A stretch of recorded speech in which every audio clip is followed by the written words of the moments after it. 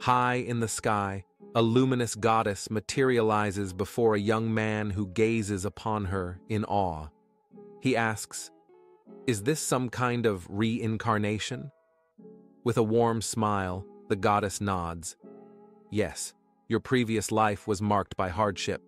That's why you've been given a second chance, the power to choose a fresh start, all thanks to a rare and special gacha."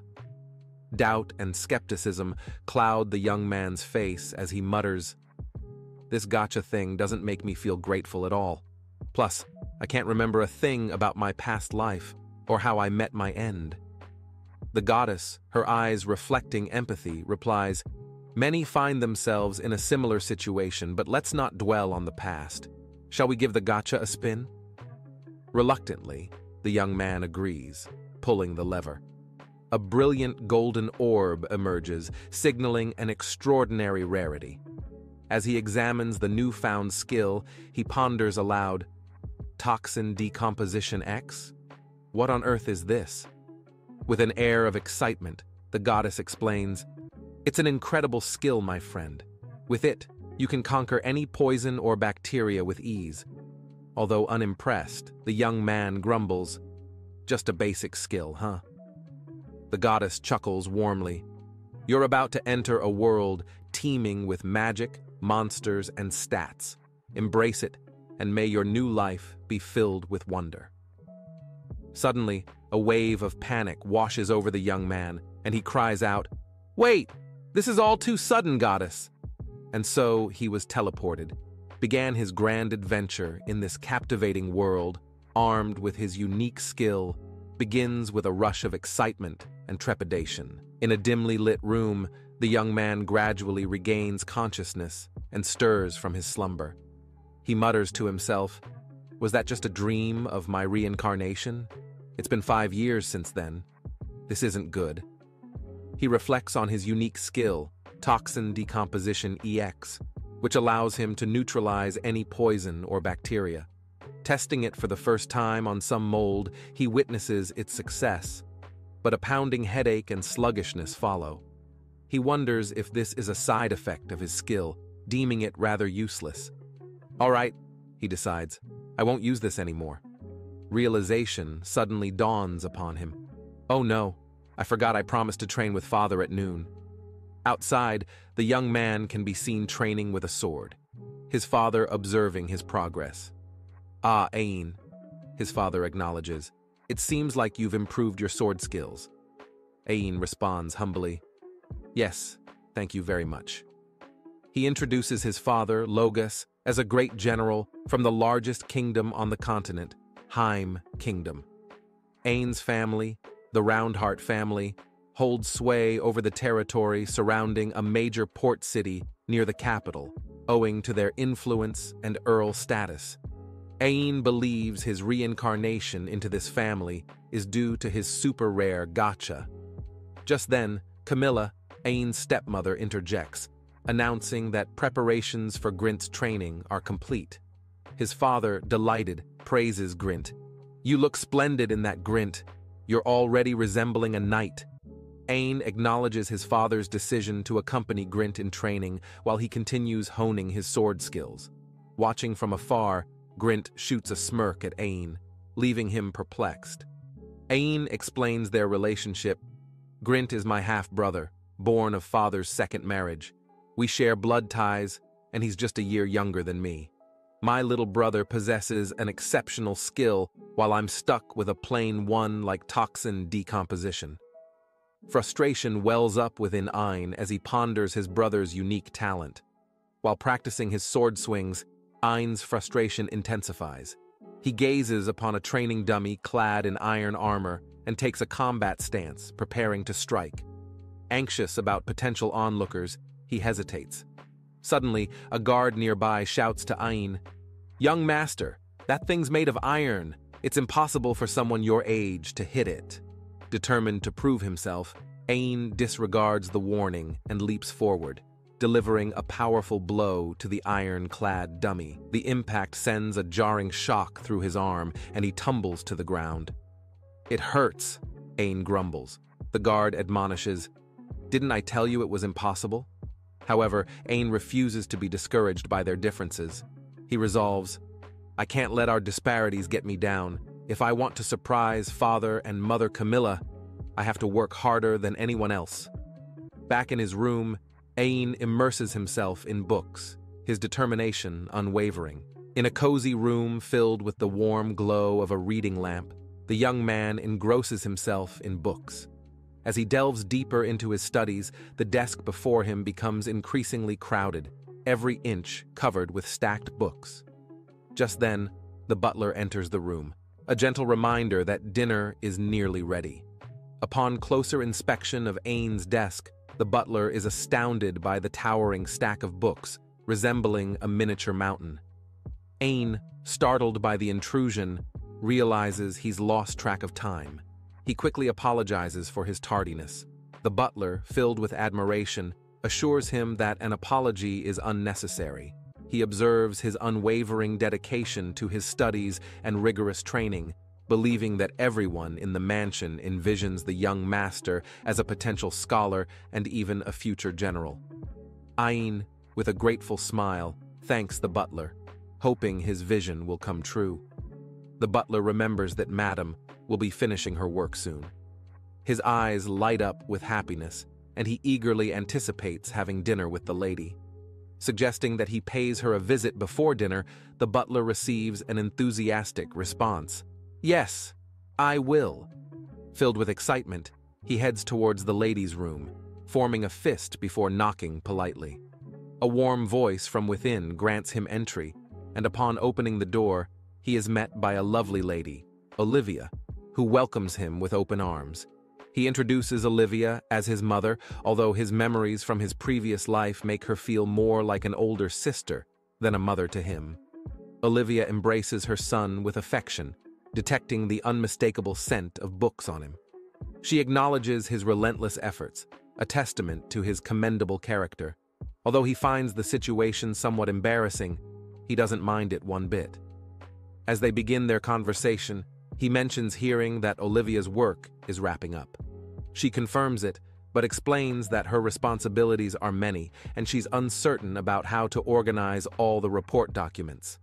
He quickly realizes that his father and mother are working separately on when it comes to work.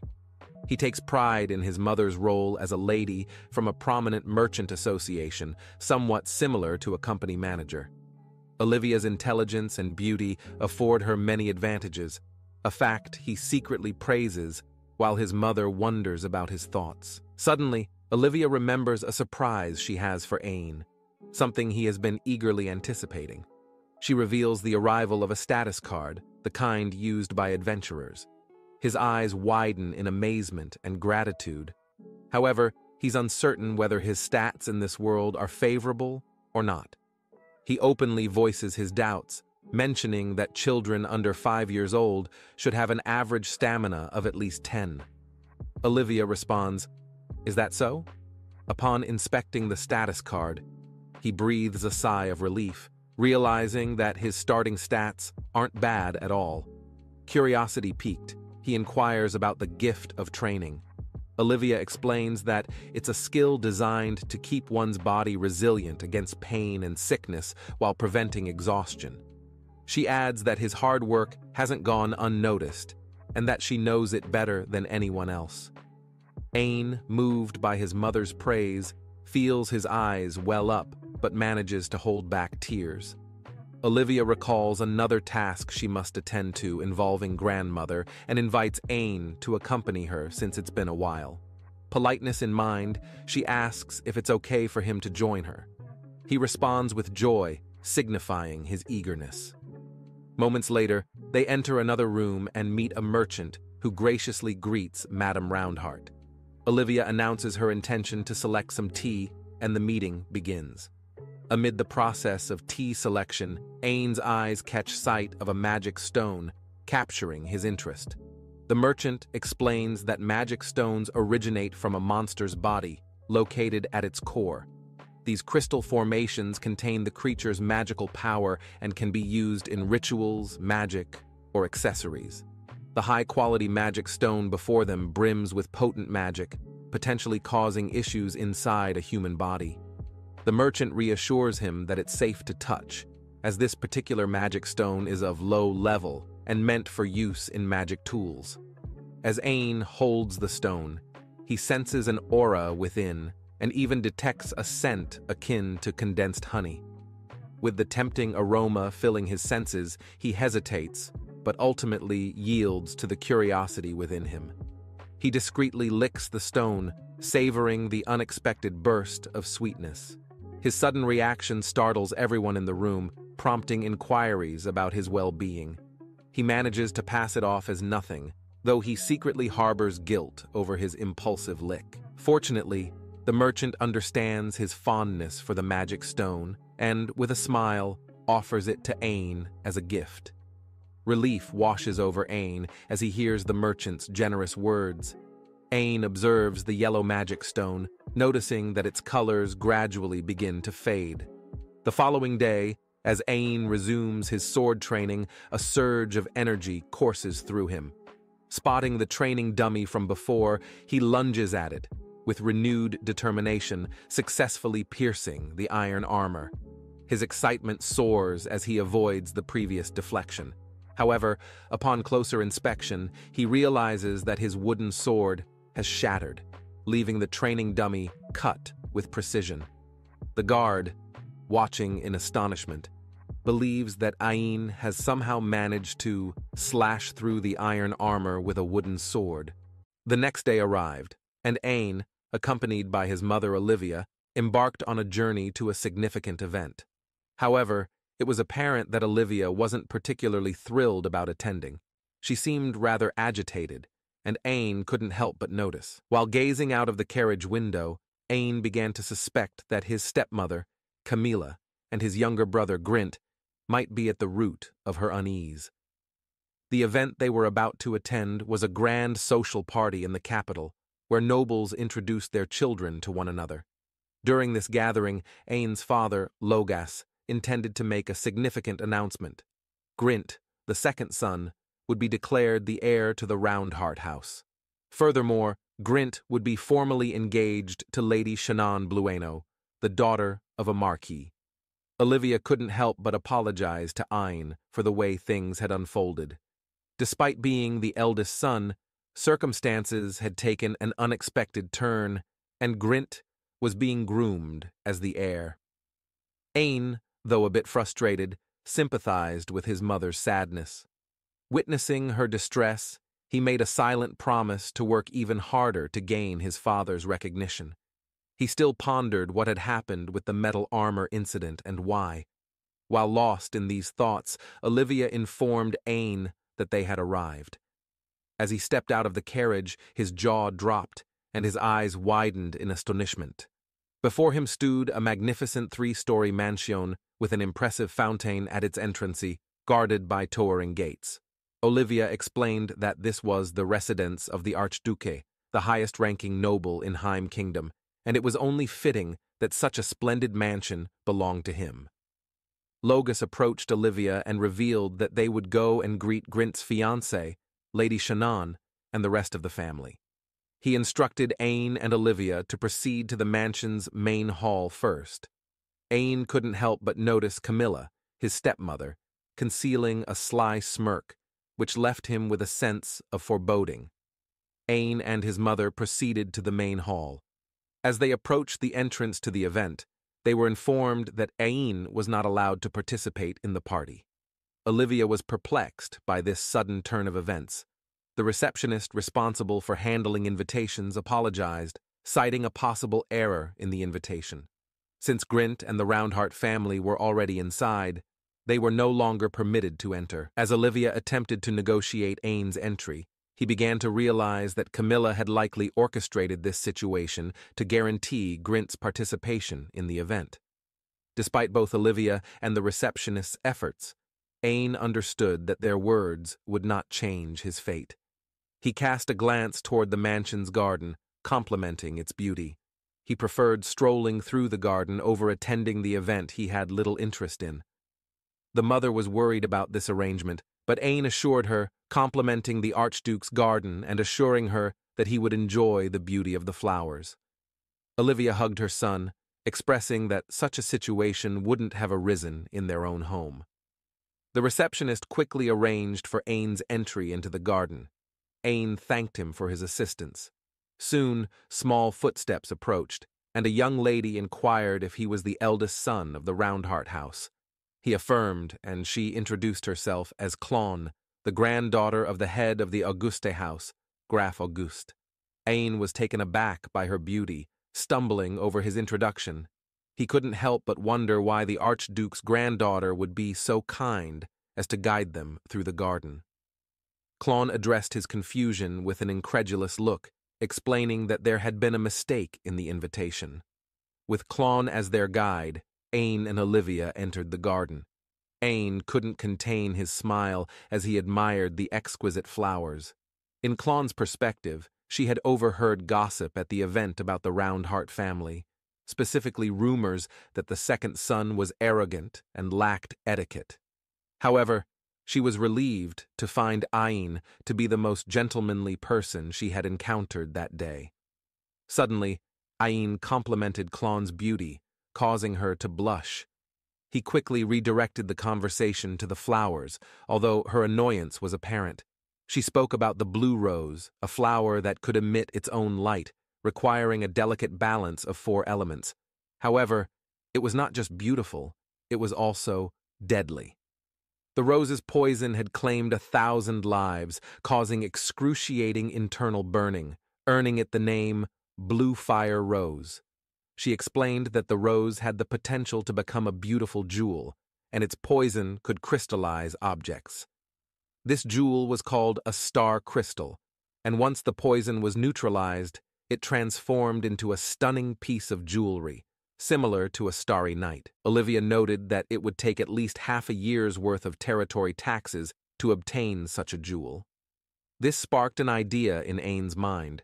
He suggested to himself that he should try using the skill granted to him by the goddess on this flower. He offered Clon the chance to witness the creation of a star crystal, which had always been her dream. With determination, Ain initiated the skill's power, and a bright glow began to emanate. Although he felt a sensation similar to drinking soda, he was still wary of potential side effects. Olivia and Clon anxiously warned him not to touch the flower. Miraculously, Ain succeeded in neutralizing the poison and felt a mild sensation of carbonation. He remembered that this was the skill granted to him by the goddess, a power capable of countering any poison. The flower transformed into a crystallized star crystal, leaving both women in awe. Ain held the crystal in his palms and, with a gleam of happiness in his eyes, realized the true potential of his skill. A bright light briefly surged from the crystal, stunning them all. Ain offered the crystal to Clon, but then hesitated, realizing how cheesy his gesture had been. Clon blushed in surprise, but ultimately accepted the gift. Ain then asked Clon for permission to create another star crystal for his mother. She agreed, and Ain successfully created another crystal. Clon was astonished by how quickly he could perform this feat. As their garden stroll came to an end, Clon expressed her gratitude to Ain for the time they had spent together. She mentioned that they no longer needed to be so formal, and Ain agreed. They both grinned and shared a laugh.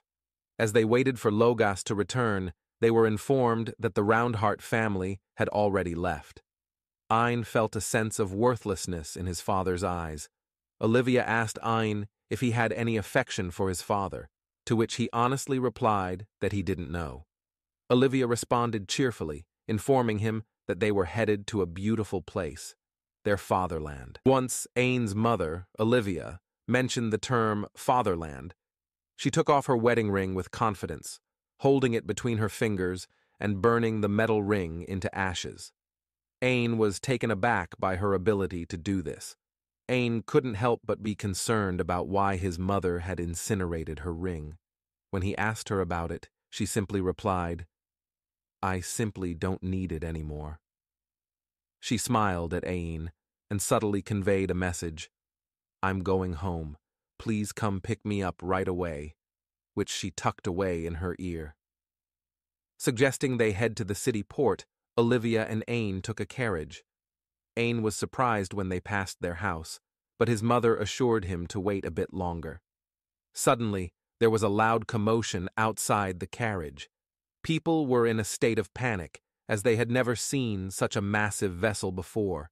Even Ain was stunned by the advanced cannons and seemingly impenetrable ship.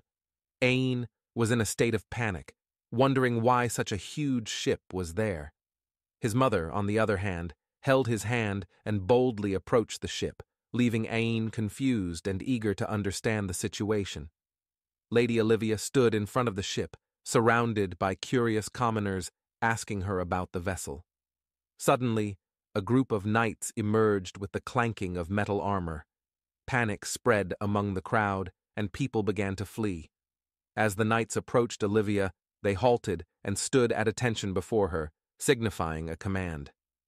Ain was unsure, confused, and fearful of the situation. He jumped in front of his mother to protect her. Olivia reassured him that everything was fine and proceeding as planned. One of the knights approached Ain and Olivia, assuring Ain to relax. The knight introduced herself as Christina Wernstein.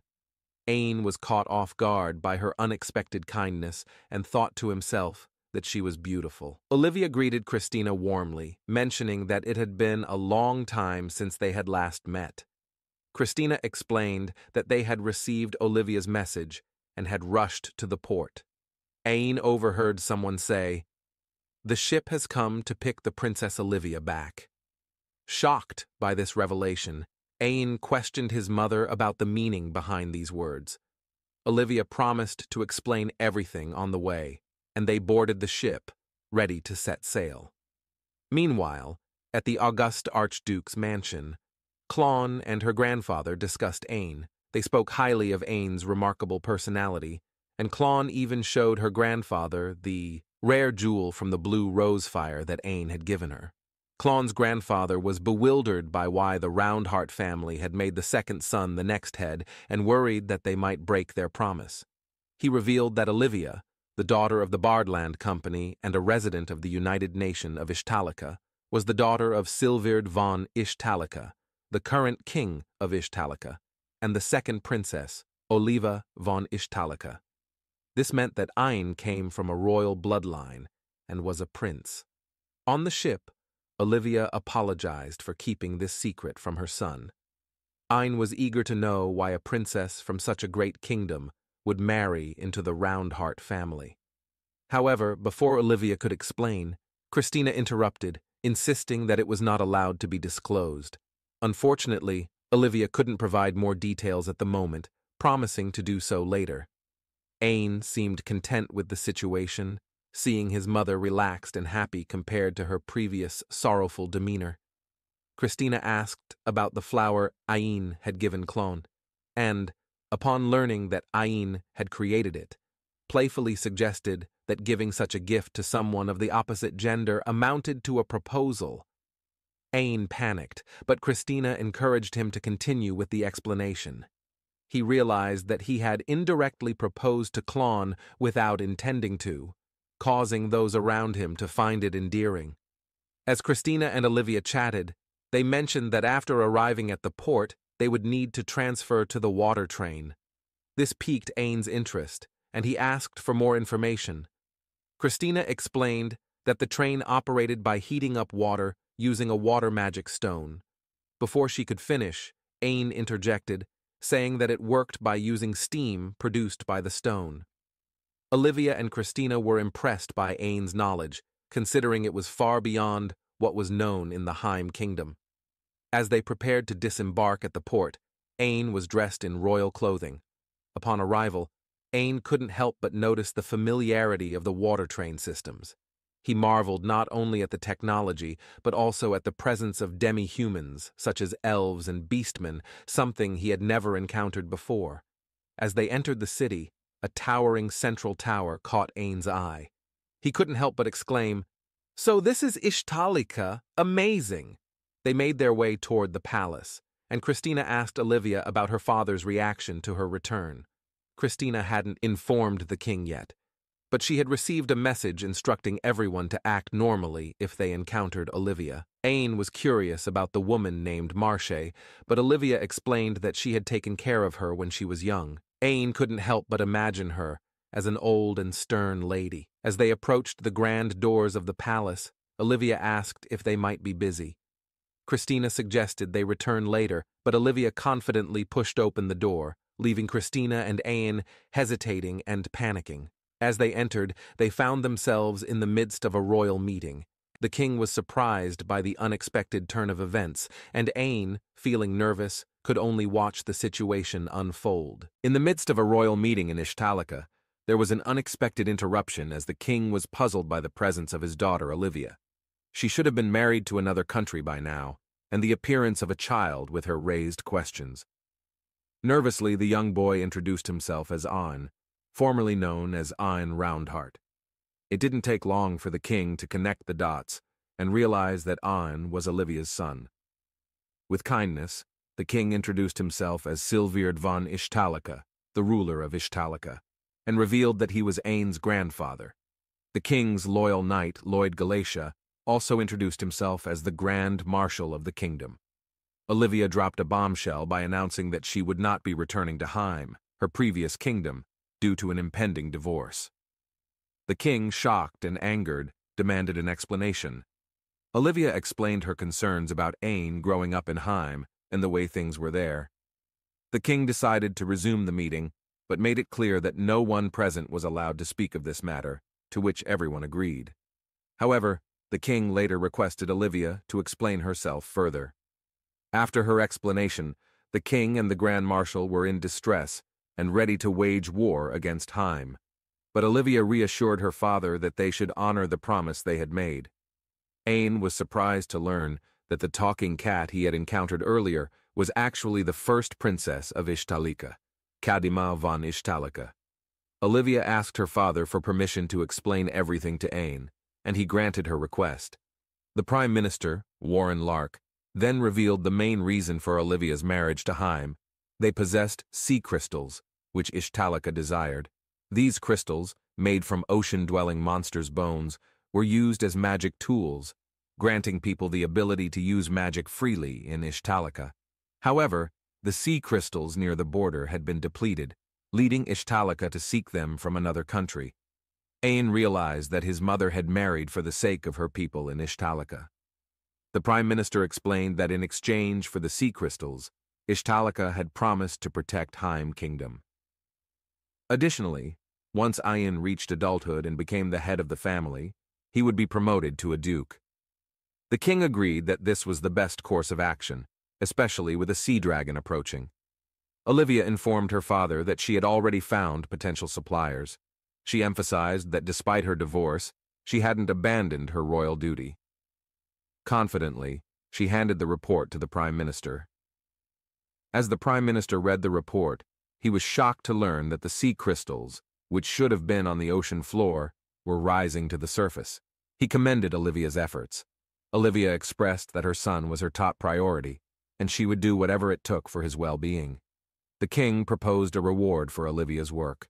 Suddenly, a document was presented for the royal king and princess to sign an agreement.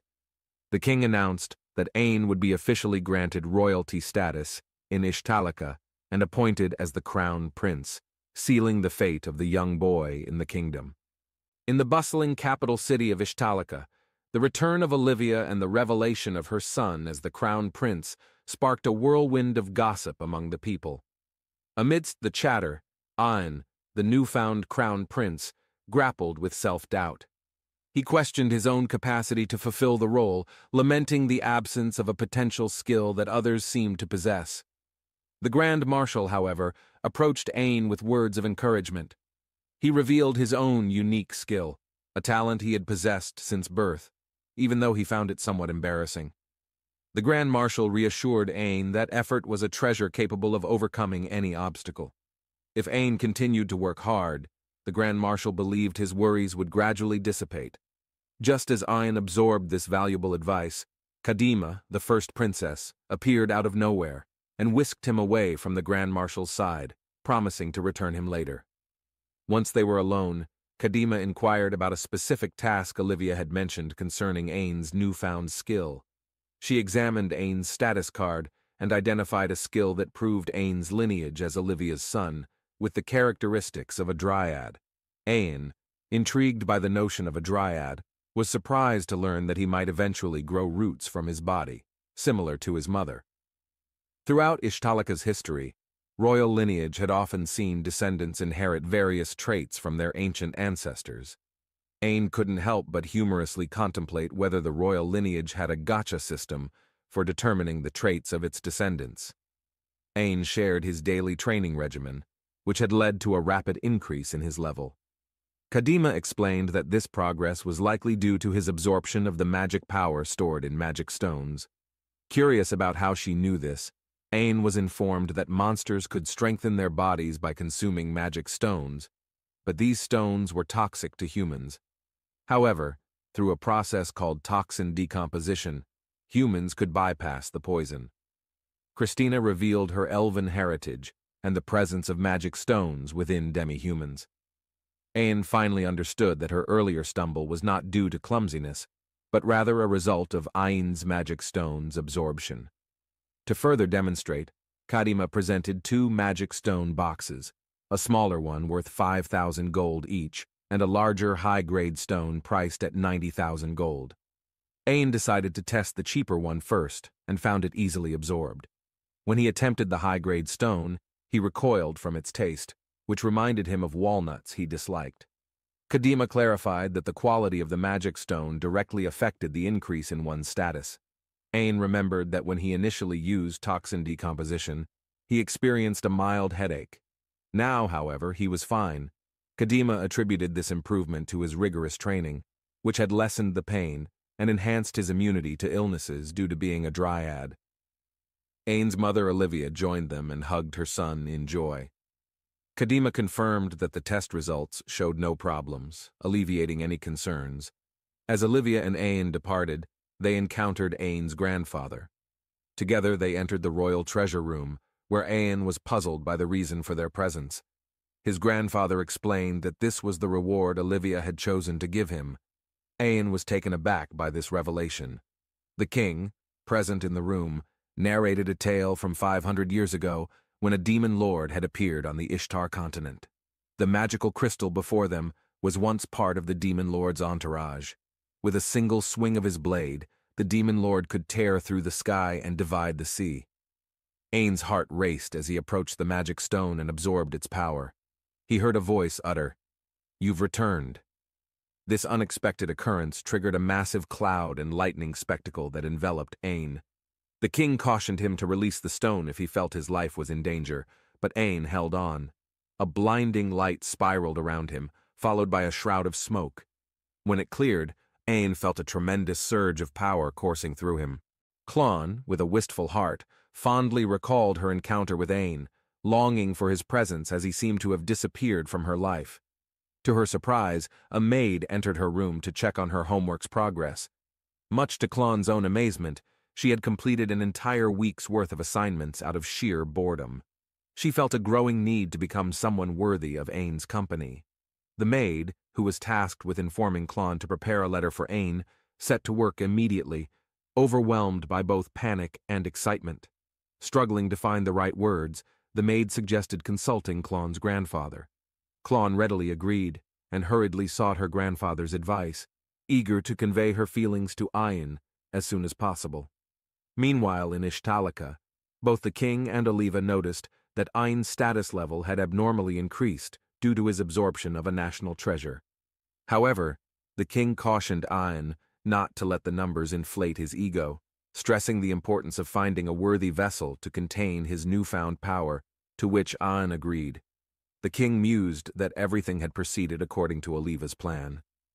This revelation left him wondering if Oliva had been orchestrating this since the day she sought a divorce. Oliva explained that she had indeed intended to fulfill her royal duty, but the sudden demise of the Roundheart family's head, whom they had trusted, left her uncertain about the future. She bravely used her rizzling skill to manipulate Logus, further confounding the king. In a shocking revelation, Oliva disclosed that Ain was born as a dryad. adding another layer of complexity to her plans. This revelation piqued Ain's curiosity, but the king urged him to return by himself, as he wished to discuss matters privately with Oliva, a request Ain readily accepted. Ain later met with the Prime Minister and Kadima, who discussed the mistake of marrying Oliva into the Roundheart family.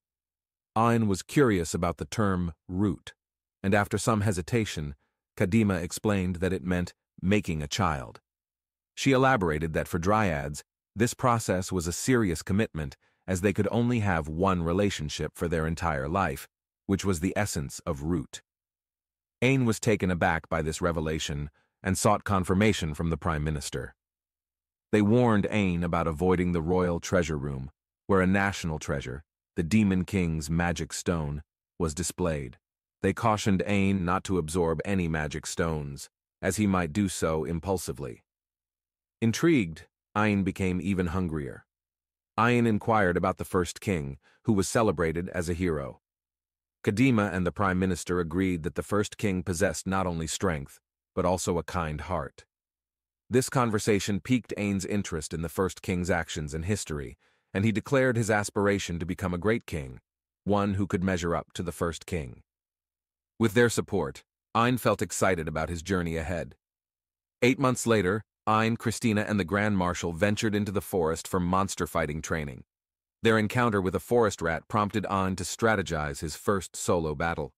Christina and the Grand Marshal observed Ain with approval, eager to witness his progress. Ain dispatched the rat monster with ease and continued to take on all the other monsters single-handedly. To their delight, the monsters posed no challenge to Ain's newfound power. However, an unseen threat lurked behind Ain, prompting a natural defensive mechanism to emerge from his body, a phantom hand. Ain explained that with Kadima's assistance, he had upgraded the phantom hand to allow the absorption of magic stones from living targets. While Christina expressed her concern over the potential dangers of this upgrade, the Grand Marshal looked forward to Ain's growth and happiness. As they headed back to the royal castle, Ain spotted a jewelry shop and expressed a desire to take a look inside. Christina and Ain donned disguises to blend in, while the Grand Marshal patiently waited outside. Upon entering, they were greeted by a male figure exuding a distinct feminine energy. The owner of the magic shop, a man exuding an unexpectedly feminine energy, greeted Ain and Christina. To their mutual surprise, Christina and the owner knew each other. The owner inquired about Ain's purpose in the shop, and Ain expressed his interest in examining some magic stones. However, he agreed not to touch magic stones or sea crystals, as they might be harmful. While browsing the selection, Ain's eyes fell upon a magic stone priced at a staggering 45,000 gold coins. The owner revealed it to be a white wyvern magic stone, commonly used for making high-quality meat. Given Ain's hesitation, the owner offered a discount, reducing the price to 30,000 gold coins. Ain promptly declared his intention to purchase it, much to Christina's surprise at his impulsive decision. Ain continued to explore the shop and identified several other magic stones that caught his fancy. He acquired them one by one, leaving Christina astounded by the generosity extended to him by the Majesty. Suddenly, Ain's gaze fixated on a particular magic stone called the Accursed Jewel. The owner explained that it haunted its owners in their dreams. Intrigued by the mysterious crystal, Ain believed that Kadima could help him analyze it further. He proposed buying the stone, and despite Christina's urgent protests, the owner agreed to sell it for a price of 300,000 gold coins. Ain promptly sealed the deal with an enthusiastic "sold." Christina's worries deepened, but the owner assured them that if anything felt amiss, they should return to the shop immediately. The owner expressed admiration for the Crown Prince's daring nature. Upon returning to the royal castle, Ain interrupted by a knock at the door. March, Olivia's personal servant, entered to help Ain change into his clothes. Ain hesitated, as he believed he could manage on his own, but Marcia insisted it was her duty to serve Olivia's son. She assured him not to worry about her busy schedule. Marcia then handed Ain a letter, explaining that it came from the Heim noble house via the Euro Kingdom. As Ain opened the letter, curious who it might be, she expressed her gratitude for the gift he had given her and her inability to forget the time they had spent together. Klon apologized for not disclosing her name, but hinted that if Ishtalika were to welcome her, she would reveal her identity at that time. Ain was taken aback, realizing that the sender was none other than Klon herself. In the kingdom of Ishtalika, a young boy named An received a letter from a woman named Klon. The letter piqued his curiosity, and he found himself lost in thoughts about the day they had first met. Klon had treated An and his mother kindly, and he felt obligated to respond to her letter. Ain's attendant, Marcia, noticed his contemplative mood and asked if he intended to reply to Klon's letter. Ain confirmed that he would, as he wanted to maintain good relations with her. Marcia added that it was easier for people from Heim to visit Ishtalika if they had a good relationship with Olivia. Ain was pleased to hear this good news. A few months passed, and Ain found himself engaged in a sparring match with one of the soldiers. The commander, Olivia, and Christina cheered him on from the sidelines. A deflection and disarmament occurred during the match, leaving Ain without a weapon. The determined soldier pressed on, but Ain displayed remarkable agility, dodging the strikes. To the soldier's surprise, Ain swiftly countered, presenting a sword at his face. Ain won the match, and his mother praised him for his hard work. Ain expressed his gratitude to Christina and Lloyd, the commander, for teaching him swordsmanship. Both of them were moved by his progress. The commander emphasized that while Ain could protect himself, the other soldiers needed to train harder to avoid becoming weaker than him. He ordered them to run laps until sunset, despite Ain thinking it might be a bit much. Lloyd believed that effort was essential to becoming strong and skilled, just as Ain had become strong through his triumphant efforts. Lloyd, with a smile, offered to spar with Ain, who felt nervous about the idea. However, the sparring session went beyond the castle walls when the ground trembled from Lloyd's powerful strike.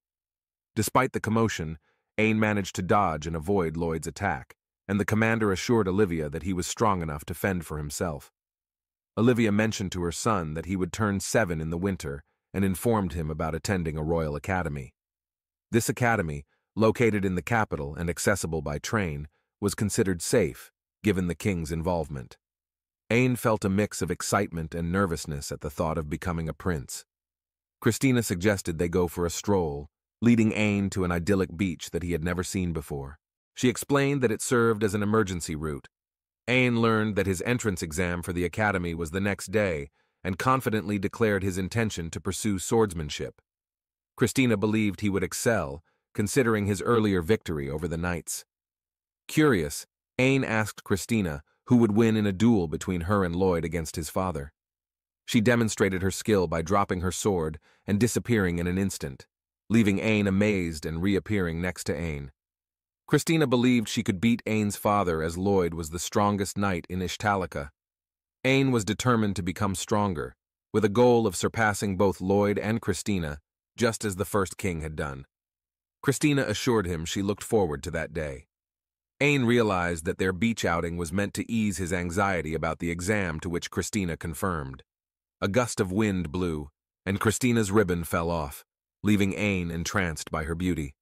He couldn't help but stare because of her beauty, though he assured her nothing was wrong. The next day, accompanied by Christina, Ain headed to the water train station. As they approached, they encountered a crowd of students, their guardians, and researchers. Ain marveled at the sight of the Royal Kingsland Academy. Christina wished him good luck as he entered the hall for the entrance exam. Inside, Ain witnessed a student being launched against a wall by a strict and cocky examiner. The examiner's attitude was far from welcoming, and Ain realized that this was the person who would test him. In this exam, stating one's name was prohibited to ensure fairness. When it was Ain's turn, he aimed to prove his strength and pass the test. The examiner, displaying a cocky attitude, roasted Ain with words. Ain responded with a bold leap and a strike, surprising the examiner. They stood toe-to-toe, and the examiner acknowledged Ain's formidability. However, Ain was unexpectedly struck by the examiner, who continued to insult and belittle him for relying on his status rather than mastering necessary techniques. Ain realized that this was no ordinary opponent, as the examiner was stronger than the knights. Ain focused on the purpose of the exam, which was not merely to win, but to demonstrate his determination. The examiner insulted Ain's mentors and urged him to quit. Ain, filled with determination and anger, activated his unique skill, the Black Knight, to prove his worth. The examiner was bewildered by Ain's skill and challenged him to explain it. Ain, however, had no recollection of such a rule. Ain was ready to face the formidable examiner in his entrance exam for the Royal Kingsland Academy. The examiner, a skilled adversary, engaged in a fierce clash with An. Using his Black Knight power, Ain managed to surprise the examiner. Still, the cunning examiner saw through Ain's tactics and delivered a devastating blow. He taunted Ain, revealing how easy it was to counter his moves. But Ain was not one to back down. He revealed another trump card, devouring his own magic to increase his power. His attacks became increasingly destructive, causing the examiner to grow wary as they threatened to destroy the exam field. The examiner noticed Ain's movements slowing down after observing his hands closely. In a final, powerful strike from Ain, the examiner managed to block the attack, albeit with difficulty. Ain commented on the examiner's choice to use both hands to defend against his strike. With the added pressure from the Black Knight arms, the ground shattered. The examiner, realizing he'd had enough, broke through Ain's attack. The battle went back and forth, both sides attacking and struggling. Ain summoned his Black Knight skills for one last strike, sending the examiner crashing against the wall. The examiner, shocked by Ain's skill and caliber, admitted that he had never encountered someone like him. Ain was pleased to hear these words and urged the examiner to continue the fight. However, due to the destruction of the testing ground, the examiner decided not to continue the test. Ain realized it was his fault for letting his anger control him and apologized. The examiner left with an intriguing expression, leaving Ain to ponder the outcome of the test. After the exam concluded, Ain left with a sense of joy. However, he was met with an unexpected reaction from Christina, who greeted him for passing the test, but was furious that he had used his powerful skill. She made him promise not to reveal it to others. Ain apologized, explaining that he couldn't stand by when someone spoke ill of Christina and the others. Christina understood his feelings, but cautioned him against using such a potent ability lightly. She was relieved by his sincerity. Ain couldn't help but worry about having potentially injured the examiner, but Christina assured him that the academy had specialist healers and was well prepared for any injuries. She also pointed out that the examiners were renowned adventurers, known for their incredible strength. Christina made it clear that there would be consequences, as the king would become aware of the incident, and Ain needed to be prepared for what might come. A few days later, Ain found himself facing the king. They had a conversation about the events of the exam, and the king decided that Ain's first job as a royal would be to participate in public affairs in the port town of Magna. A new chapter of challenges and responsibilities awaited Ain, who was determined to prove himself in this new role. Ain's first public affair took him to the buzzing port town of Magna, and he was accompanied by the Prime Minister and Christina. As they arrived, Ain couldn't help but be in awe of the mighty battleships that Ishtalika had in its arsenal. Christina explained that these battleships served as the nation's border defense. Magna was one of the largest cities in Ishtalika, and in the morning, its market was alive with the arrival of fishing ships selling their fresh catch. Ain's task for the day was to get a closer look at the battleships and observe the first batch of sea crystals that had arrived from Euro under Olivia's contract. The group then went to see the unprocessed sea crystals. Christina opened a massive crate, and Ain commented that they looked like hardened salt, a remark that the Prime Minister found amusing. With his public affairs work complete, the Prime Minister bid his farewell, and Ain expressed his gratitude for the experience.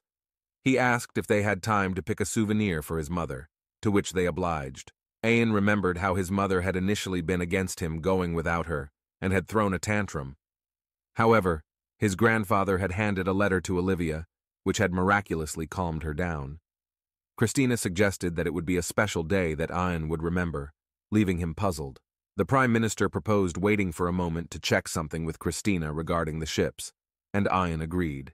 With a rare moment of free time on his hands, Ain decided to watch the sea on the pier.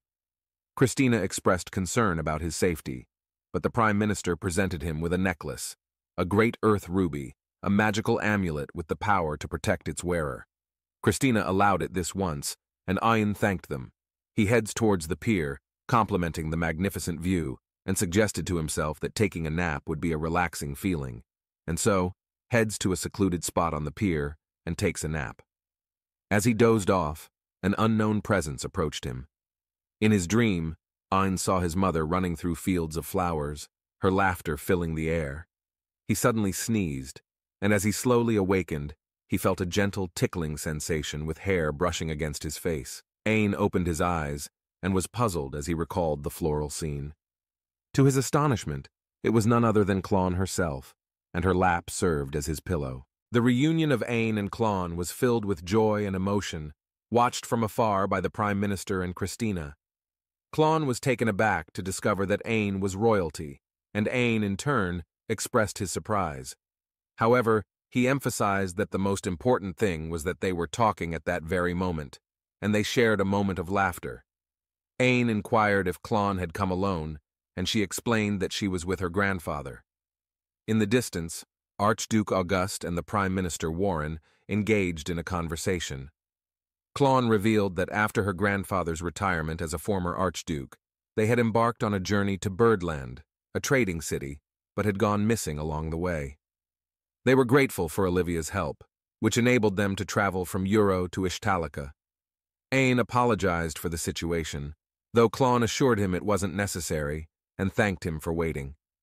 Christina appeared, and Ain introduced Klon to her, but Christina explained that she had already greeted Klon and her grandfather, while Ain had been napping on the pier. She warned Ain not to do it again, and then revealed her plan to head out, inviting Klon to join them, which she accepted. Klon formally greeted the Crown Prince and asked for his permission to accompany him. Ain responded with casual etiquette, and they set off together. Later, Klon had a formal meeting with Olivia, the second princess of Ishtalica. She expressed her gratitude for Olivia's hospitality, but Olivia felt saddened that Klon had to address her formally as a princess. Olivia reassured her that there was no need for formality, and it was just the two of them in the room, and insisted to call her just like before. Klon then remembered meeting the Prime Minister Warren before her encounter with Ain and the question he had asked her. Klon explained that she had received a gift from the Crown Prince and had crossed the sea with anticipation of meeting him. Olivia inquired about the current relationship between her and Ain. Klon admitted uncertainty about her qualifications to answer, but Olivia posed another question. Did she have any intention of staying in Ishtalica for the rest of her life? Klon's bold response surprised Olivia, who revealed her relief and happiness. She suggested enrolling Klon in a female royal academy, of which Olivia's mother was the director. Olivia believed that it would help Klon shine and further refine her skills, allowing her to glow even brighter. She offered to assist Klon in achieving her goals, and Klon was deeply moved, shedding a tear of gratitude. In Ain's study chamber, he was immersed in a sea of paperwork, each document demanding his attention. Marsh, his loyal aide, advised him not to push himself too hard. However, Ain was determined to finish the last batch of work. After toiling away, he finally completed his tasks and leaned back, feeling a sense of accomplishment. But his moment of relief was short-lived. A faint whisper reached Ain's ear, sending shivers down his spine. He spun around, startled, only to find that the source of the whisper was none other than Klon. With a warm smile, Klon explained that she had finished her studies for the day and had come to check on him. Ain, still somewhat spooked, asked if she could greet him in a more ordinary manner, to which she replied that he hadn't noticed her presence due to his deep concentration. She assured him that she had seen something wonderful, his hard work. Ain blushed slightly in response to her praise. The conversation soon shifted to a celebration for his mother's return, and Klon mentioned that she had received an invitation from the Prime Minister for herself and her grandfather. Ain, however, was hesitant about attending the party, considering there had been no official announcement about his status. Klon reassured him that such announcements were typically made at the last minute. As the evening approached, Ain asked if Klon was heading to bed. She replied that she was actually on her way to the bath and extended an invitation for him to join her, albeit with a teasing tone. Ain, caught off guard, declined her offer, to which Klon chuckled and suggested there might be another time as she walked away. Later, at the celebration party for Olivia's return, Klon arrived a bit late, due to accompanying her grandfather and greeting other guests. Ain was captivated by her appearance and complimented her. Clon graciously accepted his praise and noted that the party was elegant, while Ain expressed his amazement at everything he had experienced in Ishtalika. He shared his delight in experiencing the water train for the first time and marveled at the city's illuminated beauty at night with its carefully treated magic stones. Clon, too, was overwhelmed by the city's culture, finding it markedly different from the Heim Kingdom. Ain mentioned that it was his first time attending such an event, since no official announcements had been made about his status.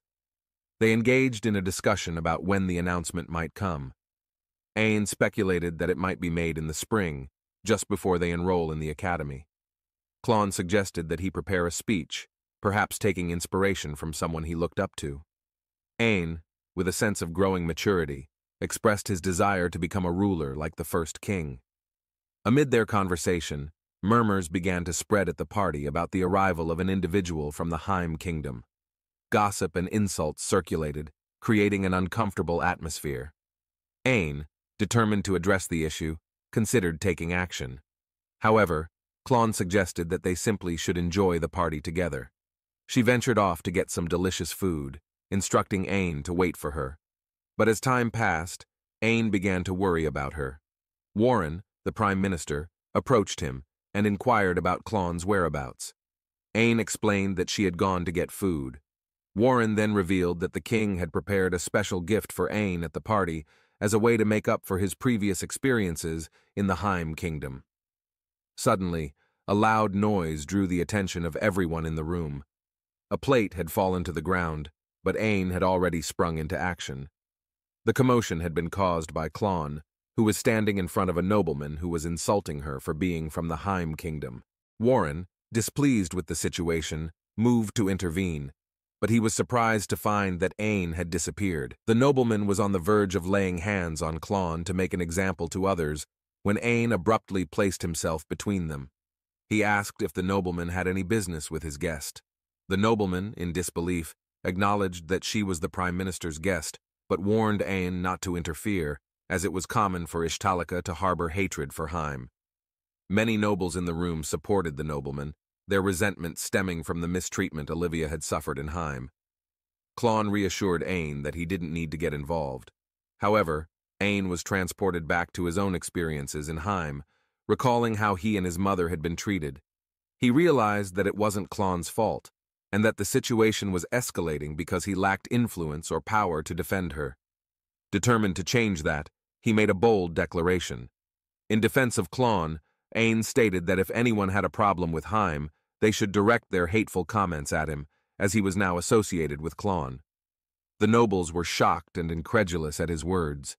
The argument between Ain and the nobleman grew heated, with Ain remained calm and collected, while the nobleman resorted to excessive and irrational arguments. In the midst of the dispute, Ain realized that he had been given the opportunity to prove himself after meeting Clon. He apologized for his own weakness, then walked toward a crystal in the room and placed his hand on it. The nobleman warned him that it would be his demise. In a breathtaking spectacle, Ain absorbed the blue crystal and transformed it into a transparent crystal himself. The room fell into stunned silence, and Ain declared that this was evidence of his power and that he would not let any monsters go unchallenged. The platinum he held had once treasured by the first king. He asked everyone if they still believed the pride of Ishtalika was weak. With the king's point of view, upon hearing Ain's words, experienced a sense of nostalgia for the first king, Ain raised his voice confidently, proclaiming as Ain von Ishtalika. He pledged to become a king who would make Ishtalika soar, much like the first king had. The nobles and the entire assembly were left in astonishment at the turn of events. Ain added one final remark, suggesting that they should be able to accept him, and by extension, Clon by his side. In the midst of his emotional outburst, everyone in the room bowed down to Ain, declaring him the crown prince of Ishtalika. In the grand royal castle, the atmosphere was electric with the celebration of Ain's royal title as the crowned prince. The nobles, dressed in their finest attire, were in high spirits, toasting to the young prince's recent accomplishments. As they sipped on their wine and savored exquisite dishes, they couldn't help but commend Ain's previous heroic acts that had earned him the adoration of the kingdom. Among the crowd, the girls couldn't contain their excitement. They developed quite the crush on the charming prince, drawn to his charisma and gallant demeanor. Their giggles and hushed whispers filled the room, creating a buzz of admiration and intrigue. Meanwhile, unnoticed by the reveling nobles, a man named Warren strolled past, his ears catching snippets of their enthusiastic conversations. A reassuring expression spread across his face as he overheard their praise for Ain. He was genuinely pleased to hear the words of appreciation for the prince, whom he held in high regard. Back at the heart of the royal castle, Ain, the object of all this attention, sat regally upon one of the grand royal chairs. By his side, Clon, his loyal aide, attended to his every need, pouring him a drink with grace and finesse. The prince exuded an air of quiet confidence, seemingly unfazed by the commotion outside. Inside the king's private chambers, the ruler of the realm received an unexpected piece of news. The noble's unanimous praise for Ain had reached his ears, and he couldn't help but be pleasantly surprised. The king, a wise and discerning man, realized the significance of this development. Warren, who had delivered the news to the king, explained that the nobles now viewed Ain in a higher and more favorable light, thanks to his noble deeds. Warren was confident that Ain's reputation would naturally spread far and wide, cementing his place as a beloved figure in the kingdom. The king nodded thoughtfully, acknowledging Warren's words. He considered disciplining Ain for not informing him about his plans in advance, but decided against it. He understood that Ain had already endured a challenging time with the Roundheart family and didn't want to add further burdens. As they discussed the matter, the king revealed something intriguing. During Ain's speech at the royal party, he noted that it was the same speech that the first king of the realm had once delivered. This revelation caught Warren by surprise, as he hadn't had a chance to inform Ain of this fact. He assumed that it must have known about the history of the first king, and the connection between their words and deeds added an enigmatic layer to the prince's character. Lady Clon, who had been diligently hitting the books, was set to enroll at the Lieb Female Academy in the upcoming spring. Warren, the bearer of news, had presented her with a trio of intriguing education choices. Firstly, she could follow in Warren's footsteps and become a civil official. The second option was to pursue an education that rivaled even that of a queen. And for the grand finale, she could opt for the role of a princess, wielding substantial influence over the kingdom's subjects. When the king inquired about her decision, Warren's smile hinted at mischief. He revealed that she had chosen all three at once, an ambitious trifecta. The king couldn't contain his laughter, marveling at Clon's choice. As the king cast his gaze towards Ain and Clon, he pondered the promising future of the next generation. Warren concurred, drawing parallels to the historical figures of the first king and princess. With spring's arrival, Ain and Clon found themselves at the royal palace, preparing for their separate journeys. Olivia, Ain's ever-diligent mother, asked if they'd packed everything. Both affirmed that they had, and leaned toward Clon, quietly sharing their promise to excel together. As the day of departure to the academy drew near, Olivia, showing a motherly side, kindly offered to accompany Ain. However, Christina declined the offer, fearing it might cause a scene if Olivia were to be seen at the academy. Olivia was concerned, but Christina reassured Olivia that she would be the one to accompany Ain, putting her worries to rest. In a light-hearted moment, Olivia jokingly remarked that Christina could be a bit ditzy at times, and Ain playfully agreed. Christina, although slightly taken aback, managed to smile. With the time to leave approaching, Clon reminded Ain that they needed to get going, and informed his mother of their departure, and she told him to take care and enjoy his time at school. Ain, grinning, assured her that he would. As they prepared to head out, Ain and Clon exchanged their goodbyes, both eager to embark on their separate journeys to their respective academies. As Ain and Christina made their way to the academy, Ain couldn't shake the feeling of the place being crowded and the thought of experiencing that every day, much like the day he took the entrance exam. Christina, ever the reassuring presence, promised to make sure Aang got to school safely every day.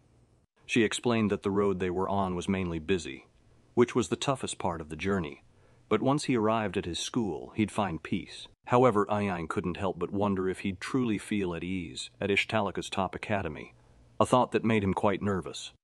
The grandiose appearance of the academy, with its somewhat royal design, only added to his apprehension. Christina then dropped a surprising piece of news on Ain, informing him that her escort duty ended at this point, She explained that while he was at the academy, another person would be appointed to serve as his bodyguard. Ain was taken aback by the sudden announcement. Christina called for Dil, who promptly made his way towards Ain and knelt before him, greeting him as His Highness. Christina introduced him as Del Galatia, also known as Lloyd and Marcia's son. The introduction left Ain both surprised and curious about the person who would be his new protector at the academy. Ain was utterly taken aback when he learned that Lloyd and Marsh had a son. Christina tried to put his mind at ease, explaining that this son, Dil, was still an apprentice knight and possessed skills beyond his years. She believed that Dil would be more than capable of protecting Ain at the academy. Still reeling from the revelation, Ain couldn't help but ask Christina if Lloyd and Marsh were married. To his surprise, Christina seemed equally shocked that he didn't already know. She clarified that both of them had their own duties at the castle, which likely explained why they kept their private life under wraps. With Dil now present, he introduced himself and expressed his gratitude for being chosen as Ain's bodyguard. Ain was pleased but still somewhat overwhelmed by the new development. Christina also conveyed a message from the king, advising Ain not to use formal language or be overly humble when addressing Dil. The king's intention was for Ain to practice acting as someone of high rank among his peers. Ain realized the wisdom in this and readily agreed, and extended a friendly greeting to Dil, but Dil reacted with a formal and grateful knightly manner, much to Ain's casual surprise. When Ain suggested that he call him by his name, Dil politely declined, emphasizing his role as a bodyguard. In his mind, Ain couldn't help but think that Dil was rather stiff. Christina assured Ain that she'd pick him up after school, and Ain couldn't help but ponder if he might be considered unreliable, given the recent troubles he had caused. As they strolled toward their classroom, Ain asked Dil if there was a welcoming party, but Dil explained that there wasn't. He elaborated that classes would end before noon for the day, and he would guide and around the academy in the afternoon. Ain was excited about the prospect of the tour and agreed to meet Dil in his classroom. Ain glanced at a classroom door, impressed by its size and magnificence, which he assumed was typical of a royal academy. However, Dil corrected him, indicating that it was the door to the second class. The first-class classroom door was even grander, as it was reserved for top students. Dil explained that the academy prioritized ability above all else, regardless of nobility or commoner status, as it was the Royal Kingsland Academy.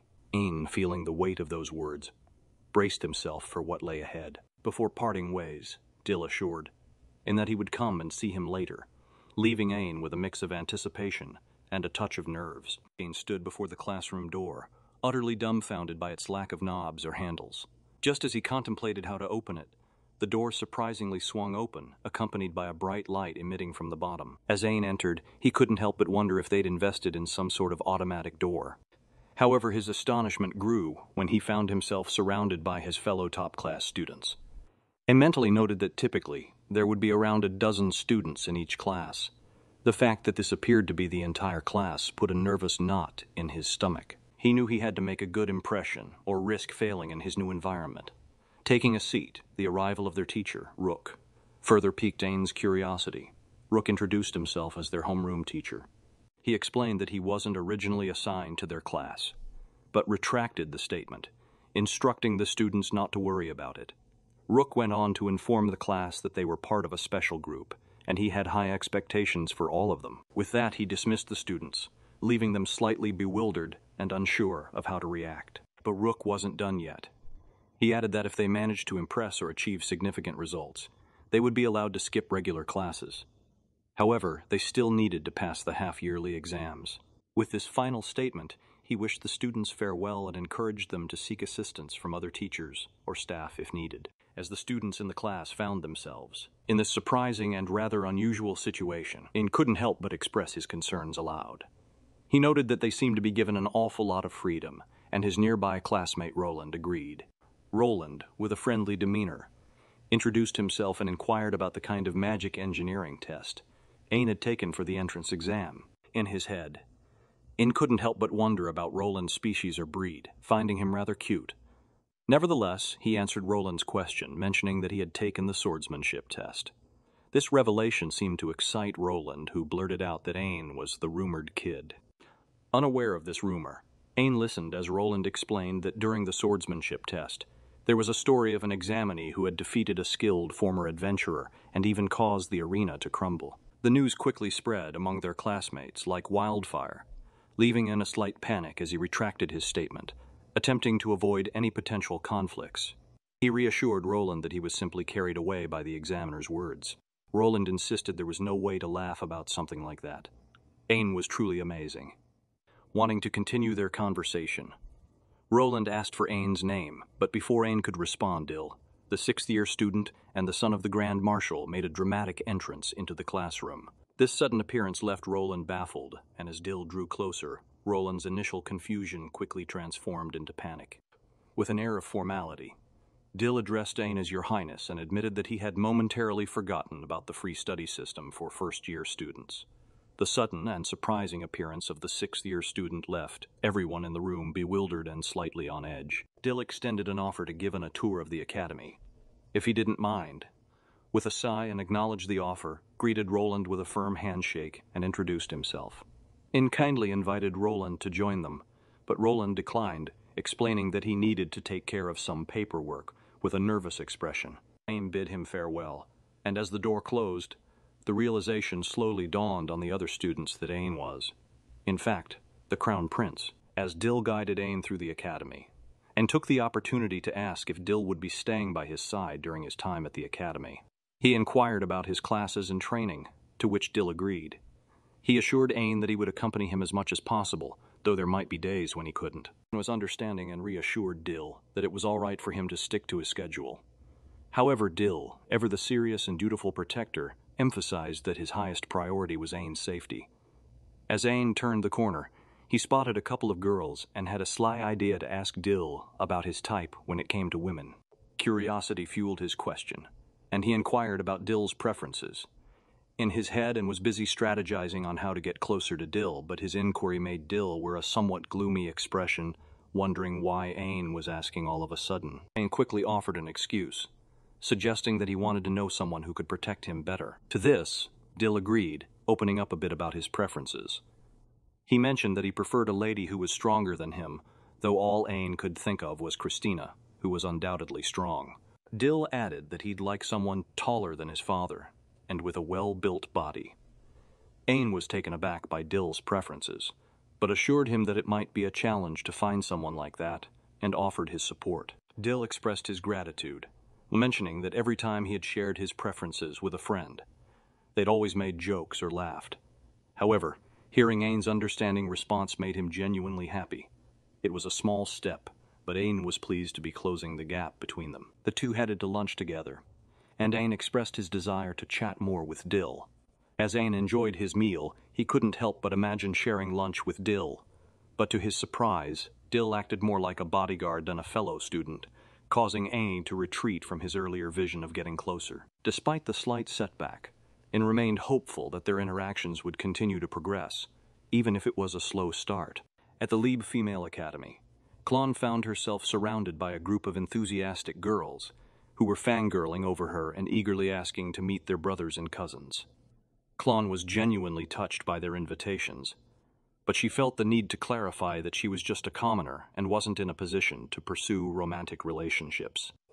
However, her humility was met with praise and admiration when the Prime Minister acknowledged Klon and complimented her beauty. Grateful for the offers, Klon explained that she didn't want to cause any trouble for the Prime Minister, as he would be held responsible for any such issues. The girls readily agreed and apologized for rushing in. Although Klon was appreciative of their understanding, she was genuinely touched that they held her in such high regard. She expressed her hope that they could all get along, and the girls enthusiastically agreed. In her thoughts, Klon made a silent vow to work hard and continuously hone her skills and knowledge, aspiring to become the best version of herself that she could be. The future held promise, and Klon was ready to rise to the challenge. At the outskirts of Ishtalika Capital Night Station, a guard was urgently notified of a prison break, prompting all the guards to rush and investigate how the prisoner managed to escape. It was a scene of chaos as they scrambled to assess the situation. Realizing the gravity of the situation, the head guard issued an immediate order to contact the castle and gather all available information about the knights who had been responsible for overseeing the prisoner. The guards were in a desperate rush to comply with the command. as the head guard examined the gathered information. A name on the list caught his eye, and it sent a shiver down his spine. The escapee was none other than the Sloth, a notorious ex-adventurer who had earned a sinister reputation as a vampire, taking countless lives for money. The city was now on edge, knowing that this dark figure was roaming free and likely planning his next target. A week had passed since Ain's enrollment at the academy, and Dill was curious if he felt any dissatisfaction. Ain reassured him that he was perfectly fine, but he couldn't help but ponder the abundance of freedom and what he should focus on next. Ain then asked Dill if he had heard the news about the sudden change in the first-class teacher. Dill's reaction was quite startled as he began to twitch. He carefully explained that the information he was about to share was not for public knowledge, as the former teacher had some problematic issues and ideals that led to his dismissal. Dill revealed that the teacher in question was Wolf Magnus, the third son of a Marquis family with ties to the Glacier Duke family. Wolf had been in charge of the pharmacy and possessed significant knowledge about monster poisons. However, he had a history of discriminating against commoners, which went against the Academy's policies. With Ain's enrollment at the Academy, it was decided that they should inspect the backgrounds of the staff, which ultimately led to Wolf's dismissal. The revelation left Ain with a better understanding of the Academy's commitment to upholding its principles, and Dill's twitchy explanation added a touch of humor to the conversation. Dill casually mentioned that he had helped a bit with the inspection, but he held no trace of Noble's dignity in him. Curious about the status of the dismissed teacher, and asked for more details, and Dill explained that despite his wrongdoings, Wolf still came from an excellent bloodline and was sent to a place for knights, which was, in essence, a high-class prison. Dill expressed his belief that Wolf deserved a harsher punishment, and Ain couldn't help but admire Dill's strong sense of justice. In response, Ain admitted that he couldn't agree with what Wolf had done, being royalty, and believed it wasn't a good idea to use one's status to trample on others, and he vowed not to engage in such behavior in the future. Moreover, he never really thought that commoners and nobles were inherently different in any significant way. Dill found Ain's perspective beautiful and encouraging, but when Ain suggested they speak casually, Dial declined, explaining that his role was that of a bodyguard. Christina picked up Ain from school, and as they made their way, she noticed something ahead. Christina informed Ain that she needed to speak with a patrol guard and asked for permission to leave him for a moment. Ain agreed, and she emphasized that he should stay where he was. As Ain stood there, he couldn't help but observe the crowded surroundings.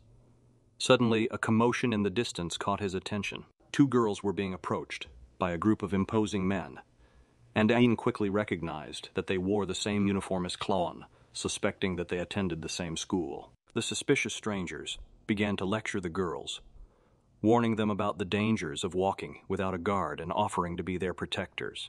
The girls declined, but one of the men didn't seem to care and was about to force them into discussing the matter at their home. Ain decided to step in to rescue the girls. He approached the situation and inquired about what was wrong. Ain reassured the girls and told them to leave. One of the men couldn't resist asking what business Ain had to interrupt them, humorously insinuating that he was playing the role of a prince coming to the damsel's aid. In a tense standoff between one of the men and Ain, the man decided to teach Ain a lesson and prepared to strike a punch, warning that he would regret meddling with adults. But to everyone's surprise, Ain smoothly deflected the attack by tapping his forearm and then swiftly twisted the man's arm, causing him to mumble in painful discomfort. Ain pointed out that he had only acted in self-defense, as the man had initiated the attack. The other men finally realized that Ain was wearing the uniform of the Royal Academy, but one of them remained undeterred and moved to attack Ain simultaneously. However, Ain quickly retracted his actions, offering an apology. The men saw this as an opportunity to intimidate him further, considering he seemed scared. But suddenly, their plan was derailed when they were struck with a powerful blow that left all of them unconscious. It was none other than Christina, who had arrived on the scene. She scolded Ain, reminding him that she had explicitly instructed him to stay where he was, although Christina didn't fully grasp how honorable Ain had been in the situation. She noted that he should have called for her instead. Christina wore a fierce look on her face, clearly displeased with the turn of events, and Ain openly agreed with her assessment. Christina assured him that it was fine, as he seemed to understand the situation, but she couldn't help but wonder why he always got into trouble. and explained that he couldn't simply stand by and watch what was about to happen to the girls.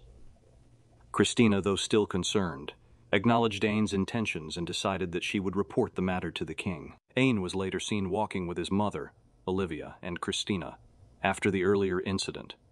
Christina playfully remarked how fortunate it was that Aine only received a lecture from the king and had to write 50 pages of reflection.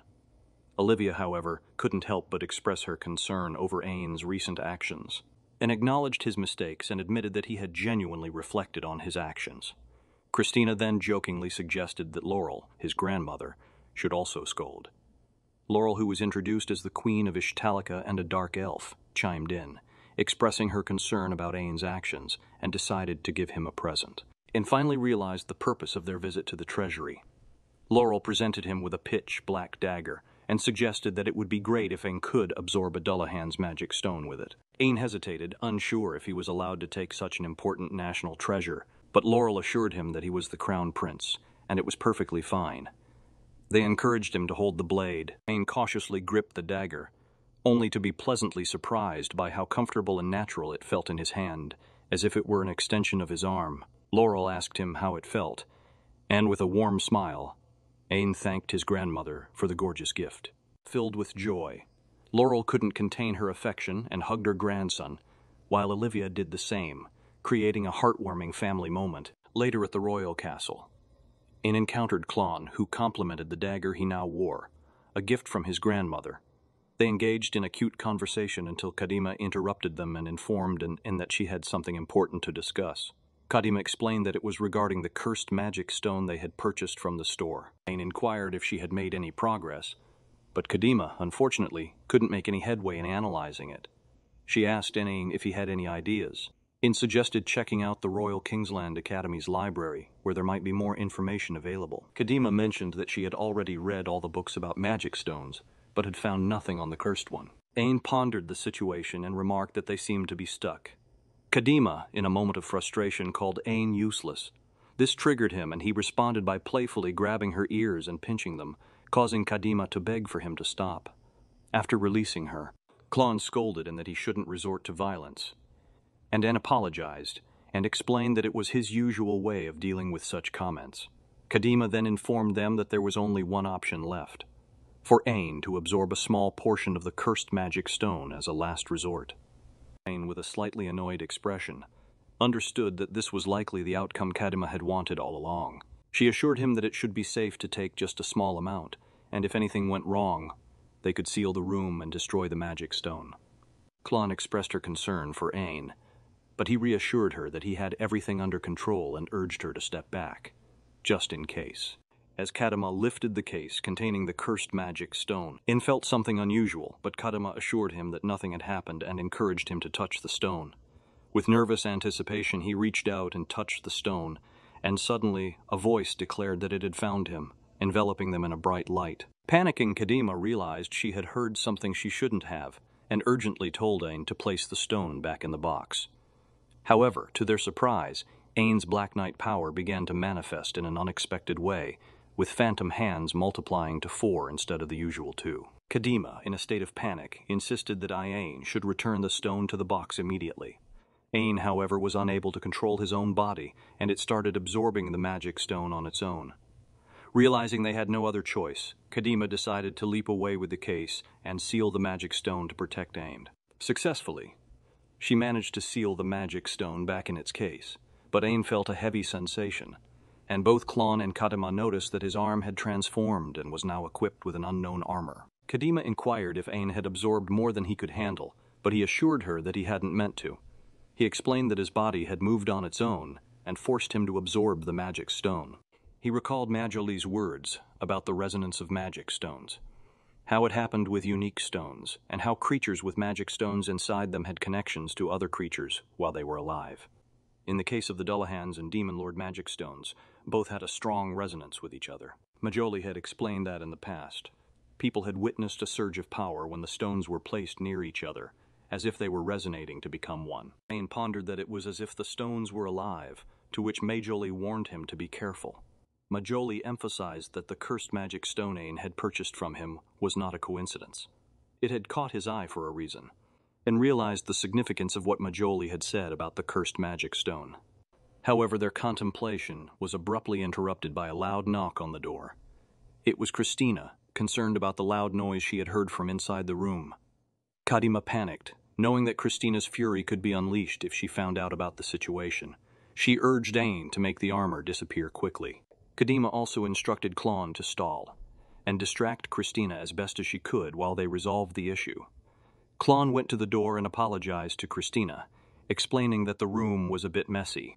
Christina, familiar with the state of the room, commented that it was always messy and decided to barge in. To their relief, Christina found the trio in the room. Acting as if nothing unusual had occurred, she turned her attention to Kadima and inquired if she had caused another commotion with Ain. Kadima somewhat agreed, and Ain sighed with relief as his metallic armor disappeared just in time. Christina presented a package to Kadima, who eagerly tore it open to reveal a book she had been eagerly anticipating for months. Kadima explained that the book was authored by a famous elf who had dedicated their life to writing about a subject that fascinated her, the Demon Lord. Klon was curious about the book's contents, prompting Kadima to excitedly share that it was written in ancient elf language. Unfortunately, not many elves could read it, and Kadima couldn't help but think that Christina, with the blood of an elf, had spent too much time in the capital, so Kadima decided to find someone else to translate it. As they flipped through the book, they stumbled upon an image of a man who resembled Dullahan. Klon pointed out the resemblance to Ain, and Kadima, frustrated by her inability to read the book, decided to leave. Both Klon and Ain also prepared to depart. Kadima informed Christina that she was leaving and asked her to take care of the packages. However, Christina noticed the book and, to their surprise, was able to read the ancient elf language. She ensured there were no onlookers and continued reading. She came across references to the Elder Leech, but then remembered that she needed to send Kadima's package. At the academy, the teacher handed out a notice about an upcoming Academy District competition. Roland explained that it was an annual event designed to strengthen the relationships between the academies in the district, with categories like speech, swordsmanship, magic, and more. Ain asked which category their class would participate in, but Roland informed him that they wouldn't be participating. The competition was typically reserved for third-class students, as there was a significant gap in ability between the first and second class and others their age. Ain realized why they had been informed of the event just 1 week before, and headed to the training ground, leaving Roland behind to do more research on his end. At the training ground, he encountered the examiner, now known as Instructor Kaiser, who was in charge of swordsmanship. The instructor asked if Ain was ready to face the Red Bison again, and Ain agreed. The instructor couldn't help but notice that not many students of Ain's age could stand up against the Red Bison. As they began their training, Instructor Kaiser made sure Ain was prepared, and Ain was pleasantly surprised by the instructor's caring nature. The training involved facing the Red Bison, but the instructor assured Ain that the monster wouldn't be able to hurt him. He would only feel the pain of the monster's attack. He also made it clear that Ain was responsible for any injuries he might have sustained. Ain wanted to try something different this time, even though he had defeated the bison many times before. When the bison charged at him, Ain threw his sword and caught the bison's horns. He wanted to test the strength difference between them. The two of them struggled, and Ain managed to push the bison away, rendering it unconscious on the ground. Bison felt confident after defeating the bison barehanded, but Instructor Kaiser was not pleased. He scolded Ain for stopping a Red Bison's charge head-on, emphasizing the importance of coming up with a different approach to avoid such dangerous situations in the future. Ain realized he still had much to learn. After the training, Ain met up with Christina at a restaurant and told her about his exhausting training session. He also shared that he wouldn't be participating in the Academy's competition. To his surprise, Christina mentioned that Dill would be taking part in an exhibition match against the winner of the competition and suggested they should cheer for him on that day, and suddenly found himself looking forward to the event. As Ain glanced around the restaurant, he noticed Klon with her classmates. Klon was surprised to see him, but he acted as if he hadn't noticed her, which made her pout in disappointment. Christina mentioned Klon's reaction, and Ain realized they had sat right beside them, which made him nervous. One of Klon's classmates recalled that they had been saved by the Crown Prince the other day, and Christina whispered to Ain that she was the girl from the other day. Ain casually mentioned what a coincidence it was. Klon's classmates were eager to learn more about the Crown Prince, urging Klon to share more details. Klon happily obliged, stating that, while he might be a bit of a troublemaker, he was a kind and brave person who cared for others. She expressed how happy she was to stay by the prince's side, which caused her classmates to start fangirling over Ain's qualities. Ain felt a bit embarrassed by Klon's remarks, but appreciated the sentiment. Christina offered to stop Klon's classmates from fangirling over Ain if he felt embarrassed, but decided to bear with it for a while. However, when Klon was about to mention the incident with Kadima the other day, and stood up and asked her to kindly stop, this surprised Klon's classmates, who wanted to express their gratitude to Ain for saving them, though Ain believed it wasn't such a big deal. And then asked Klon if she was heading back to the castle, and she agreed, mentioning that she still had homework from the Prime Minister to complete. Ain, extending an invitation, suggested they go back together if she didn't mind. Klon smirked and asked if this was his way of atoning for hiding earlier, to which Ain somewhat agreed. As Klon excused herself in front of her classmates, the girls were left in a trance, finding it hard to believe what had just transpired. Meanwhile, as Dill walked through the academy, he spotted a suspicious figure at one of the gates and approached to investigate. However, the hooded figure suddenly disappeared without a trace. On the day of the academy district competition, students clashed and battled in various events. Ain stood outside the gigantic arena, eagerly anticipating Dill's performance in the swordsmanship exhibition match. Dill, in a polite manner, informed Ain that he would be taking his leave, and Ain understood, expressing his excitement for Dill's match. However, Ain sensed something off with Dill and asked if he was nervous. Dill was surprised that Aine could tell and inquired how. Ain simply replied that he could see it in Dill's demeanor. Dill, feeling a bit embarrassed, mentioned that he felt bad for showing his weak side.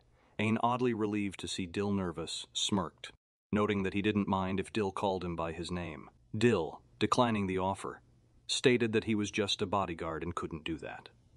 Though Ain was slightly disappointed, he assured Dill that he would try again someday. Dill, however, believed that his response wouldn't change, thanked Ain, and excused himself to head towards the arena. Suddenly, Christina appeared, expressing surprise at Dill showing some expression with Ain. She was pleased that the two were getting along, but Ain still couldn't believe Dill wouldn't call him by his name. Christina then informed Ain that she would escort him to his seat, as the king and Klon were waiting. However, Ain realized he had forgotten the pen his grandfather gave him in the classroom, and insisted on going back to the academy. Christina agreed, assuring Ain that there was still time, and it wouldn't be a problem. As they headed back to the academy, Ain mentioned that he would be back shortly. Walking toward the academy, Ain marveled at its size when no one was around. Suddenly he heard a noise in the distance, unable to identify the source. Pondering whether it was from the cafe terrace, he noticed something rustling behind him and became unsure of what it could be. Meanwhile, in the royal classroom, an unknown assassin captured one of the students, expressing annoyance at the student being not on holiday.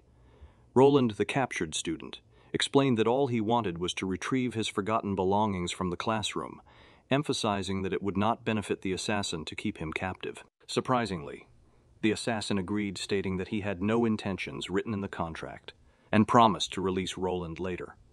Relieved, Roland sighed, thinking the ordeal was over. However, the assassin suddenly changed his mind, grinning with another mischievous idea.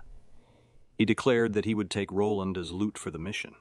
In an instant, he began to strangle Roland, who struggled to hang on. The assassin, claiming to be a vampire who hadn't drunk any blood for weeks, expressed his interest in tasting the blood of a werewolf, something he had never experienced before. He mentioned his difficulty in restraining himself and ominously declared his intention to suck Roland's blood dry and end him afterward. A tear dropped from Roland's face as the assassin laughed menacingly. Suddenly, Aine stormed into the classroom, sensing the weird energy emanating from the academy. He found Roland panting, struggling to speak as the assassin held him by the neck. Aine, with a fierce look, demanded to know what the assassin was doing to his friend. The surprised assassin, seeing a kid, wondered what happened to his comrades outside. Aine coolly explained that he defeated them because they were blocking his way to the classroom, ordering the assassin to release his classmate. The assassin, irritated and enraged, couldn't believe he was being thwarted by a kid, and found his subordinates useless. Ain suggested that it wouldn't be troublesome if the assassin simply surrendered. However, the assassin, not willing to return to prison, declined, labeling himself not an idiot. Faced with no other option, Ain decided to take matters into his own hands. He grabbed his dagger and launched himself at the assassin, determined to bring him down by force. With a precise slash, Ain managed to pierce the assassin's arm, causing Roland to break free from his grip. Ain swiftly caught his friend, shielding him from further harm. The assassin acknowledged Ain's speed, prompting Ain to press for answers about his identity and motives. The assassin revealed that he was hired by a vengeful noble, with a grudge against the Academy. Ain, eager to know the noble's identity, was left hanging as the assassin abruptly ended the conversation, deploying a smoke bomb. Caught off guard, Ain struggled to locate the assassin, who, being an experienced ex-adventurer, proved to be elusive. A sudden kick landed on Ain, pushing him back. Realizing the difficulty in tracking the assassin, Ain understood he was at a disadvantage. Recalling Christina's advice about not revealing his powers recklessly, Ain weighed his options. He knew it could be risky if others discovered his abilities, but he couldn't let his friend suffer. Amidst the swirling smoke, the assassin confidently threatened to cut Ain and drink his blood. However, Ain turned the tables with an unexpected attack, using one of his phantom hands to deliver a powerful blow that left the assassin bewildered. Ain continued to rain down strikes until the classroom suffered some collateral damage. Frustrated by the dissipating smoke, the assassin realized he had underestimated Ain. In a bad mood, Ain admonished the assassin for the harm done to Roland and vowed to catch him. The assassin, recovering from Ain's hits, warned Ain not to get too cocky, asserting that he was taking adults too lightly. In the midst of their intense battle, Ain and the assassin clashed fiercely, each struggling to gain the upper hand. Just as the assassin was poised to deliver a finishing blow, a surprise appearance of another phantom hand caught him off guard. The unseen force unleashed a barrage of powerful blows, leaving the assassin battered and bewildered, contemplating how a mere kid possessed such formidable power. As the assassin lay defeated on the ground, Ain breathed a sigh of relief. Turning his attention to his classmate Roland, who was understandably shocked, Ain assured him that everything was okay. Ain, however, was fortunate that Roland hadn't witnessed the full extent of his hidden powers. Roland, intrigued and concerned, questioned the motives of the assassin, while Ain, equally curious, tried to piece together the puzzle. Ain recalled the assassin's claim about being hired by a vengeful noble, and with a peculiar scent lingering from the cafe's terrace, he began to connect the dots. Realization struck him, and he urged Roland to ensure his safety and inform Christina to head to the terrace immediately. With a sense of urgency, Ain rushed to the cafe's terrace only to find a casually seated figure, none other than the recently fired ex-teacher, aka Wolf Magnus. Despite the suspicious circumstances, Wolf greeted the Crown Prince with an air of mischief. Ain, relying on intuition, pointed out that a noble like Wolf might harbor a grudge against the Academy. When questioned about his intentions, Wolf feigned ignorance. Ain, using his keen senses, detected the scent of multiple magic stones beneath the lake, and promptly deduced Wolf's plan. Ain shared his insight, citing his familiarity with someone who frequently caused explosions.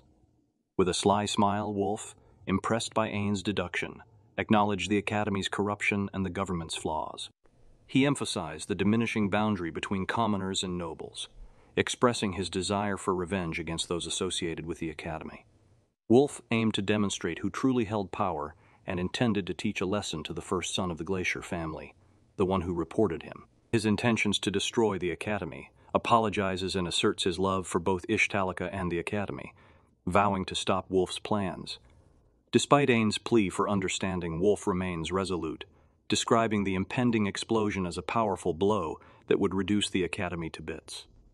Wolf revels in the chaos he's about to unleash, declaring his intent to destroy everything and rebuild Ishtalika in his own image, deeming it a revolutionary moment. Ain, perplexed by Wolf's talk of revolution and controlling Ishtalika, couldn't grasp the concept of its true and righteous form. Despite the confusion, Ain lunged at Wolf with his dagger, aiming for a decisive strike. However, the situation took an unexpected turn as multiple explosions erupted around Ain, forcing him to step back and assess the danger. Ain, considering the possibility of a shockwave or a magical tool, warned Wolf that staying would mean getting caught in the explosion, and questioned whether he was truly willing to die. Wolf, confident in his protective jewels and magic tools, revealed his plan to watch Ishtalika fall and rise to revolution from a special seat. However, Ain, quick to adapt, changed his approach. He leaped towards Wolf, targeting the jewels, and with a precise slash, destroyed them. Wolf, now irritated, retaliated with a series of explosions, but Ain remained unfazed. Ain, unimpressed by Wolf's defense mechanisms, urged him to surrender. Ignoring Wolf's complaints about having a mountain of things to do, Ain continued to pursue him, eventually thrusting the handle of his dagger into Wolf and inflicting him considerable pain. Having defeated Wolf, Ain asserted that Wolf's wishes would not come true. Determined to prevent the explosion, Ain quickly tied up the defeated Wolf to ensure he wouldn't escape. In a rush, Ain stripped off his clothes, preparing to jump into the lake. Wolf, lacking faith in Ain's ability to defuse the bomb, only increased the timer countdown for the explosion. Without hesitation, Ain leaped into the lake.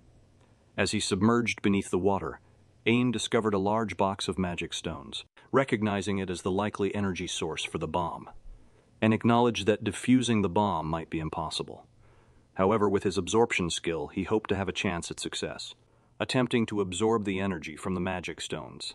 Ain experienced a peculiar taste sensation. While he found it delicious in small amounts, the mixture of a large quantity was disgusting. Fortunately, the magic stones began to fade, prompting Ain to rush back to the land. Gasping for breath due to the lack of oxygen in his lungs, he felt relieved that he had managed to defuse the bomb in time. Christina spotted Ain and rushed towards him, expressing concern about his well-being. Ain reassured her that he was fine, expressing his frustration with magic stones. Wolf Magnus, surprised that Ain successfully defused the bomb, offered a menacing praise to the Crown Prince. Christina, in response, urged the guards to take Wolf away and requested Ain to explain everything in detail. Ain, still puzzled, considered that if Wolf had planted a bomb at the bottom of the lake, there must be more to his plan. Recalling Wolf's intentions, he realized that targeting the academy wouldn't achieve Wolf's true goal. If Wolf truly wanted to cause widespread destruction, he would have aimed for a day when important people were gathered, such as the day of the competition. Ain realized that the placement of everyone in one area was no coincidence and deduced that there might be more than one bomb. As Wolf walked away with a menacing grin and laugh, he praised the Crown Prince, confident that Ain wouldn't be able to defuse the bombs in time. Christina, furious, confronted Wolf about the bomb's location, but Ain clarified that it was likely at the arena. Christina, determined, offered to stop the bomb herself and urged Ain to evacuate, but Ain refused. He insisted that he was the only one who could defuse the bombs and emphasized that running away would put everyone he cared about in danger. Overwhelmed by Ain's resolve, Christina had no choice but to accompany him, supporting his efforts as they rushed to find the next bomb. Meanwhile, at the Academy District competition, Dill suffered a hit and lost a point. As the King and Lloyd observed the ongoing competition, they noted that both competitors had scored 1 point each. The King, trying to analyze the situation, mentioned that Dill's opponent was his childhood friend. However, he dismissed the idea that Dill would have any trouble handling the match. Dill, panting and looking around, realized that Ain was nowhere to be seen. He recalled Ain's anticipation for his exhibition match, and found it unusual for Ain to break a promise. As the third round of Dill's exhibition match began, he couldn't shake the worry that something might have happened to Ain. Preoccupied with these thoughts, Dill struggled to focus on the match and move forward against his opponent. In their frantic search for the bomb, Christina and Ain raced through the city. Christina, keenly observing the crowded surroundings, suggested that the bomb might be set up at the back gate. However, Ain was clueless about the location of the back gate. Curious, Ain inquired if there was anything special about it. Christina explained that the back gate was rarely used since the train station was constructed for the Academy District. She mentioned a wide park and a bronze statue of the first king near the back gate. Ain, suddenly enlightened, realized that the bomb might be near the bronze statue. With a sense of urgency, they bolted as fast as they could toward the potential location. Arriving at the back gate near the statue of the first king, Ain alerted Christina to a strong smell emanating from the bushes beneath the statue. Suddenly, a burst of bright light emerged from the bushes, indicating that the bomb was about to explode. Despite Ain's realization that they were too late, Christina is determined to change their fate and utilizes her wind magic to catapult Ain towards the bushes, placing her trust in Ain's capabilities to defuse the bomb. Ain, with a determined and slightly exhausted expression, sailed through the air, betting that he would make it in time, while Dill seemed to be struggling against his opponent. The opponent couldn't understand why Dill kept looking away. However, Dill's opponent was confident that he would be the one to defeat Dill and become the strongest in the Academy District. Suddenly, a loud voice echoed through the arena, and it was none other than Ain, arriving just in time. Ain shouted words of encouragement to Dill, urging him to win. With newfound determination, Dill regained his composure and declared that he would be the one to win the match. He ended the fight with a glorious strike, leaving everyone astounded and in joyous celebration as Dill emerged victorious. As Ain walked down to congratulate Dill, Dill was surprised and curious to know what had happened. As a reward for the previous event with Wolf, the king of Ishtalika has permitted Ain to go out shopping in Castle Town. Christina and Klon accompany him. Ain worries that he might have bought too many clothes for himself as he doesn't want to overspend on expensive things. However, Christina points out that since Ain is the crown prince, wearing cheap things won't suit him. Suddenly, a cold gust of wind makes Ain shiver, and this makes him wonder if he might need some warm clothes for the winter. Klon lauds the beauty of the harbor's crescent shape. However, Christina points out that there is an awful number of reefs near the open sea. She narrates that the continent became like this after the monster attack. Christina becomes solemn and adds that the monster is really mighty and has the power of controlling the waves of the sea. The monster is called the Sea Dragon. Christina further tells him that the Sea Dragon sank countless ships and tens of thousands of people have become its victims. She declares that in Ishtalika's spanning history, the Sea Dragon is only second to the Demon Lord for the most human casualties. Christina mentions that the monster appears in a cycle of roughly 100 to 200 years. When Klon shows signs of anxiousness, Christina assures her that compared to that time, their country has developed many technical abilities and is prepared for any future assault. Later, the ladies also visited an exclusive store for women, where Laurel, Ain's grandmother, usually shops. Ain remembers to buy something special for someone. After a few days, the whole castle celebrates Ain's 8th birthday, and everyone, especially the king of Ishtalika, is rejoicing. Meanwhile, Olivia presents Ain a pen with Ishtalika's coat of arms engraved on it, and Klon gives him a silver bracelet. Ain wonders why Christina hasn't attended his party. Suddenly, Olivia and Klon urge Ain to go to the balcony, and there, to his surprise, Christina appears, making lame excuses for her late appearance. She then presents him with a scarf, all teary-eyed, and wishes him a happy birthday. It dawns on Ain that on the day they went shopping, Christina exclusively bought a scarf for him just because he was feeling very cold that day. However, Christina completely denies it and fumbles uncomfortably that she hasn't bought anyone a present before. Hilariously, she throws a tantrum when Ain begins to chuckle. It is then Ain also presents her with a beautiful necklace that he bought earlier for someone special. He tells her that she is special because she has always taken care of him. It's really funny how Christina creates a fuss about being given too much importance, and she blushes furiously. One fine day, Ain warns Bats that a creature is coming towards him. Bats immediately takes a leap and finishes off that creature by swinging his sword at the target. Bats brags about his grand movement when Leonardo comes along and reminds him that it was because of Ain he was able to make that move. Ain ponders that due to a certain event, he and his 3 friends have gathered on a solitary island close to the coast of the Ishtalika continent. The story moves to a month earlier when the class teacher announces that there will be a field trip at the beginning of the year. The teacher begins to give instructions that the first and second classes would form teams having 4 members each. The goal of each group is to cross a specifically assigned island on foot in the span of 3 days. The teacher adds dramatically that the only obstruction is that there are monsters on that island. The teacher specifies that initially, all the supplies like food, magic, tools, etc. will be provided to them so they don't have to bring anything on their own. The teacher allows each student to choose his own team. In this way, Ain forms the team with Roland, Bats, and Leonardo, who thankfully approach him by themselves as our poor little prince still lacks confidence in himself. Bats admits that Professor Rook really scared him a lot, but he feels that since they are a group of toppers, they can easily pin down any monster they want. However, Dill Glacier, their group escort, warns him not to be overconfident as monsters may not be the only threat they will be facing. They begin their journey, and when it gets darker, Ain asks Leonardo to set up a camp. Leonardo uses his magic and a huge seal formation emerges beneath their feet. Ain praises the individual's impressive barrier skills, expressing confidence that it's sufficient to fend off the looming monster threat. Ain is satisfied with the rabbit that will serve for food purposes, but they are unable to find clean water. This is where Roland offers to use his purifying skills. Dill warns Roland that he is not supposed to bring any magic tools, however. Roland clarifies that he will purify the water at this moment. Soon he adjusts the vector of the magic stones that the monsters drop and then changes it to purification magic. He then drops the stone into the muddy water, and Bat says that he has never tasted such amazing water before. Ain wonders whether it is that easy to create magic tools. Ain thinks that his current team is a successful one with Bats as the fighter while Leonardo and Roland are the back support.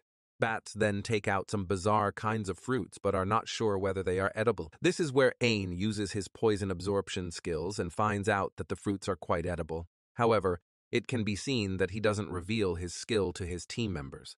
Soon they prepare a roast rabbit and invite Dill to join them. Graciously accepting, the individual then presents a bag of tea leaves. There is an argument between all about adhering to ground rules. However, Bat says that it is more important to enjoy the event. Soon the guys tease Leonardo for getting engaged.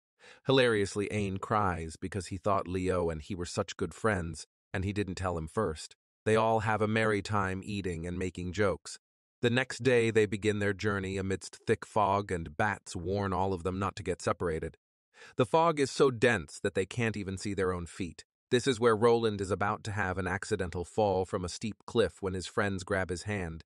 Suddenly, Ain realizes that Dill has gotten lost, and then they are ambushed by crow butterflies, monsters that are not supposed to be on this island. Roland asks about the level of danger the flies pose. Bats tells him that they are weaker than red bison, but they always act as a swarm, so their numbers are dangerous. Both Bats and Ain begin to ward off those threatening flying monsters. Bats warns Roland to keep the flies off his tail as Roland's body will be paralyzed and the flies will lay eggs on it. The team decides to escape while Ain and Bats protect their front and back respectively. At some distance, the team is relieved to be able to shake them off. Bats condemns Ain for shouting out earlier as that attracted crow flies towards them. However, Ain says that he was really worried about Dill, that's why he lost his cool. Roland assures Ain that Dill will be fine as he is one of the strongest students in the academy. Leonardo, inquisitive as ever, questions Ain about Christina's secretive protective role. Ain swiftly denies it, explaining that Christina is, in fact, out with his mother on some business. Soon they decide to progress as much as they can in the 2 days and manage to successfully hide from those treacherous crow butterflies. Later they come across a clearing and decide to rest there for that day as they are exhausted to the core. As Ain contemplates camping in a nearby cave, Bats swiftly shoots down the idea, citing the potential cave hazards. According to him, these caves could be filled with old magic or monster corpses, brewing a cocktail of trouble waiting to happen. He adds further that the miasma formed is poison to anything but the ones that live there in the first place, both humans and beasts. While all his friends have called the night, Ain is sitting by the bonfire thinking about Dill, and the crow flies when suddenly an idea strikes him by recalling Roland's story. He abruptly awakens Roland and asks for one of his magic stones in order to store miasma. The next morning, they are again ambushed by a sea of crowflies. Ain is carrying that magic stone filled with miasma, and he asks Leonardo to form a barrier around them. Leonardo obeys, and meanwhile, he is creating one. A crowdfire captures Bats but is saved in time by Ain. Soon the barrier is formed, and the team members are thankfully secured by the vicious attacks of the flying monsters. This is when Ain goes outside the barrier and throws that miasma-filled stone toward the beasts, thus killing them all. However, he himself remains unaffected for obvious reasons. It is then he reveals to his friends that he has poison resistance skills to their astonishment. Later they reach the designated peninsula, where Dill is already waiting for them. Dill lauds all of them for efficiently taking care of the monsters, and Ain predicts all of that was plotted by his grandfather, the king of Eshtalaka. Dill affirms that and says that it was because the king wants him to grow more. Fancy putting the crown heir's life in danger. Dill reveals that all that time Christina was hiding to ensure Ain's safety. This proves that Bats is a great forecaster. Dill, in a fit of guilt, offers a heartfelt apology to Ain for causing him distress. In response, Ain, with a mischievous twist, assigns Dill the punishment of using his name, claiming it to be the ultimate torment, although Ain knew it wouldn't work and mentioned that he would try again another time. But Dill, with a sudden change of mood, utters that calling his name would be disrespectful to the crown prince, and asks a favor from Ain that they should get along together from here on out, as he calls his name, which surprises Ain. He was dumbfounded, and everyone started to smile and laugh at the playful atmosphere. Ain, feeling happy, uttered that it was simply an anticlimactic situation and understood Dill while forgiving him. As their field trip wraps up, Ain hops on a ship with Christina for the journey home. Amid their casual chatter, a sudden loud thud rocks the ship, sending tremors through the air. A man informs Christina about the beast in the sea. Christina begins to observe that the beast is larger than the ship they are in. Its large fins are in proportion to its body. Long, sharp fangs that seem like they can crush a small ship within a bite. Ain immediately recognizes the beast as the sea dragon, however. The sea dragon doesn't chase their ship, and even after a few months, the sea dragon doesn't step up. It has been 6 months since the day the sea dragon showed up, so Ain's days are pretty much ordinary and pass in studies and training. Ain has turned 9 years old and has advanced to his 3rd level without any problem. One fine day, he's taking a stroll with Christina after school, when almost abruptly Christina adjusts his crooked necktie with a flushed face. What the lady is up to is not clear. Amid the scene, a guard discreetly shares a secret with Christina, prompting her sudden departure. Ain is confused and insists a guard tell him what is going on. The guard reveals to him that a monster identified as a national crisis has appeared, and Christina has been sent to deal with it. A siren of danger rings in Ain's ears. Ain barges into the conference room in order to see his grandfather, and there he finds Olivia and his grandfather having serious talks with many other higher officials. Ain notices that the number of knights in the castle is low and all the people seem worried sick. This is when the king breaks to him that there are actually 2 sea dragons to be dealt with. The king is worried about the casualties it will cause. He adds that he had to act fast to avoid further destruction, so for that he sent Christina. Ain shouts at the top of his lungs that if the monster is so hazardous, then Christina is sent alone to fight it, and they must fight with all the castle's military power. The king calms him down and tells him that all their naval power, which boasts of lots of firepower, is sent. Not only that, but 90% of the knights have been consulted, and adventurers are also requested to join that battle. It can be seen how valiant our prince is, as just by thinking about the sea dragon paralyzes him with fear. But then he musters up all his courage and informs his grandfather that he will be going to Magna to fight with the sea dragon along with Christina. The king condemns him for this decision, and Lloyd reminds Ain that he is now a prince, as his body is not the only thing that is owned. Ain reasons that he cannot sit and wait like this, and if it were the first king, then he would fight against it. In a twist of events, the king reluctantly concedes, only for Lloyd to unexpectedly strike Ain's spinal cord, rendering him unconscious. Olivia, rightfully enraged, catches the king's attention.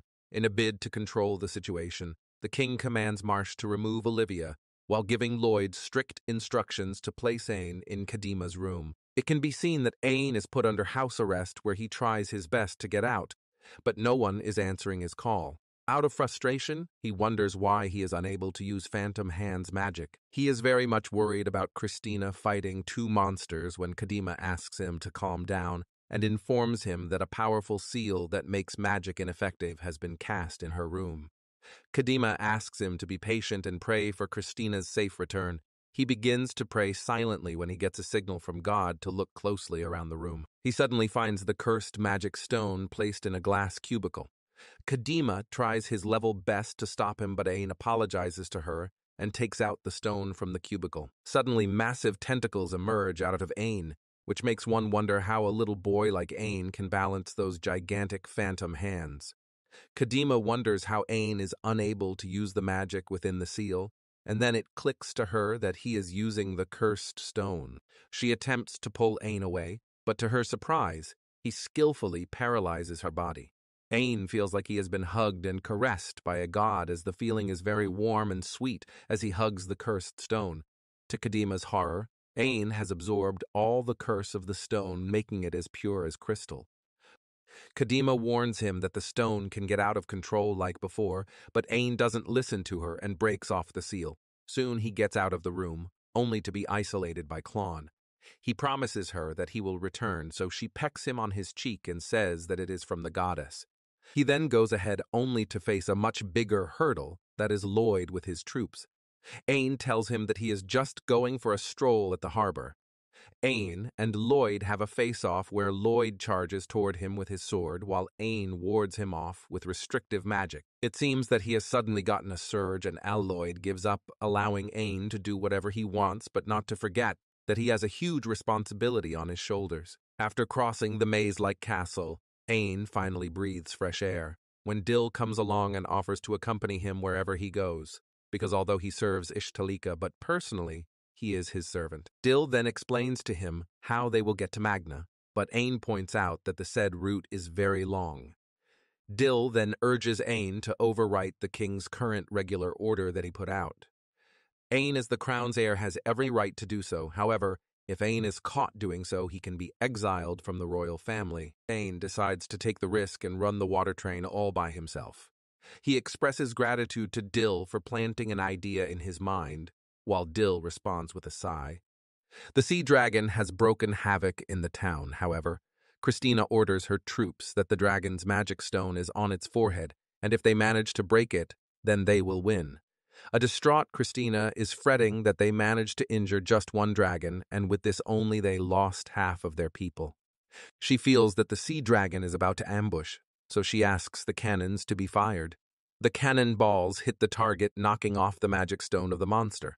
The soldiers are elated, but Christina reminds them that they managed to kill one out of 2 dragons and they must not let their guard down. Meanwhile, the same dragon tries to bite off Christina's ship before dying, even if its magic stone is depleted. As the looming threat of the next sea dragon intensifies, Christina, in a sudden move, vanishes into a thick fog.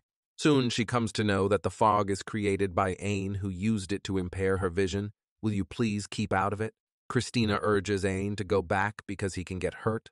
However, he proudly announces that he is Ain, the order of the royal family. He pleads for support from others to fight against the sea dragon. He asks Christina to obediently execute his orders. Christina has no choice but to do so. Ain puts her in charge of the ships. Meanwhile, he begins his battle with the sea dragon. He draws out his phantom hands and puts them inside the dragon's mouth. Suddenly, the sea dragon stops roaring and Ain chuckles that the training with Red Bison came in handy. He then decides to absorb the sea dragon's magic stone, dry with the help of Straw of Darkness. It can be seen that the poor lad is absorbing poison in his mouth because he still cannot see the end of the poison in the sea dragon. He then decides to use the technique underwater, and he feels that his strength is leaving him, but he tries to resurrect his powers. He decides to use the poison sucked into the magic stone into magic again, and the whole thing is definitely boggling our minds. He then stabs his dagger into the forehead of the monster, which leads to a deafening roar that echoes throughout the city, and everyone knew that the sea dragon had been defeated.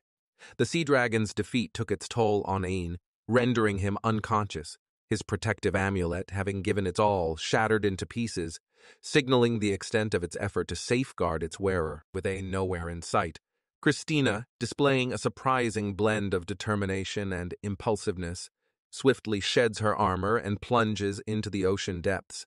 Miraculously, she locates the unconscious Ain, a mix of relief and sadness washing over her as she assesses his condition in the watery embrace. After a spell of unconsciousness, Ain finally opens his eyes, only to discover that his body isn't cooperating due to the injuries.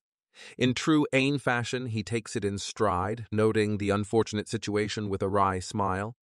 Christina and Dill, standing by his side, display a mix of shock and relief at Ain's awakening. Despite Ain feeling a bit numb, he's optimistic, doubting that he'll be paralyzed for life. Dill, still processing the situation, marvels at Ain's nonchalant attitude toward his injuries. Christina, on the other hand, engages in her usual fussing. Ain, in his usual cool manner, explains that surviving a 50-50 situation is a stroke of luck. Christina, not buying into luck, points dramatically to Aine's chest. Aine then notices that the ruby he received from Warren has shattered into pieces, a signal that the protective stone did its job in saving him from near death. Aine, realizing the gravity of the situation, acknowledges that he could have died if not for the protective stone. Christina, moved to tears, expresses her fears about what might have happened if Aine didn't make it. He's taken aback by her sudden emotional shift, listens as Christina earnestly requests that he avoid putting himself in such perilous situations. Aine, being the gentleman he is, apologizes and agrees to her plea. However, in a twist of mood, Aine, with a grin, informs Christina that the sea dragon's magic stone was a culinary delight, exquisitely complex flavors of the sea, intensified. Aine's whimsical chatter about the sea dragon's magic stone left both Christina and Dill utterly baffled. Christina, in a surprising turn, burst into laughter at Aine's unexpected topic. Just as they were digesting Aine's peculiar musings, a guard chimed in with the news that they were nearing the capital, en route to the castle. Dill couldn't shake off the worry about potential consequences for defying the king's orders. Thoughts of a possible death sentence loomed, but deep down, he harbored no regrets. Serving Aine brought him genuine happiness. Meanwhile, Aine, taking a glance from the balcony, spotted a massive crowd of citizens below, celebrating his triumphant return. The crowned prince was back, and the capital was alive with joy and festivity. Warren, the ever-efficient guide, welcomed the young prince with a nod and directed Aine to follow him. The destination? A meeting with none other than Aine's granddad, the king, who eagerly awaited his audience. As he stepped into the royal presence, the king, amidst the chaos of kingly duties, took a moment to congratulate Aine. He commended Aine's initiative in defeating the sea dragons, ensuring the safety of Ishtalika. Warren chimed in, extending congratulations for Aine's epic battle, highlighting the sea dragon's corpse as a jackpot, 20 times the national budget. The king, in awe of the zero predicted damages thanks to the extermination squad, led by Christina, hailed Aine as a true hero. Aine basked in the glory of praise from the king, feeling like a star in his own royal drama. However, the mood took a turn when the king mentioned the collateral damage caused by Aine's actions. A royal water train and a nearly obliterated ship. Just as the king was about to spill the beans on Aine's supporters, Dill, with a mix of courage and readiness, admitted it was him. But Aine, ever the brave soul, cut in like a knight with a revelation. He boldly confessed that he alone manipulated the royal order to make Dill follow his lead. Aine insisted that if anyone were to face consequences, it should be him. Lloyd, witnessing Aine's valor, took it up a notch, kneeling and bowing. He offered to take the punishment, claiming he failed as a marshal to stop Aine. In a twist that left Aine and Dill dumbfounded, the king erupted in laughter. Turns out he had no intention of punishing Dill. With a wave of his royal hand, the king cleared Aine of criminal charges, citing his recent accomplishments. A sigh of relief swept through Aine, only to be replaced by the king's decision. 2 months of house arrest at the castle. But the royal pronouncements didn't end there. Lloyd got a demotion from marshal to the king's exclusive escort, while Christina, with her stellar service, was promoted to the new marshal. The king, feeling the weight of his royal duties, declared the meeting over. However, Warren, ever the forward thinker, realized the impending storm with his mother and Clon. Aine, now faced with unexpected repercussions, couldn't help but be shocked by the impending reprimands he was about to endure. The royal drama unfolded with a mix of laughter, sighs, and the looming storm of familial disapproval. As Aine walks through the castle halls, he encounters Clon, who's doing her best to hide the fact that she's been shedding a few tears. Aine, the observant soul he is, sees through her act. Clon, insisting it's just relief that he kept his promise to return, suddenly clenches her fist and playfully jabs it into Aine's chest, a silent admission of the worry she'd been harboring. Aine, catching on, offers a heartfelt apology. After a brief but meaningful embrace, Clon shifts the conversation to more pressing matters. She asks if Aine has visited his mother yet. He confesses he hasn't, wanting to meet Clon first. However, she urges him to go immediately, hinting at the seriousness of the situation, bracing himself. Aine heads to his mother's room, announcing his presence with a knock. To his surprise, he opens the door to a scene straight out of a magical jungle, with tree roots sprawling everywhere. Olivia, his mother, emerges in relief that he's unharmed. Ain, understandably baffled, questions the root situation. Olivia, in a mix of embarrassment and stress, dismisses it as something he shouldn't witness. As Olivia gently touches Ain's cheek, concern etched on her face, Ain experiences an unexpected emotional release. Tears stream down his face, a mystery to both mother and son. Olivia, in a tender moment, reassures him. She praises his safe return and encourages him to let go of any suppressed feelings. In Kadima's room, our hero Ain found himself on the receiving end of Kadima's disapproval. She wasn't thrilled about Ain's crown prince antics. Restricting her body and absorbing a cursed magic stone, a big no-no. Ain, realizing his royal mess-up, offered a sincere apology. After a round of Kadima's magical first aid, she inquired about Ain's well-being. Ain, with his usual positive flair, claimed his arm felt as good as new. However, Christina, playing the nurturing card, insisted on providing care until he reached peak health. Just as things seemed to settle, Kadima, with a dramatic paw on Ain's shoulder, commanded him to chuck his status card. Curiosity bubbled up as Kadima sought insight into Ain's newfound powers. As they huddled to inspect the status card, Christina and Kadima were treated to a spectacle of impressive numbers, thanks to the National Treasure magic stones. Ain, hoping for a higher score, couldn't hide a hint of disappointment. Kadima reassured him that power gains take time. Yet, Ain, fixated on a peculiar detail, questioned why his job title was named. Kadima, bewildered at the unexpected boost in strength, Ain discovered a new addition to his repertoire, the ocean current, likely a gift from the sea dragon. As if that weren't enough, he stumbled upon another gem, the great sorcery.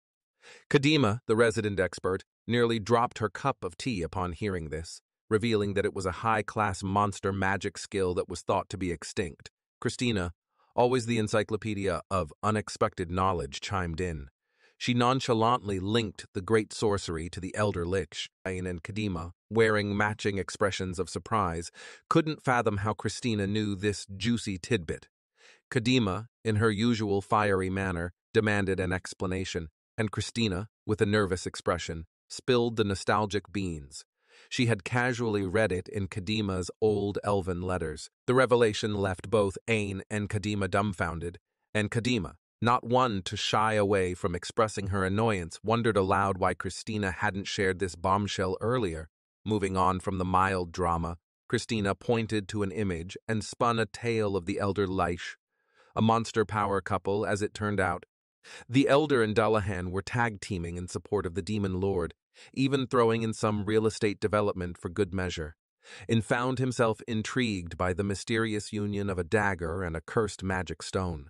As he pondered the significance, memories of a married couple's magic stone lingered in his mind, prompting a curious quest for understanding. Just as Ain was lost in thought, a sharp knock echoed through the door to his surprise. It was none other than Klon. Klon revealed that a messenger from the August Company had urgently summoned Christina and Lloyd to the harbor. The reason? Well, it was a bit fishy. Christina, being the sharp-minded soul she was, questioned the logic behind heading to the harbor. Why not let the August Company deal with the Sea Dragon debacle themselves? Klon admitted she hadn't heard specifics, but mentioned something about an egg-shaped object discovered in the Sea Dragon's corpse. And so, with uncertainty hanging in the air like a magician's cloak, heading toward the harbor, the trio of Christina, Lloyd, and a band of soldiers found an unexpected addition to their entourage, none other than the Crown Prince himself. The group's mission was simple yet perplexing. Lloyd aimed to confirm the nature of the Sea Dragon's egg. Graff, the skeptic of the crew, sought assurance from both Lloyd and Christina. With a flourish, Graff presented the egg-like object, only to have it rudely interrupt the meeting by hatching. Instantly, battle-ready vibes filled the air. Lloyd, the voice of reason, declared that whatever emerged should be kept far from Ain. Christina, always in sync with Lloyd, nodded in agreement. Ain, seemingly aware of the impending chaos, nonchalantly acknowledged the situation. As the egg cracked open, the unexpected guests were revealed, not one, but two adorable baby sea dragons. Cue the AWs from the onlookers. However, The cuteness took a dark turn when Lloyd, ready to brandish his sword, and Christina, stern-faced, were set on dispatching the sea dragon offspring. Ain, sensing trouble, intervened, expressing doubt and asking Lloyd to hold off. Approaching the baby sea dragons with a smile, Ain performed a surprising plot twist. The little creatures were overjoyed and cuddled up to him. Shocked expressions filled the group, prompting Ain to drop the bombshell that the dragons probably saw him as their parent due to the magic stone he had absorbed from their deceased parents. With negotiations on the table, Ain proposed sparing the dragons. However, Lloyd and Christina, not swayed by the cuteness, were quick to agree to the lethal option. Ain, the voice of compassion, asked for a day to explore an alternative, seeking his grandfather's permission to raise the sea dragon twins. One fine day, we find Ain happily adoring two little baby sea dragons, Elle and Owl, as they chomp on magic crystals. After the incident that brought the sea dragons to the castle, there were some twists and turns in the situation. Despite his initial upset, Ain's grandfather eventually allowed him to keep the sea dragons. Ain, overjoyed with the decision, decided to give the sea dragons names. The older baby sea dragon became Elle, while the younger brother was named Owl. As Klon marvels at the baby sea dragons, titling them the King of the Sea, she can't help but find them incredibly cute. Ain is treated to the delightful view of Klon playing with the sea dragons, almost like their mother. Witnessing this, Ain finds himself blushing. Klon, in her playful manner, hands Ain a magic stone, suggesting that he might be hungry. Although Ain wasn't truly hungry, he goes along with Klon's act, watching as the sea dragons enjoy their magical feast. Meanwhile, in the king's chambers, Ain's grandfather expresses concern for Ain's well-being. Ain assures him he's feeling much better. However, Ain's mother, Olivia, can't resist pampering and spoiling him, much to Ain's protest that he can handle things on his own. With the end of Ain's house arrest approaching, a special meeting is convened by the king. In the meeting, the king reveals a unique mission for Ain to become his representative and head to the Euro country, explaining the significance. The king details that Olivia had negotiated deals in Euro regarding sea crystals, a crucial trade for their kingdom. Concerned that his presence might spark tensions, the king entrusts Ain with the responsibility of leading the negotiations. Warren is chosen to accompany Ain, aiming to alleviate pressure and boost the chances of successful talks. Christina and Dill are assigned as Ain's escorts. Excited and determined, Ain looks forward to the adventure of traveling to and experiencing the Euro country. As Kadima delves into her research on the Demon King, she unravels a surprising revelation. The little girl in the book turns out to be none other than the nightmare of Envy, Ash. The text details a monumental battle where the powerful Demon King, along with the Dullahan and the Elder Leash, was defeated at the cost of countless lives.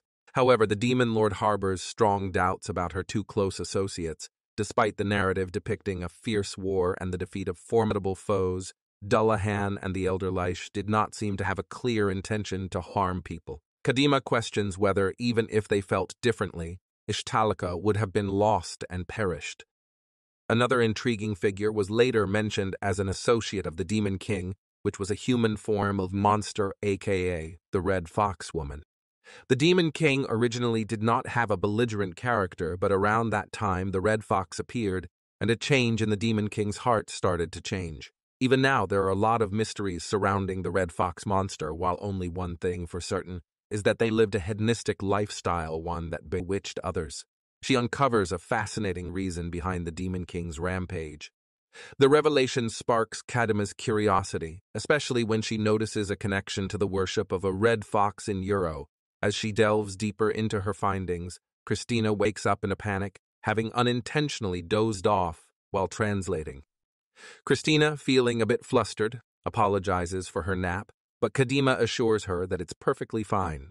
Understanding the demands of Christina's official duties, Kadima then inquires about Christina's official business, to which Christina reveals her upcoming journey to accompany Ain in the country of Euro. In the bustling neutral trade city of Hardland, a coliseum echoes with cheers as Logos faces off against his opponent, Edward, and Logos, showing improved strength after 3 years, makes a formidable strike. However, Edward counters with precision, delivering a powerful blow that declares him the winner. Logos' son watches in surprise from the crowd, witnessing his father's defeat. It is revealed to be none other than Clint Roundheart, the Knight of the Haim Kingdom. Determined to avenge his father's loss, Clint shares his ambitions with his supportive mother, confident that with the power of a holy knight and assistance from his fiancée Shannon, he'll achieve his goals. In the grand halls of a royal mansion, Prince Tygel, the third prince of the Haim Kingdom, expressed his frustration at the lack of reports regarding his beloved Clon over the past 3 years. Meanwhile, Clon's grandfather pondered the situation, recognizing Clon's importance in maintaining good relations between the two countries. He mused on Clon's unexpectedly strong feelings, remembering her decision to support Ain without hesitation. The grandfather reflected on the wisdom of letting Clon go to Ishtalika, believing it was the right choice for her. In the midst of Prince Tygel's frustration, his sharp-witted attendant Harley already had insights into Clon's whereabouts. A guard's report revealed that the inn and carriage carrying Clon were identified, and they were en route to the Euro Kingdom. Tygel, elated by this news, thanked Harley, feeling a surge of optimism. Determined to win Clon's heart, Tygel requested a guard to inform Clint, Tygel's trusted escort, to accompany him on this journey. The trio, each with their unique history, set off toward the Euro Kingdom. In the Duchy of Euro, the majestic sight of Ishtalika's colossal warship left the Euro King in awe. Nervously, he questioned his attendant about his formal appearance, but the attendant assured him that everything was in order. As the knights from Ishtalika lined up on the dock, preparing for the king's arrival, Ain descended and greeted the Euro King. With a formal introduction, Ain presented himself as Ain von Ishtalika, the representative of His Majesty. The Euro King, known as Amu von Euro, expressed gratitude for the meeting with Ain. The Euro King's attendant couldn't shake the feeling that something was amiss about Ain's presence, sensing an energy akin to a big monster. Curiosity lingered around the unexpected crowned prince of Ishtalika in the midst of the private meeting between the crown prince and the Euro King. Their conversation was abruptly interrupted by the arrival of Prince Tygel. Tygel claimed it was a formal visit, presenting a letter from his father, King Haim. As Clint handed Tygel the letter, a sudden revelation unfolded. Clint declared that the person sitting across from them was his runaway brother. The news took everyone by surprise. Despite the discourteous introduction, Christina and Dill were ready to confront Clint, but Ain, understanding the power of words, restrained them. Ain, displaying remarkable patience, allowed Prince Tygel to discuss urgent matters. The Euro King, initially hesitant, reluctantly agreed. Clint, the obnoxious little brother, couldn't resist praising Tygel while irritatingly calling Ain hateful names. Ain, reaching the limit of his patience, sternly silenced Clint, declaring him a hindrance to the proceedings. Prince Tygel, addressing an urgent matter to the Euro King, drops a bombshell. The reason for his visit is to locate Clon, who, according to Tygel, will become his wife. The revelation leaves Warren, Christina, and Dill bewildered, aware of the truth behind Tygel's pursuit. Tygel learns that Archduke Graf August and his grandchild Clon, authorities from Haim, came to the Duchy of Euro 3 years ago. Coincidentally, around that time, formal trading between Euro and Ishtalika began. This revelation hints at the possibility that the Duchy of Euro might have played a part in selling Clon to improve relations with Ishtalika. The Euro King, shocked by the accusation, is reassured by his attendant that Euro had no involvement in human trafficking. However, Tygel arrogantly denies this and assumes a strategic timing in the events. Ain, bewildered and unsure how to react, Warren comments that, as a friendly country, they cannot overlook Euro's apparent villainous role in the unfolding story.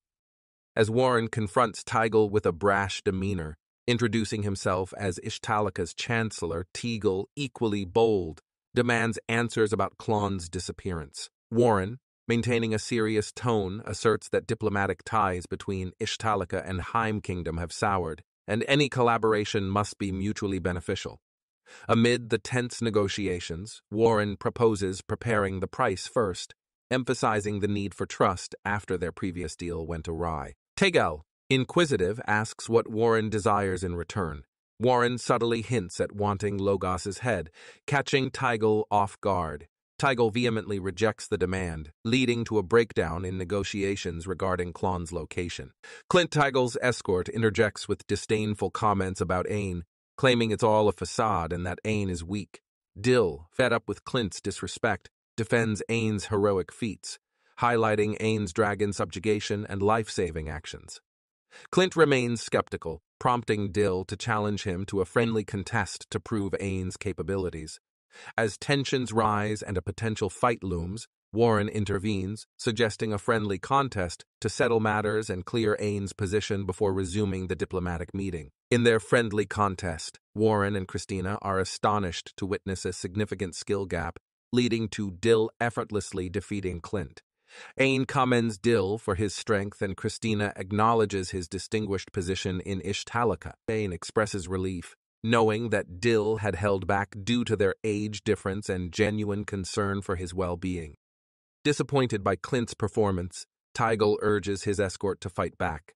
In a desperate attempt, Clint taps into his Holy Knight skill, leaping toward Dill with hopes of landing a devastating blow. However, Dill, keenly observing Clint's movements, swiftly counters with his sword, bringing Clint to his knees in defeat.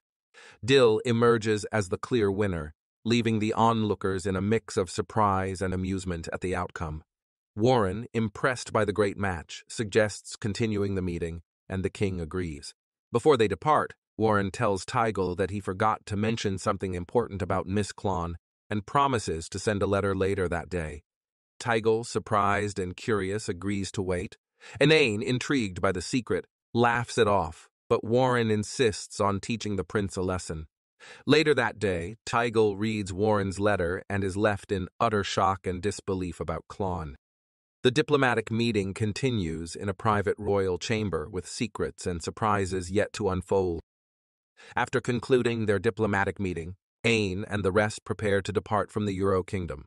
The Euro King's attendants decide to present them with a gift, a statue of a guardian deity. When they open the gift, they discover a scarlet fox statue. Christina explains that, according to Edward, it is the guardian deity of the continent, believed to bring fortune and protect people from disaster. As the group examines the scarlet fox statue, Ain reveals that it is one of the forms of the red fox. Christina adds that Kadima's research suggests a connection to the entity that triggered the Demon Lord's rampage. Ain's demeanor takes a sudden turn, and with a mischievous laugh, he mentions that it's a creature that enjoys playing with people. Concerned, Christina and Warren notice Ain's strange behavior. Suddenly, Ain activates a restriction magic, rendering them unable to move. A powerful force envelops the atmosphere, fear. Ain undergoes a transformation, donning armor and wielding a familiar sword. In a shocking display of power, he slices the scarlet fox statue, causing a massive explosion that leaves Ain paralyzed and unconscious. Ain finds himself transported to a field, gently cushioned and serenaded by an unknown lady. Puzzled by his surroundings, the mysterious lady apologizes for causing him trouble, and another voice hints at taking care of Ain next time. Just as he's about to inquire further, Anma abruptly wakes up in his castle room, unable to recall anything after the Euro official business. Ain discovers a mysterious bandage on his hand, bearing an unfamiliar seal. Unfazed, he removes it and rings a nearby bell, curious about his situation. In a flurry of footsteps, his mother Olivia and Christina rush to his side, visibly relieved at his well-being. Ain, oblivious to the commotion, wonders why they're making such a fuss and presses for an explanation. Grandfather and grandmother join the scene, explaining that Ain fell into a coma for 6 months after returning from Euro. As they usher Olivia and Christina away to let Ain rest, he contemplates the missing memories after encountering the red fox statue. In the audience hall the next day, Ain is in a wheelchair, cared for by Christina, and Kadima takes the lead. Suddenly, an overwhelming force stops them, and Kadima confirms Christina can't move the wheelchair. Testing further, a bright light appears, warning them of a flying magic object. Ash, the Demon Lord's magic stone, is present, rejecting Ain. Kadima, with 6 months of research validated, hands Ain a book, summarizing it to provide insights into their current situation. According to the book, the Demon Lord Nightmare of Envy, Ash was initially shy and inexperienced as a queen. She had 2 family members, Dullahan and the Elder Lich. The Demon Lord's realm started as a small settlement created by the 3 of them, expanding into a large city and eventually becoming a country. Ain realizes that the Demon Lord didn't start as a Demon Lord, but Kadima adds that the country collapsed after a few years, leading to Ash's rampage after the Red Fox associated with her. Kadima explained that when Ain saw the Red Fox statue, the power of Dullahan ran amok. The Demon Lord rejected Ain, who had absorbed the magical stones of Dullahan and the Elder Lich. Kadima clarified that the catastrophe caused by the Demon Lord's rampage was not the intention of Dullahan and the Elder Lich. It was all related to the Red Fox. She mentioned that the voice from before was also regretting her rampage. Kadima handed Ain his status card back for him to see, and Ain was shocked, realizing that the text had become corrupted. He noted that it seemed like he had become a monster. Ain, suspecting Euro's involvement in the recent events, is reassured by Warren that it's just a coincidence and not part of any conspiracy. Kadima decides to conduct frequent tests and consultations directly with Ain to unravel the mysteries surrounding him. The king offers full support, stating that they can count on the royal resources, and Kaiser, a specific adventurer, will delve deeper into the matter.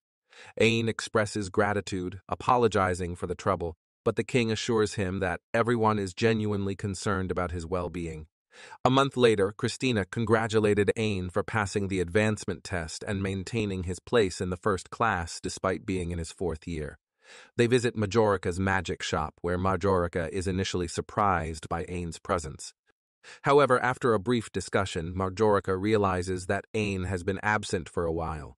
Majorica questions Ain's identity, wondering if he is a human or a monster. Unfazed, confirms that he is more or less human. Majorica, understanding Ain's perspective, suggests that from an outsider's view, the Crown Prince appears as if he consumed a magic stone and evolved into a monster. Ain acknowledges the power of magic stones but denies being a monster, and he opens up to Majorica about the incident to provide a clearer understanding of his condition. Majorica likens Ain to a world tree, the origin of dryads protecting those around it and absorbing evil monsters. Acknowledging Ain's quest for information about the Red Fox, Majorica suggests heading to the City of Magic, Isto, or the Adventure City, Balto. Isto is a hub for magic tool research, while Balto, though close, is in the Demon Lord's territory, known for its eerie atmosphere and decorations of corpses and defeated monsters. Ain, fascinated by the idea, looks forward to the journey. However, Christina, with a sudden glance, opposes the idea of going to Balto, recalling mysterious monsters and an undead feeling during her investigations at the Demon Lord's castle.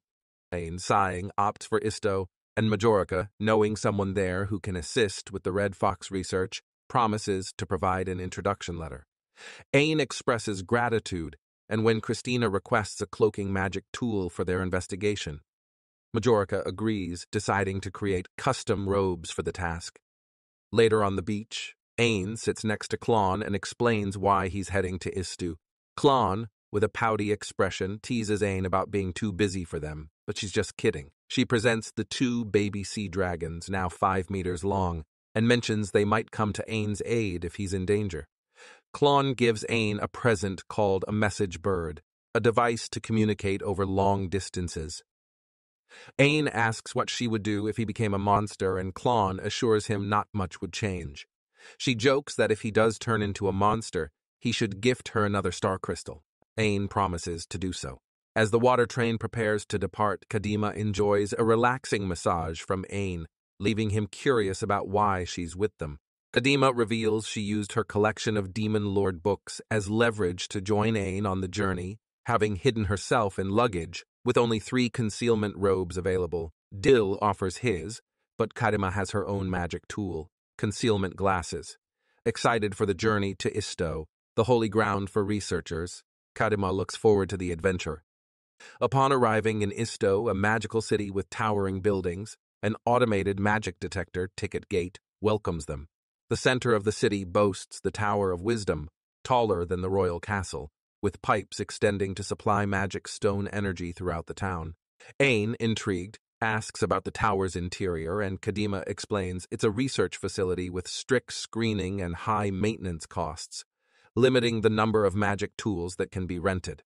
After arriving in Isto, Dill suggests dropping their things at an inn, and Ain agrees. Deciding to contact Klon, he records a message mentioning the colder weather and the impressive size of the Tower of Wisdom. After sending the message, they head to an inn, following the address in the letter, unaware it's the Iesto Magic University-affiliated academy. Approaching the academy, they encounter guards at the gate. Christina provides a referral letter, and the guard, skeptical, checks its authenticity. To their surprise, the guard hurries to call Chief Professor Oz. Oz arrives and, learning they were recommended by Professor Majorika, invites them to his office, expressing gratitude for their visit. Ain, unaware of Majorika's revered status, is grateful for Oz's thoughtfulness. As Ain decides on introductions, he leaves himself out, being well known as the Crown Prince. Christina, the Marshal of the Knights, introduces herself, followed by Dill, Ain's bodyguard trainee, and finally, Kadima von Ishtalika, who unexpectedly starts acting like a true princess. Christina reassures Ain that it's because Kadima is the first princess, making Ain wonder about her sudden behavior. Professor Oz is amazed to meet the renowned first princess and expresses his gratitude. Kadima, adding that she's here to help her troubled nephew, hopes to learn more in Isto. Professor Oz is excited and welcomes her with pleasure. As Professor Oz inquires about Ain's need for help, Ain recounts the situation with his body and the Red Fox. After explaining, Professor Oz, whose expertise lies in magic stone energy, considers himself the most suitable to assist. Surprised to learn that Ain absorbed Dullahan's and the Elderlich's magic stones, he decides to reveal something crucial. Despite Christina's caution, Oz assures her of the safety in his sealed room. As Oz approaches Ain, he unveils a box containing a magic stone, explaining that it holds the information they seek. Christina, still wary, holds Ain's hand in case of any unexpected developments. When Oz opens the chest, they are met with the sight of the Red Fox's magic stone. With caution surrounding the Red Fox's magic stone, Christina remembers the havoc Ain wreaked under its influence. Ain, however, reassures her that he feels fine in its presence. Recalling the Elder Lix's statement about suppressing Dullahan for him, Ain acquires the precious magic stone. Ain then requests Oz's help in understanding his current condition, and Oz agrees, promising to provide more details about his Red Fox research in a few days after compiling the data. Ain, grateful for Oz's assistance, inquires about a suitable reward. Oz initially declines, appreciating the story, but Christina insists that refusing a reward might lead to rumors of Ain exploiting his authority. After considering, Oz suggests a non-monetary reward, aiding in the investigation of recent child abductions in Isto. He reveals his concern for the unsolved cases involving orphan children from the slums and asks Ain to use his influence to involve the Knights in solving this pressing matter. Ain, impressed by Professor Oz's benevolence, agrees to assist in the investigation of the missing orphans in the slums. He also offers to join the search after Oz completes his data compilation, much to Christina's concern for Ain's safety. Before leaving, Oz provides Ain with an old piece of Isto research data, hinting that it might hold clues to Ain's body condition. As they return to the inn, Kadima expresses her desire to go shopping, and Dill quickly follows her. Meanwhile, a disgruntled noble complains about his room being occupied by another guest, offering more money to vacate it.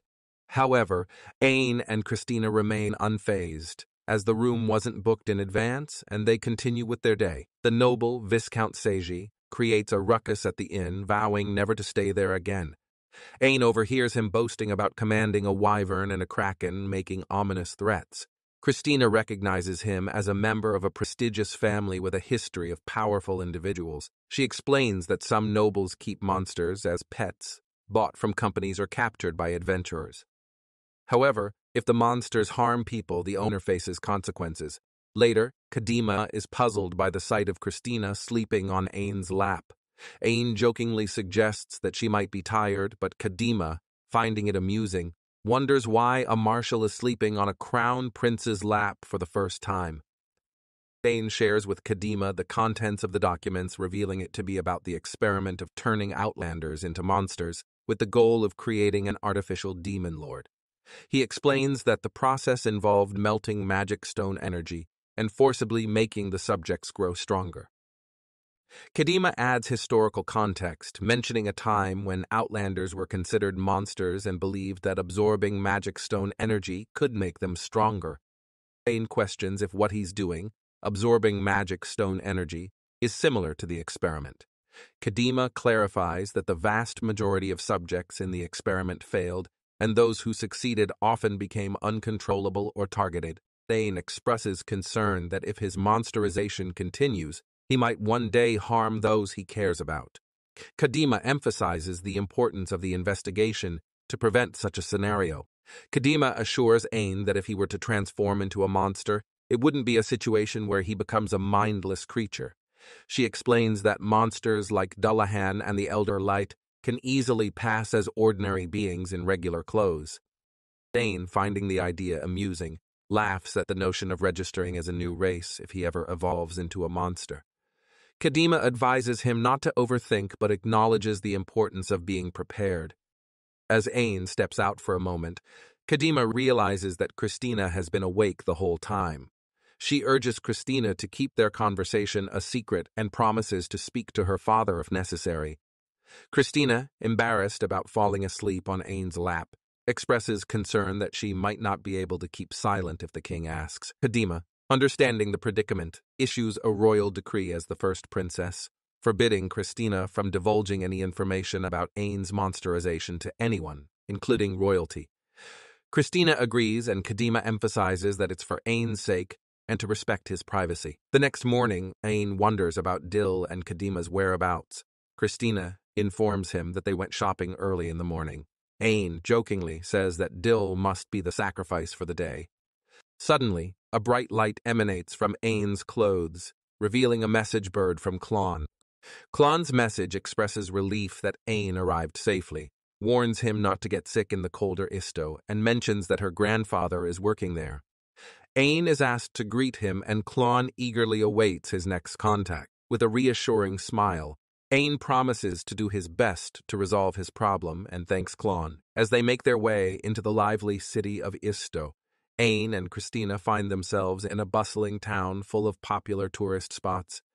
Realizing it might be challenging to gather information in the crowded areas, Ain suggests exploring the alleyways. However, their attempt to navigate the alleys ends up in them getting lost. Amidst the confusion, a commotion catches their attention.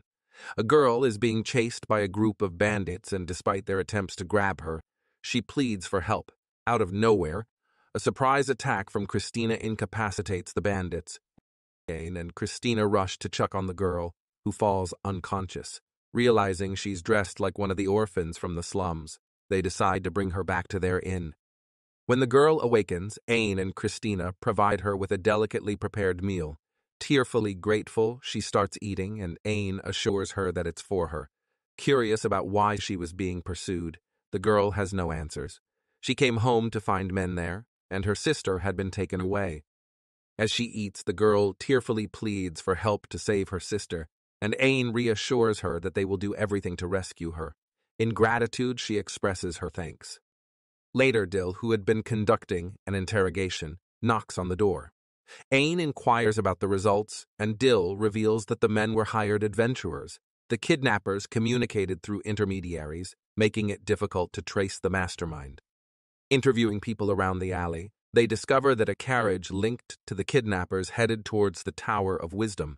The revelation raises suspicions about the possible involvement of Tower officials in the kidnappings. Later that day, with no luck in gathering information, Christina suggests a visit to a popular spot where monsters can be seen during the day. Ain reluctantly agrees, seeing it as an opportunity for sightseeing. Amidst the crowd of various monsters, Ain notices creatures he's never seen before. Christina, excitedly pointing out a green wyvern, suggests they take a closer look. As they approach, a larger wyvern, twice the size of the green one, panics, sensing a monster's presence. It turns out Ain was just examining it closely, but the wyvern, petrified, continues to tremble. Christina speculates that the creature might have sensed the sea dragon's power within Ain. Suddenly, Viscount Seiji, the owner of the wyvern, arrives, noticing his pet's distress. He berates the wyvern, unaware that Ain might be the cause. The Viscount, unable to figure out the problem, then focuses on Aine and Christina, questioning if they did anything to his wyvern. They claim innocence, stating they were only looking. The Viscount, suspicious, orders his attendant to remove Aine's hood. Christina intervenes, preventing the attendant from touching Aine. The Viscount, with a sinister smile, lets them go, inviting them to his inn with a promise not to be rough if they follow quietly. Aine steps in, declaring Christina's importance to him and refusing to let the Viscount lay a hand on her. Despite the Viscount's surprise at Aine's impoliteness, he decides to spare them. Aine grabs Christina's hand and pulls her away, signaling that they've encountered something they shouldn't have and need to go home.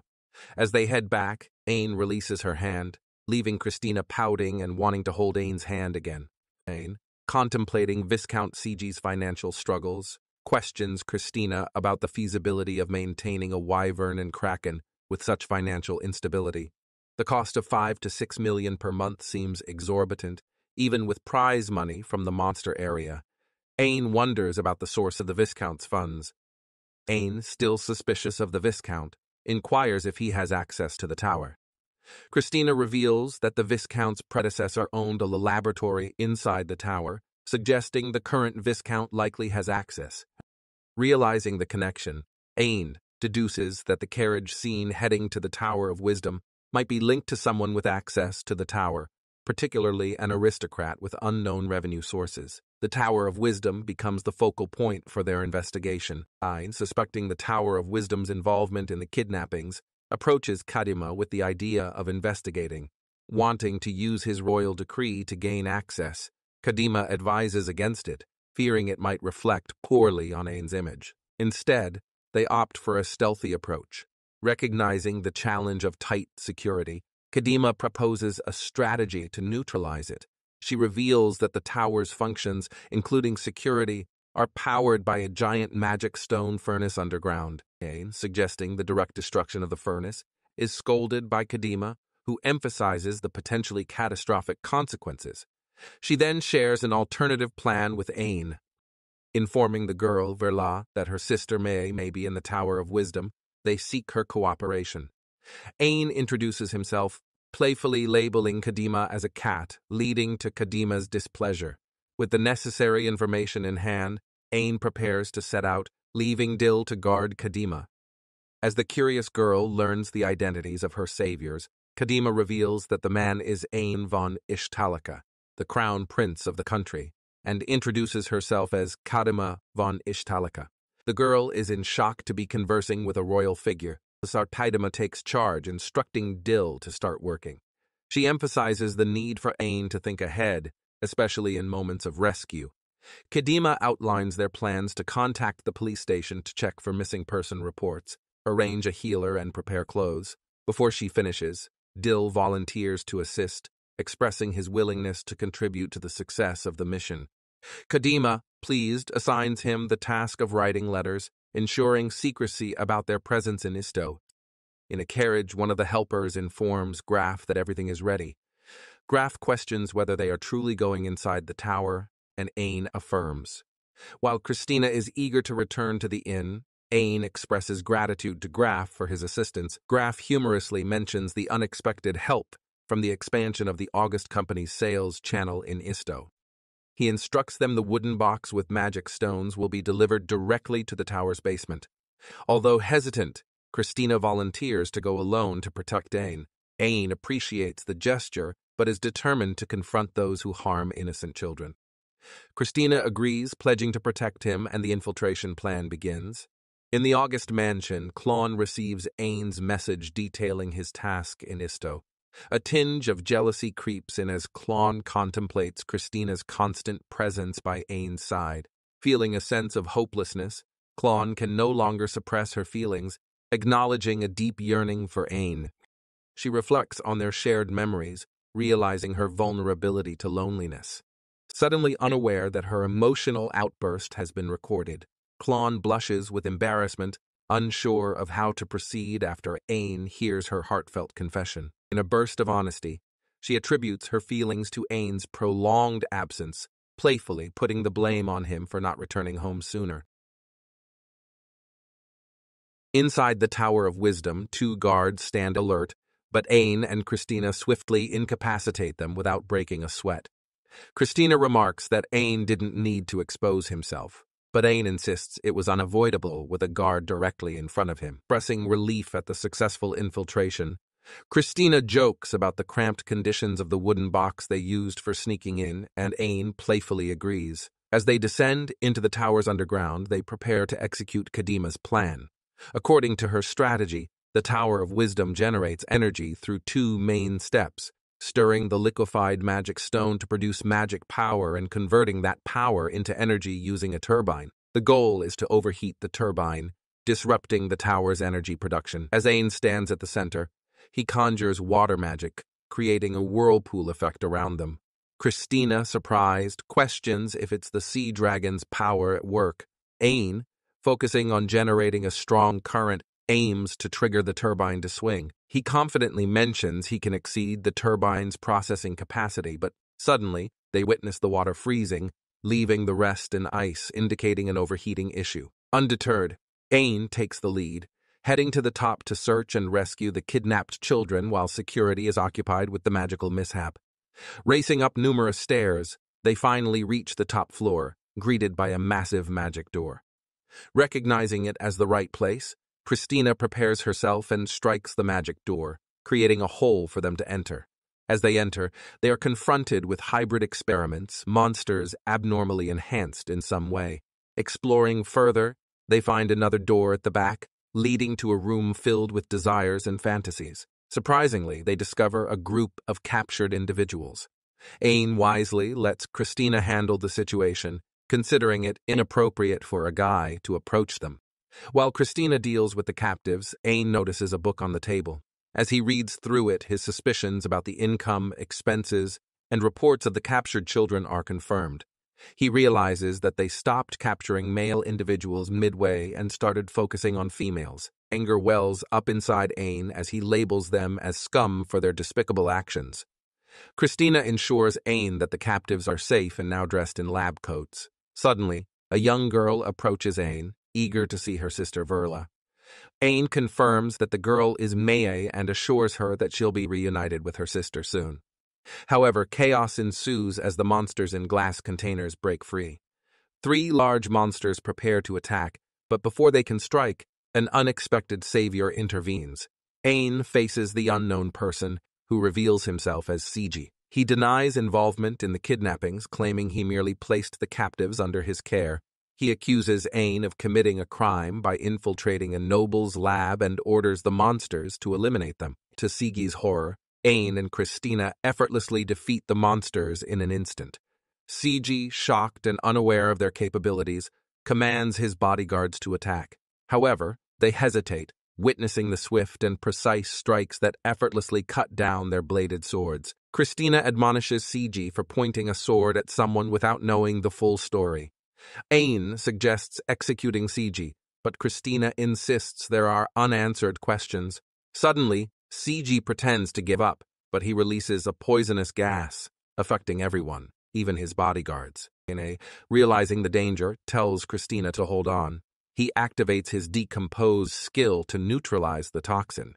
However, CHP's escape plan takes an unexpected turn as a large dragon emerges to his rescue. As CHP hops onto the dragon, and they retreat into the sky, leaving Ain and Christina amid unanswered questions. The next day, in a rush to catch the train, Christina and Ain barely make it as Kadima loudly warns them about the imminent departure.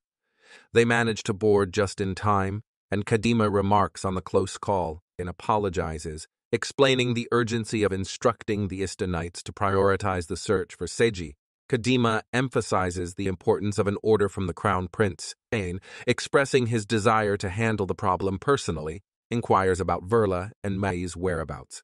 Dill informs him that they are enjoying a meal in another train route. Ain appreciates the efforts of Kadima and Dill, ensuring the kidnapped children will now be cared for in a capital orphanage. He contemplates hiring Verla and Mei as maidservants. Recalling a document from Professor Oz about the Red Fox monsterization and one of its magic stones, Ain ponders the seal's security. Christina assures Kadima that the professor provided a sealed box and to avoid any mishaps, Christina plans to keep it in her room. Relieved, Kadima agrees that it should be fine. In his room, Ain listens to a message from Klon, expecting casual news, but is caught off guard as Klon passionately confesses her loneliness and yearning for his company. Stunned by this heartfelt revelation, Ain is at a loss for words. Before he can respond, the peace is shattered as his window breaks and a gust of wind enters. As the train grinds to a halt, Christina and Dill rush to Ain's room. Looking outside, they discover Seiji's wyvern obstructing the path. Ain senses the panic among the passengers and decides to take action. Christina volunteers to handle the situation, but Ain declines, proposing they work together to ensure everyone's safety and defeat Seiji and the wyvern. Ain warns Dill to take Verla and Mei to Kadima for protection. Standing atop the train, Ain prepares to face the wyvern with Christina. They note the wyvern's increased size and strength. Ain wishes the wyvern still carried the scars from their previous encounter in the Colosseum. As Christina strikes the wyvern, they discover its tough skin and rapid regeneration, posing an unexpected challenge. Christina briefs Ain on the strategy, emphasizing the need to target the wyvern's vital point, the magic stone. Ain quickly formulates a plan. He creates a thick fog to distract the wyvern, allowing him to move in with his Black Knight skill. However, the wyvern proves more formidable than expected, surprising Ain, who recalls facing even stronger opponents. Undeterred, Ain manages to suppress the wyvern with his Black Knight skill.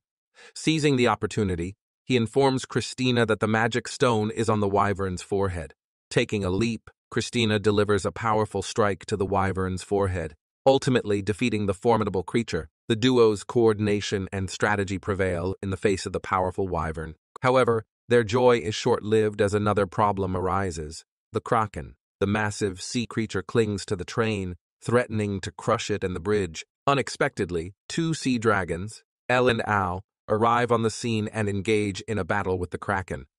Ain is surprised and delighted to see the baby sea dragons, sensing a familiar energy. When Ain asks if they came to rescue him, the sea dragons nonchalantly munch on the Kraken meat.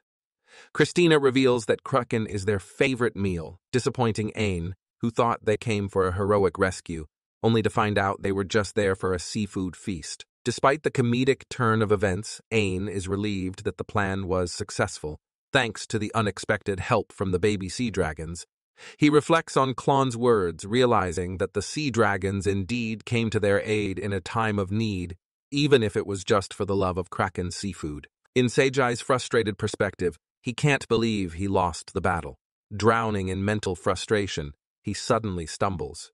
Footsteps approach him, and from the shadows, Ain reveals that he will take Seiji to the capital to face jail time. Seiji, in disbelief, dismisses Ain's authority, thinking they have no power to punish a noble viscount. Ain steps out of the shadows, closing in on Seiji, questioning once again if he believes they lack the power to punish him. Seiji, now realizing he's facing the crown prince, widens his eyes in shock. Ain confirms that Seiji, as a noble, should recognize the crown prince's face. Ain explains that Seiji has committed multiple crimes and he'll have to confess everything in the capital. Before proceeding, Ain wants to know why Seiji engaged in kidnapping. Seiji, wearing a disgraceful expression, admits that it was due to someone else's wish, and he did it in exchange for a reward. Overwhelmed, Seiji makes a horrid expression and trembles, losing consciousness. Ain, bewildered and disappointed by the sudden turn of events, questions if Seiji is dead. Feeling a mix of guilt and frustration, he vents his emotions in a sudden outburst. Returning to his room, Ain recalls Dill's advice to rest until the railroad line is repaired. But unable to sit idly, he heads to the train's bar. To his surprise, he finds Christina there, sipping champagne. Curious about her fancy outfit, Ain playfully asks about the occasion. Christina, flustered, admits it's the only clean dress she has left. Ain compliments her, reassuring her not to be embarrassed, and Christina, with a blush, appreciates the kind words. As they share drinks, Ain expresses his unease about the outcome of the mission, a sentiment shared by Christina. Both feeling restless, they continue to grapple with the aftermath. In the aftermath of Seiji's revelation that he acted based on someone else's wish, Ain contemplates the presence of a mastermind orchestrating the incidents. Christina, with her usual wit, likens their effective removal of this mastermind to the shedding of a lizard's tail, efficient, and leaving no room for retribution, and speculates that the elusive red fox might be the puppet master, possessing the uncanny ability to enhance and manipulate monsters. This, in turn, raises suspicions about its potential involvement in the Demon Lord's destructive rampage, as the monsters under Seiji's control exhibited similar energy patterns. Looking ahead, Ain declares his intention to divert his focus to investigating the Red Fox once he successfully resolves the ongoing issues with his own body. Delving into the documents Professor Oz provided, Ain highlights a fascinating insight. The evolution of monsters doesn't entail a loss of consciousness from their pre-evolution state. This revelation sparks a question from Christina. Would undergoing monsterization allow someone to retain their essence? Ain responds, suggesting that treating monsterization akin to evolution might indeed preserve one's identity. Relieved by this revelation, Christina expresses gratitude towards Professor Oz for his invaluable information. Ain further extols the professor's character, praising his commitment to orphans, the city, and his own interests. Ane reflects on how fortunate he is to have encountered such a person during his time in Isto. Christina, ever perceptive, acknowledges Ain's personal growth during their journey, drawing a parallel between him and the revered first king. Ain, touched and slightly embarrassed by this comparison, realizes the impact of their shared experiences. To mark this moment of reflection and newfound understanding, Christina proposes a toast. Glasses clink in celebration as they agree to embark on yet another adventure together. Their smiles encapsulate the camaraderie forged through challenges, signaling the beginning of a renewed chapter in their journey. In the heart of Isto, the peculiar professor found himself reflecting on what he considered a rather splendid day. With a hint of humor, he pondered the audacity of a man who dared to borrow his power, only to act imprudently. The professor felt a certain natural justice in the idea that such behavior deserved punishment. The day's triumph, however, extended beyond severing ties with the troublesome borrower. Gleefully, the professor celebrated his freedom from what he cheekily referred to as a dirty vixen magic stone. His thoughts then turned to the crown prince, whom he admired for his dignified and beautiful demeanor, affectionately calling the crystal he communicated with father. In an odd turn of events, the professor decided to engage in an unconventional act, licking the crystal. He expressed excitement about the prospect of confronting the mentioned vixen, relishing the anticipation of the experience. The crown prince, too, became a subject of the professor's musings, with a desire to witness any potentially distorted expressions, albeit with a recognition that directing twisted ideas toward him would be blasphemous. Amidst these whimsical contemplations, a knock on the professor's door interrupted his thoughts. A guard informed him that the knights were seeking his insights on matters related to the Tower of Wisdom case, and deterred by the interruption, the professor agreed to visit their office the next day. With a nonchalant wave, the guard excused himself, leaving the professor to his eccentric reflections and the promise of more intrigue in the days to come. As Ain approaches the site of the bridge, memories flood back since the incident on the water train half a year ago. Now 11 years old and the beginning of spring, he's here for the reopening ceremony of the bridge destroyed by Viscount Seiji's monsters. Christina expresses surprise at the smooth proceedings, and Ain credits the efficiency to his talented aide. Klon, with a playful chuckle, takes the tease in stride. Having graduated from Libe Girls' College, Klon made history by becoming the youngest person to pass the civil servant's winter recruitment test, with a perfect score securing her role as the Crown Prince's aide. Ain, curious, asks if the carriage is on loan from the August Company, praising its comfort. Klon reveals it's the newest model, obtained after a consultation and negotiation with Oji, emphasizing the need to avoid wasting funds to maintain Ain's reputation. As they approach the capital, Klon helps Ain put on his coat, a sweet and heartfelt sight. With the bridge fully restored, Ain takes the opportunity to declare the restoration among the citizens, and the atmosphere turns festive as the capital awaits their arrival. The blend of memories, accomplishments, and the anticipation of a new beginning marks a lively and heartwarming celebration. Ain let out a disappointed sigh, catching the attention of his friends, who quickly asked what was bothering him or if he felt unwell. Ain explained his dismay about the castle visit coinciding with the first Go event in 5 years, feeling like a group home visit rather than an exciting adventure. His friends, however, found the idea intriguing, never having been inside the royal castle. Dill, stepping in as the self-appointed guide, thanked Ain's friends for their patience and laid down a crucial rule. Inside the castle, Ain would be addressed as Your Highness. Everyone readily agreed, and the tour began. As they explored, they encountered swords, armor, and statues, observed guards' post-training battles, and finally, they enjoyed lunch. Bats, one of Ain's friends, felt the grace of the knights, and while everyone else seemed impressed, Leonardo attributed it to Ain's strength, but Bats was determined not to lose, pledging to work even harder. Upon their return, Ain treated his friends to more food, but the gathering was interrupted by Marsh. She informed Ain about an afternoon appointment, expressing hesitation to leave without finishing his second round of meals. March promised to bring the food to Ain's room later, bidding farewell to his classmates as she had another engagement to attend. On their way to a meeting, Ain and March unexpectedly crossed paths with May, now working as a maid in the royal castle. May greeted Ain, identifying him as His Highness, revealing that Marche was supervising her and assigned her to work in the cafeteria. Ain praised March's clever strategy, intrigued by the placements. Curiosity piqued, Ain inquired about Verla's whereabouts. Marche shared that Verla was diligently working in a treatment facility near the training camp, earning a commendable reputation among the knights. Ain, thrilled to hear about their hard work, felt motivated to match their dedication. And in the subsequent meeting with Warren and Klon, the focus shifted to official business concerning the adventurer's town, Baltic. The inspection aimed to investigate the Red Fox and monsterization. Viscount Sejai's frequent visits to Baltic in past years suggested a connection to the Red Fox, a theory shared by Kadima and Warren. Ain learned that Professor Oz advised relying on Baltic's adventurers for simultaneous investigations into the old Demon Lord's territory. Warren explained that uncovering information about the Red Fox or any ancient knowledge would constitute a successful investigation. Ain, curious about the Demon Lord's territory, discovered that Lloyd would accompany him, bringing relief. He inquired about Klon's participation, and she, tired of waiting, decided to become Ain's aide. When Ain asked about Christina, it was revealed that she would stay behind in the capital.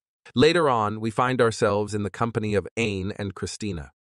Christina, with a melancholic tone, expresses her regret at not being able to join them on their upcoming adventure. Ain, ever the reassuring figure, reminds her that she plays a crucial role in safeguarding the capital. Moved by his words, Christina, with teary eyes, pledges to protect the capital in Ain's absence. Ain, oblivious to Christina's hidden feelings, feels a sense of relief and affectionately pats her head. Meanwhile, in a wintry landscape, a valiant knight seeks formidable opponents to challenge. His quest leads him to confront a massive monster. With a swift and powerful strike, the knight effortlessly cleaves through the creature, leaving it severed on the snowy ground. Undeterred, the knight declares his unwavering commitment to wait, no matter how long it takes, for the return of an unknown master. As Ain bids his fond farewells to the citizens, he finds himself on the water train, joined by his loyal aide, Klon. She proves to be quite attentive, perhaps a tad bit pampering, but Ain doesn't seem to mind the extra care. Curious about the whereabouts of Dill and Lloyd, Ain learns that they are stationed in the front car, dividing the knights to guard both ends of the train. Ain, with a realization, notes that this arrangement leaves him and Klon alone in the center. Klon, ever playful, makes a cheeky remark about not needing anyone else with them, and Ain, with a chuckle, wholeheartedly agrees.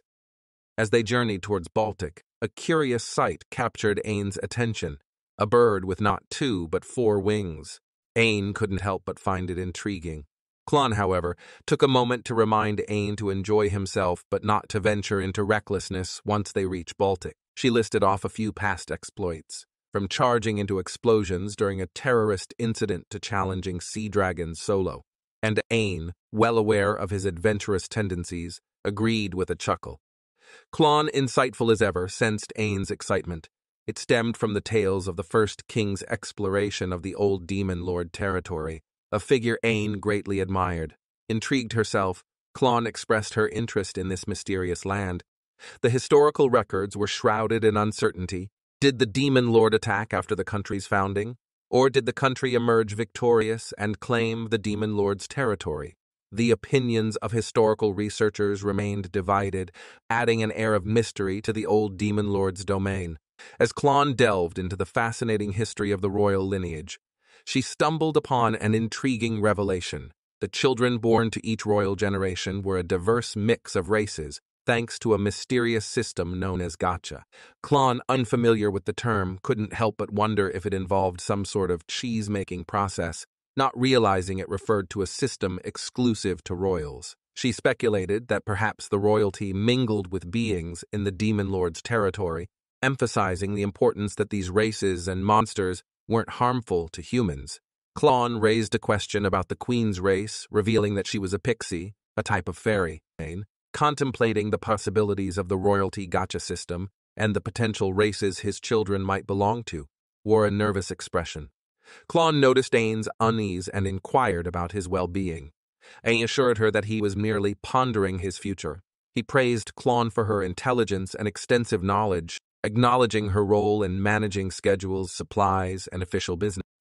Klon, undeterred by the challenges of her responsibilities, expressed her genuine desire to continue her work, emphasizing that she found it fulfilling. The train abruptly grinds to a halt, and Dial, with his usual calm demeanor, announces that they've paused the journey due to a sudden earthquake. Aine nods in agreement, understanding the need to investigate the cause before proceeding. Klon, sensing something odd, expresses her hope that nothing too troublesome is afoot. Upon arriving in Baltic, Aine, feeling the chill in the air, comments on the cold temperature. Perplexed by the new surroundings, he questions whether they are still on the same continent. Dial, updating his father on their journey, mentions a small hiccup but assures that they safely reach Baltic. The question of what to call Dill's father arises, and Lloyd, quick on his feet, suggests addressing him as Lloyd first, then Marshall. Aine, ever the easygoing prince, dismisses the formalities and encourages everyone to act as usual. As they venture into the town, Klon, curious about Aine's recognition among the citizens, learns from Lloyd that Aine enjoys high esteem in Baltic. The reason? Aine's solo victory over the sea dragon. However, due to the local population rarely reading reports, they are blissfully unaware of the current situation, adding a comedic touch to the unfolding events in Baltic. Lloyd, ever the knowledgeable guide, points out a colossal skeleton head, regaling Aine with the tale of an ogre that once terrorized a human village, only to be vanquished by the first king. The ogre's immense strength had left scars on the land, similar to the sea dragon's defeat by Aine. Dill cheekily notes the uncanny resemblance, leaving Aine in amused surprise and Lloyd chuckling at the comparison.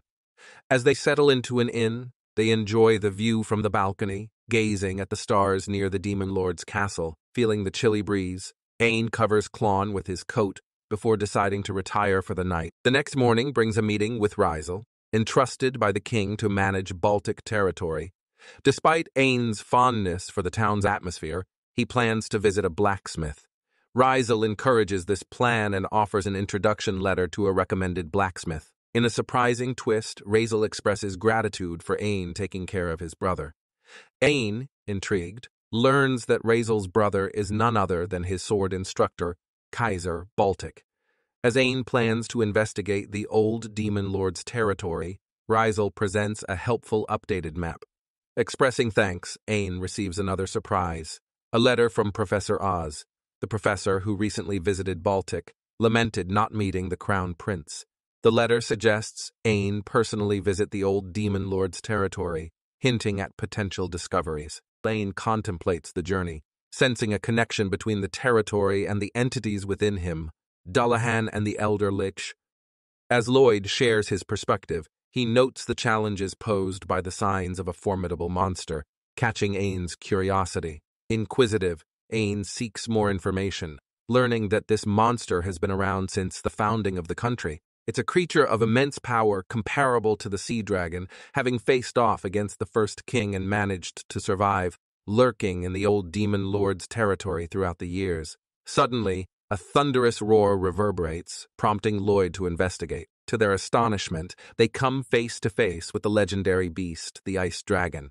As the knights gear up to face the Ice Dragon, Aine, with his strategic mind, devises a plan to investigate the old Demon Lord's territory. Carrying 10 magic cannons, the group prepares to confront the legendary beast. Count Razel expresses surprise and concern about the crown prince taking on such a formidable foe. However, Aloyd, bound by the royal decree, reluctantly follows Aine's orders, unable to contact the capital. Acknowledging the urgency of the situation, Aine urges Count Razel to collaborate with the adventurers in safeguarding the town. Meanwhile, in a candid conversation with Klon, she vents her recent dislike for the first prince, citing the mess Aine has to clean up, reflecting on the ice dragon's survival against the first king. Klon wishes the legendary beast had been defeated back then. The mood, Aine, in a moment of whimsy, wonders aloud about the taste of the ice dragon's magic stone.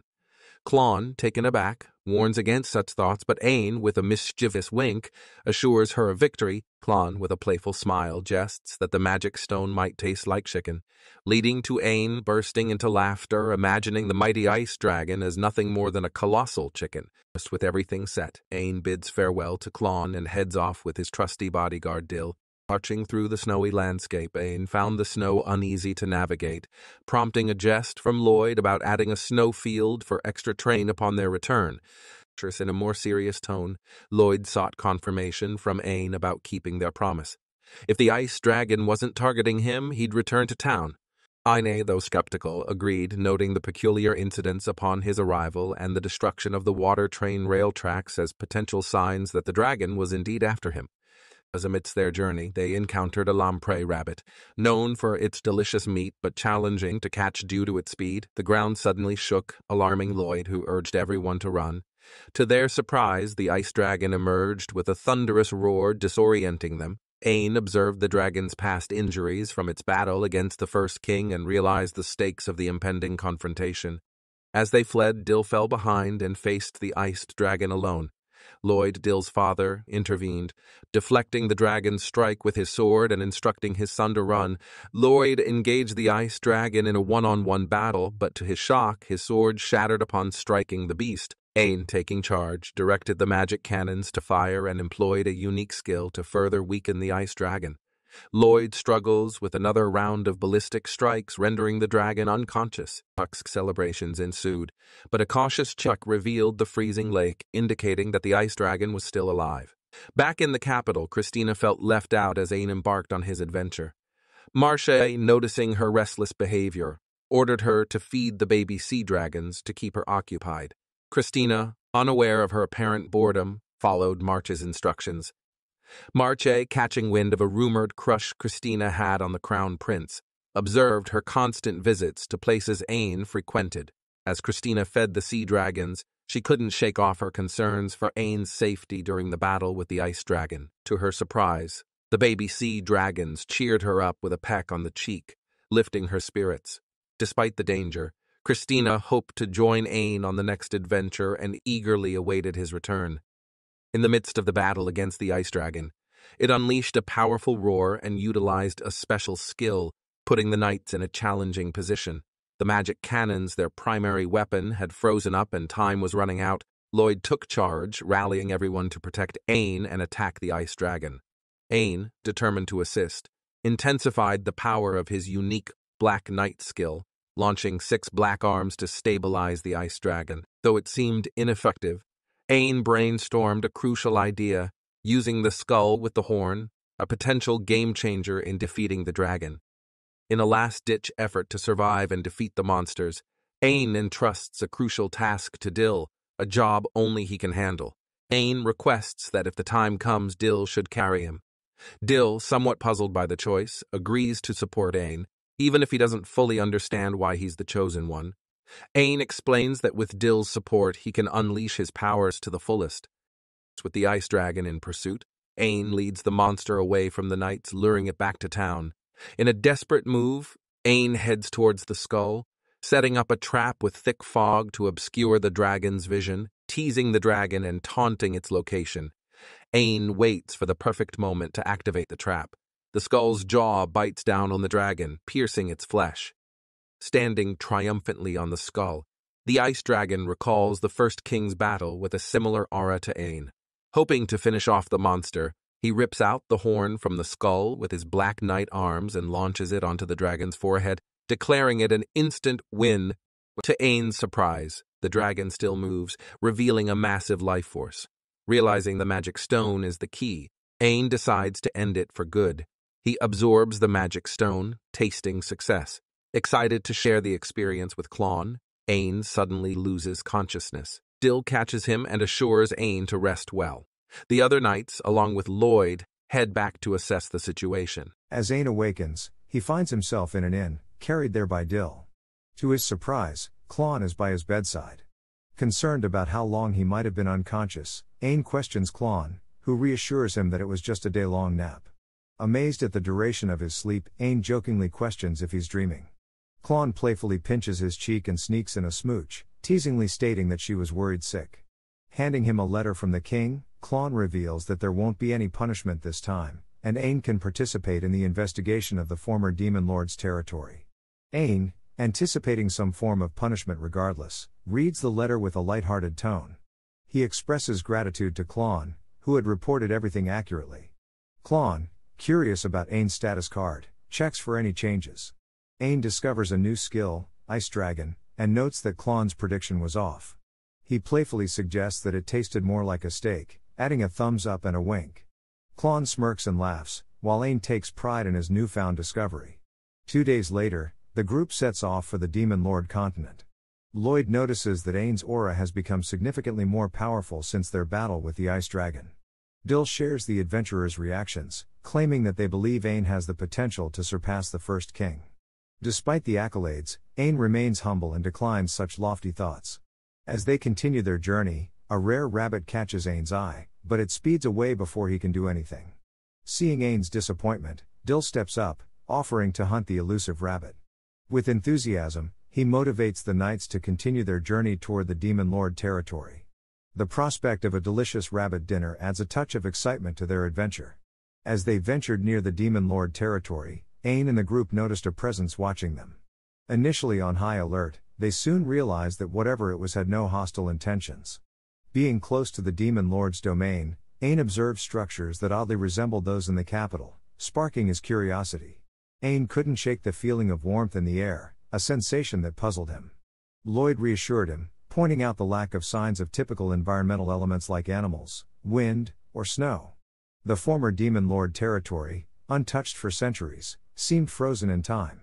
However, Ain's keen observation led him to a startling revelation. The Demon Lord's castle bore an uncanny resemblance to the capital's castle, leaving him genuinely surprised.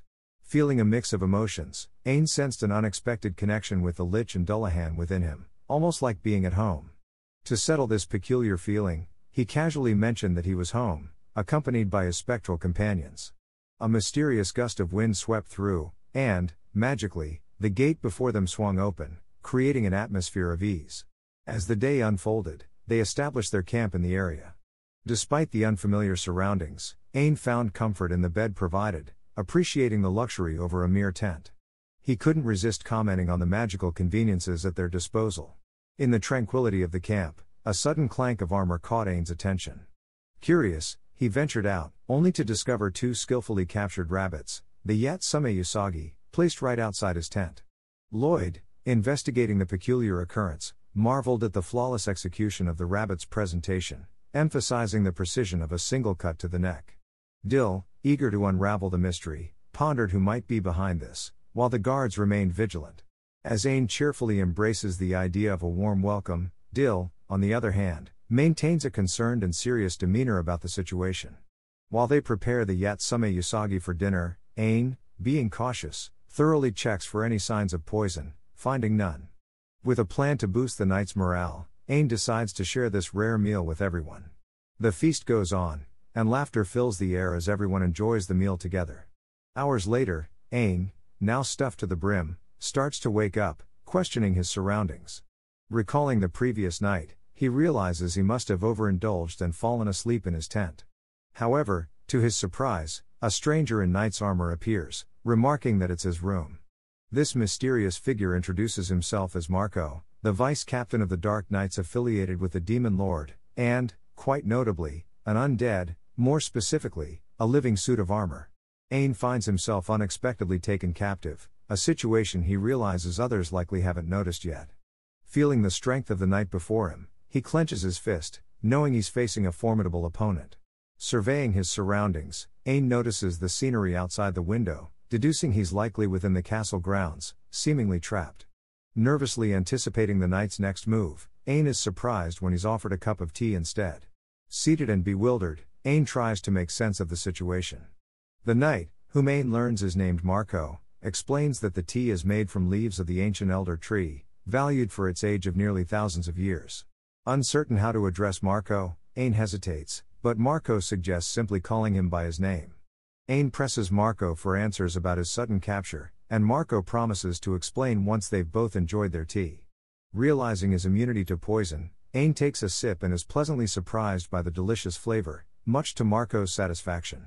Marco reveals that he brought Ain to warn him about the instability of his vessel, cautioning against using his phantom hands in the area. Perplexed, Ain listens as Marco explains the risk of the core going out of control, similar to what happened with the previous demon lord. Marco emphasizes that the curse of the beasts in the area hasn't completely faded. Curious, Ain wonders aloud if Marco is referring to the red foxes. At the mention of the red foxes, Marco visibly trembles, unable to speak their name due to their curse. He apologizes and explains that the tea Ain drank had the effect of blocking the curse. Realizing that Marco harbors no ill will towards him and doesn't see him as an enemy, Ain feels relieved. Marco mentions that Ain's comrades must be worried about him, prompting him to guide Ain outside. As they stroll past the buildings, Ain realizes he's not inside the Demon Lord castle. Marco advises him that if he wants to enter the castle, he'll need to wait until Ain's vessel has matured. Ain, feeling concerned about Marco's solitude, inquires if he feels lonely. Although Marco appreciates the sentiment, he explains that he has an important mission to fulfill, which Ain understands. Shifting the conversation, Marco expresses his curiosity about the red foxes and suggests heading south to learn more. He reveals that after the Great War, the red foxes set sail from a remote southern port, secretly preparing a ship during the conflict. Marco remarks on their cunning nature, and suddenly, dark hands envelop him, making him appear unstable and erratic. Despite this, Marco manages to speak and utters, "Wonderful species," which surprises Ain. Ain questions if the Demon Lord was tricked, leading to chaos in the world. As Marco behaves strangely, he warns Ain not to say anything, emphasizing the red fox's fondness for chaos. Suddenly, Marco grabs his sword and injects himself in the leg, experiencing a sense of relief. Ain, feeling puzzled by Marco's behavior, asks what happened. Marco explains that it's the curse of the red foxes, which robs individuals of their rationality and drives them berserk. He warns Ain to be cautious. Adding to the intrigue, Marco reveals the red foxes hold a grudge against Ishtalika royalty and seek Ain's return. This revelation leaves Ain pondering the history between Ishtalika, the royalty, and the red foxes. As they approach a giant gate, Marco informs Ain that he can return to his camp by heading straight ahead. He hands Ain a box, explaining it contains materials to craft a sword, much to Ain's gratitude. Curious about Marco's motives, Ain asks why he's helping despite being Ishtalika royalty. Marco, standing formally, asserts that serving the royalty is natural for a knight, leaving Ain still curious. Ain wonders if Marco, with his actions, embodies the creed of a knight, despite the Demon Lord army being considered Ishtalika's enemy. Ain's curiosity leads him to inquire about the investigation unit's safety during their visits to the Demon Lord castle. Marco reveals a promise made to protect the area's inhabitants, a vow passed down from the previous Demon Lord, Ash. Marco stresses the importance of getting along with everyone, shedding light on his sense of duty and honor as a knight. Ain, surprised by Marco's revelation about the red foxes and their grudge, is amused when Marco shares a favorite phrase of the Demon Lord. Ain laughs, understanding the need to protect such peculiar beings. As Ain leaves, Marco bids him farewell, cautioning him to be careful. Recalling that Marco was the one who hunted the Yatsume Usagi, Ain compliments the delicious meal, expressing gratitude. Marco, appreciative of Ain's words, bows in return. Rejoining Lloyd and Dill, Ain explains his kidnapping, leaving them spooked and ready to face punishment.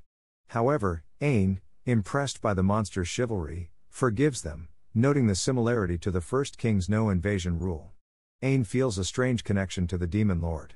Back in Baltic, Ain and Klon open the box from Marco. Klon suggests it might be a parting gift, and Ain, jokingly imagining something alarming, realizes it's harmless. The curious duo contemplates the contents of the box. Ain excitedly realizes he can make a sword from the contents of the box.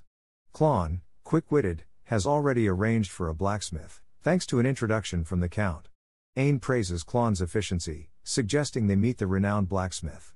On their way to the blacksmith's shop in Baltic, Ain is surprised by the eerie atmosphere. Lloyd, cautious, positions Dill at the entrance. Ain, eager to seek a favor, insists on a polite greeting. Upon entering, Ain encounters two bickering individuals, both absorbed in arguing about hammer swings. When Ain captures their attention, an unexpected dark atmosphere envelops the scene. Realizing Ain's royal status, the blacksmiths quickly apologize for the messy state of their shop, but Ain brushes it off. Mutin, the blacksmith, reveals that they've had no customers for 3 years, and the only recent visitor sought shelter from the rain. As business talks commence, Mutin inquires about Ain's request. Ain presents the material for the sword, and Mutin, upon inspecting it, discovers it's the helmet of a living armor, the same helmet Marco wore. Ain is surprised, but Mutin, relying on a blacksmith's hunch, recognizes it. Explaining that living armor shed their skin only once in their lifetime, leaving behind the helmet, Mutin deems it a precious material. He agrees to take on the job but warns Ain about the high cost of processing such unique material, requiring the use of a special magic stone furnace. Imim, Mutin's student, praises Ain for bringing such a high-class material. Klon bravely ventures into the realm of costs, asking Mutin for an estimate. Mutin suggests around 5 million, a figure that doesn't seem too outrageous to Ain. But then, Klon steps in with a staggering 50 million, adding another 20 million for service, totaling a whopping 70 million. Ain's jaw practically hits the floor at the mention of such a price. Taking a moment to recover from the sticker shock, Ain pulls Klon aside to voice his concerns. Despite being the crown prince, he's not exactly swimming in cash. Klon, with a knowing smile, reveals that Ain hasn't been reaping the rewards of his heroic deeds, including subjugating the sea dragon. To her, 70 million is a steal compared to what Ain truly deserves. Though still hesitant, Ain finds himself outnumbered as the others eagerly support the deal. Lloyd then chimes in with a practical suggestion, using material from the sea dragon for the sword's hilt. Mutin agrees, but alas, the material is in the capital. Lloyd volunteers to fetch it, ensuring only the finest is selected, although Mutin would prefer to handle the task himself if it didn't entail a trek to the capital from Baltic, a trip he'd rather avoid. Klon, ever the ingenious thinker, proposes that Mutin craft the sword in the capital instead. Being the granddaughter of the chairman of August Company, she assures Mutin that her family's business can cover all expenses. Plus, crafting in the capital would give Mutin the advantage of choosing materials until he's completely satisfied. Ain can't help but admire Klon's prowess. Not only is she excelling as his aide, but she's also a master negotiator for her family's business. After some negotiation, Mutin relents, handing over a scroll and granting Klon full authority, promising to foot the bill for land, houses, and a brand new furnace. Although Ain questions the necessity of such lavish conditions, Mutin insists it's vital, especially since his current shop sees little foot traffic. With everyone on board, Mutin pledges to forge Ain the finest sword fit for a highness, leaving Ain eagerly anticipating the outcome. As the discussion wraps up, Ain can't help but marvel at how smoothly everything fell into place. But when they inspect the letter Mutin gave them, they're stunned by the jaw-dropping amount listed, raising doubts about Mutin's legitimacy. Later in the evening, the king throws a party to honor the crown prince and the knights for their commendable efforts. Ain finds himself surrounded by nobles showering him with praise for his accomplishments. Though overwhelmed, he maintains composure, deflecting credit to Lloyd and the royal guards, and impressing the nobles with his humility. His mother jokes that the party might not be a sufficient reward for his achievements, teasing that his father would be displeased without it. Amidst the festivities, Ain's attention is drawn to an elf hiding behind a pillar, seeking advice. His mother reveals that the elf is nervous to approach, considering Ain's prolonged absence.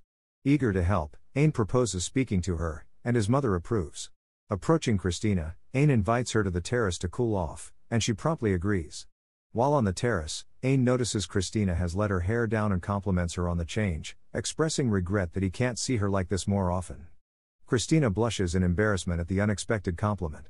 Ain, curious about Christina's well-being, engages in a conversation with her. She shares that everything is normal and peaceful in the castle, with Kadima being lively, and the sea dragon twins remaining as adorable as ever. However, she confesses that she was worried sick when Ain was away fighting elsewhere. Christina admits to feeling helpless and questioning why she couldn't accompany him. She describes the heartbreak of being left behind. Ain, teasingly mentioning that she's a marshal and not meant for him to monopolize, doesn't seem to convince Christina, who only wants to protect him. Overwhelmed by her emotions, Christina sheds tears and apologizes for being selfish. As she attempts to excuse herself, Ain takes hold of her hand, his mind working on a plan. Despite all his accomplishments, he feels he hasn't rewarded himself enough. With a smirk, he decides to claim the rewards that have been accumulating, leaving Christina in suspense about his intriguing plan. Ain met with his grandparents, who were the king and queen. He thanked them for meeting him late at night, and the king understood that Ain wanted to claim the rewards that had accumulated. Ain, with Chris by his side, wondered if it was okay for her to be there. The king approved and then inquired about Ain's desired rewards. Before stating his requests, Ain asked the king to reward Lloyd. Ain explained that Lloyd played a crucial role in preventing casualties during the battle against Upas Kamui. Ain also mentioned how Lloyd lost his title for failing to stop Ain from leaving earlier. Despite this, Ain felt it was time to let go of the past and wished for Lloyd to be reinstated as the marshal. The king acknowledged Lloyd's recent accomplishments but pointed out that Chris currently held the position. Ain understood this but suggested that Chris would step down once Lloyd was reinstated. Ain then requested Chris to become his and Ain's mother's personal bodyguard. I thought he was going to ask Chris as his waifu. The king couldn't believe Ain was asking to bring back a former marshal just for his own convenience. With a fierce look, the king told him to stop talking nonsense. When Warren tried to discuss the matter with him, he ordered him to wait until he finished talking to the king, speaking in a threatening voice. Feeling the pressure from Ain, Warren quickly apologized. Even though Ain's request seemed unreasonable, he argued that it was for Ishtalika's sake, which made the king flustered. He explained that Lloyd could only use his full power as a marshal, while Chris's personality and abilities were better suited for escorting. He insisted that putting them in their appropriate positions would be the best solution. The king knew it was a valid argument but tried to say something until the queen stopped him, agreeing that Ain's proposal made sense. The king then instructed Warren to prepare the paperwork. He officially relieved Chris of her position as marshal and appointed her as Ain's and Olivia's bodyguard. With a smile, he encouraged her to do her best. She kneeled as she accepted her new role, and everyone in the room, especially Ain, smiled at her. Ain and Chris left the room, and he expressed gratitude to Chris for supporting him. Chris apologized, feeling bad for making Ain use his rewards for her sake. He assured her it was okay because it was something he wanted. Chris felt her heart race, realizing how much he had grown. Ain, with a smile, agreed and approached her, playfully claiming he would soon be taller than her. Flustered, she stepped back, and Ain apologized, sensing her discomfort. Maybe Chris thought Ain was going to kiss her? Despite the sudden closeness, Chris was fine with it and asked Ain a favor. Summoning courage, she requested him to call her simply Chris. Ain looked confused, making her sad. Eventually, he decided to address her by her first name, making her happy. After realizing the awkwardness of their situation, they parted ways. 3 months later, Ain visited Muten in Amim's smithy to obtain Muten's greatest masterpiece ever. He proudly held up his new partner, noticing it tremble. Muten explained it was a sign of the sword's loyalty, exclusively crafted for him. He observed how effortlessly the sword responded to his movements as if it was following his will. Claude and Chris complimented Ain on how great he looked with the new sword. Since Muten hadn't tested its sharpness yet, he asked Ain to cut the sea dragon's spine, known for being tough compared to Isalika's ships. He worries it might break, but to everyone's surprise, with a light tap, the sea dragon's spine was sliced in half like butter. The astonishment spread, with even the blacksmith himself unable to comprehend the sword's sharpness. Realizing the sword lacked a name, Muten asked him to give it one. He smiled, looking at the sword, and decided to ask Marco for suggestions when they met again since he was the one who provided the sword's main material. Meanwhile, the living armor, Marco, experienced sudden and intense pain. Strangely, he enthusiastically praised someone as a wonderful person, almost like a maniac. Grabbing a bottle, he poured its contents over himself. Steam rose from his body, and he burst into laughter. He mocked the beast that tried to take control, as he managed to resist their influence. Marco insisted that his mission wasn't complete, and he had to wait for Ain to return. While gazing at the night sky, Marco commended himself for a job well done. However, he quietly acknowledged that it was all thanks to the wonderful person. Unfortunately, it appeared that he had finally succumbed to their control. The following day, Ain sighed. Chris was worried that she might get involved and lose her magic stone. He reassured her, asking her not to be too vigilant. The previous night, while he was asleep, his roots accidentally extended, almost extracting his Aunt Katima's magic stone as she passed by. Despite the close call, he assured Chris that he didn't extract his aunt's magic stone and had no interest in doing that to others. However, Chris felt conflicted about Ain. At that moment, Gil entered the room with a letter from the king, Ain's grandfather. The letter mentioned the death anniversary of the previous king and ordered Ain to visit the grave. He remembered that this was a duty his grandfather performed every year. Gil explained that it was now his responsibility as he had become an adult and would be the future king of Ishtalica. He hesitated, thinking about his upcoming role as king, leaving Chris puzzled. Shortly after, he and his grandfather paid a visit to a graveyard. He felt solemn as he gazed at the resting place of the previous kings of Ishtalica. His grandfather directed him to the far end, where the first king, Jael von Ishtalica, lay at rest. They stopped in front of the slate marking the previous king's grave. Ain's grandfather instructed him to observe and follow his actions. As a sign of respect, they were to hold their swords in front of their chests and make a bow. He followed the instructions, and suddenly, his sword started shining.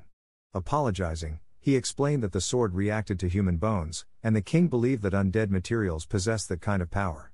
Witnessing the reaction, he felt assured that his father's remains were indeed secure in the grave. Curiously, Ain then asked his grandfather about the qualities of a king. The king was impressed that Ain was contemplating such matters at his age. He mentioned hearing about it from Marco. The king shared his definition, stating that being a king meant having control over the life and death of one's people. He emphasized that a king's words carry great weight, and a self-centered person is unworthy of such responsibility. Ain doubted himself, but the king reassured him that he had plenty of time to grow, and they returned to the castle.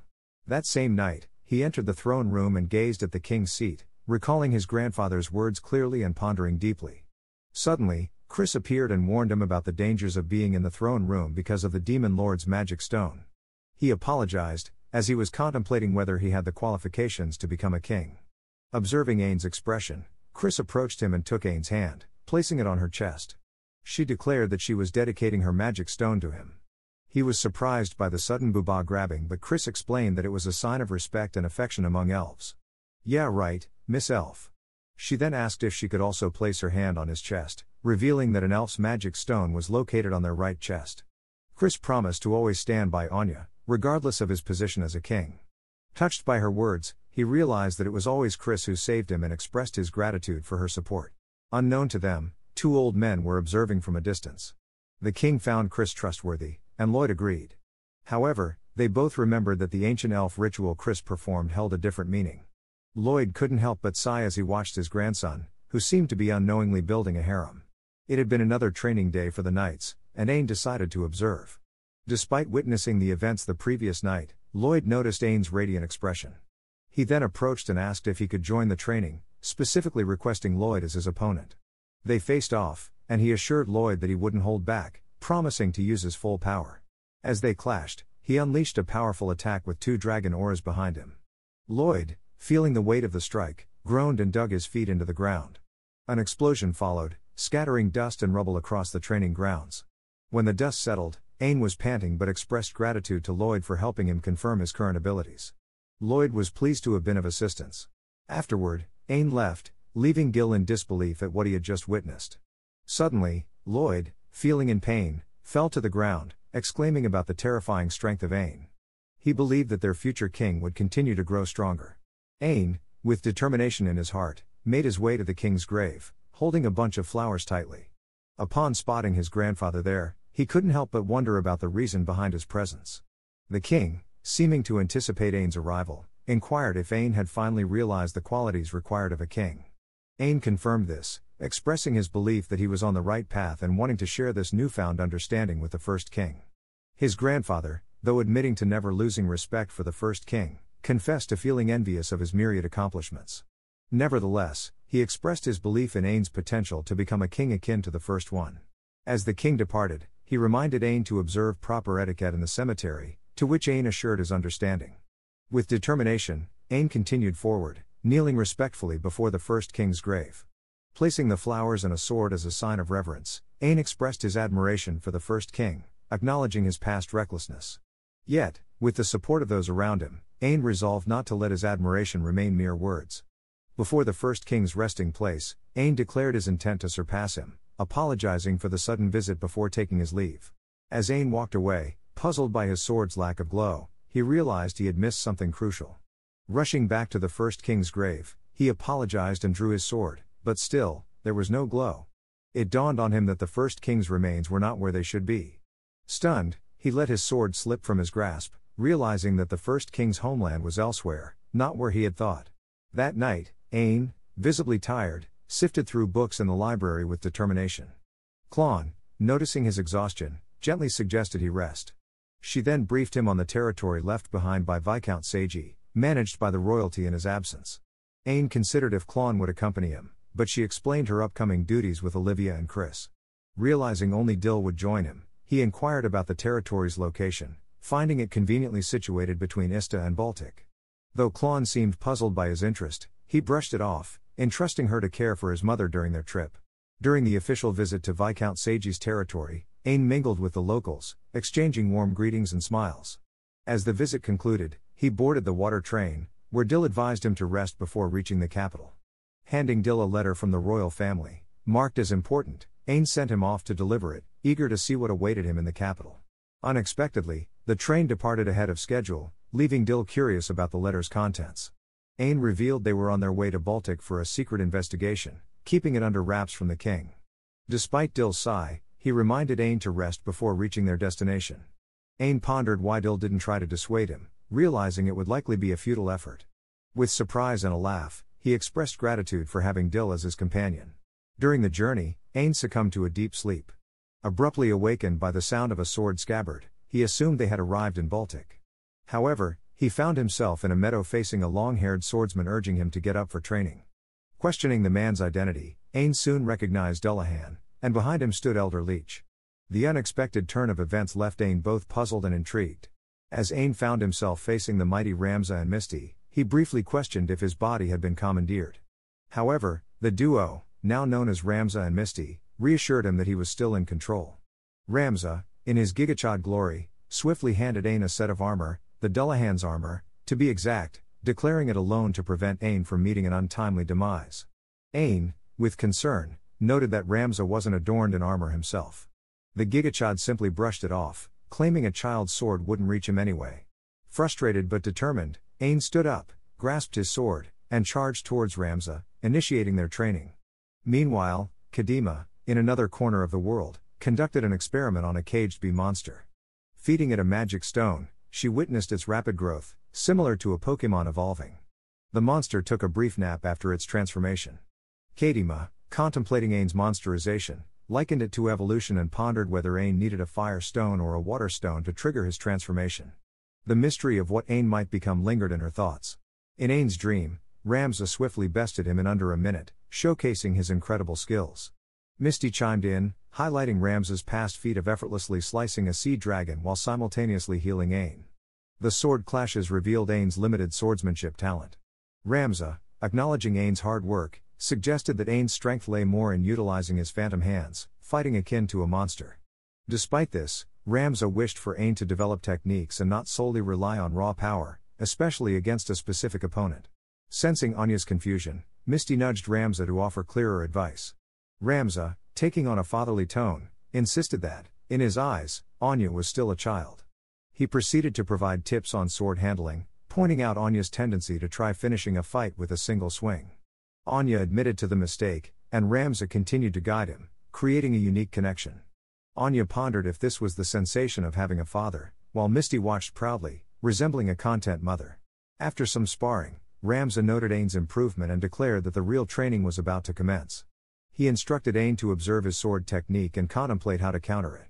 In the blink of an eye, Ramza appeared before Ain, who, despite the surprise, managed to defend against the attack.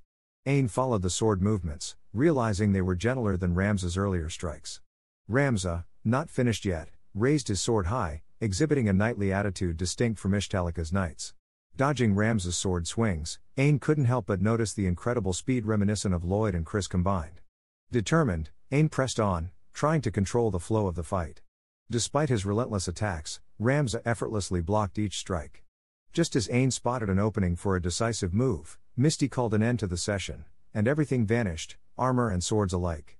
Misty explained that she had alleviated the real fatigue from Ain's body. Despite the peculiar experience, Ain expressed gratitude to the couple. Ramza then casually mentioned that he had summoned Ain because he needed a favor. Curious about what he could do, Ramza revealed that Ain might encounter someone employing the same sword techniques. He requested Ain to deliver a message, withholding the specific details from the readers. Ain, looking surprised, nodded, and in the blink of an eye, Ramza disappeared. Ain awoke in his original body as the train arrived in Baltic. Dil informed him of their location, and Ain, with recent events fresh in his mind, clenched his fist. He headed out into the snowy part of Baltic, assuring Dil that their guide would appear soon. Suddenly, Ain sensed something and was taken aback to find Marco waiting near the city, emerging from behind a tree. As Marco appeared, Dil swiftly came to Ain's rescue, explaining Marco's undead status. However, Marco assured Dil he was expected.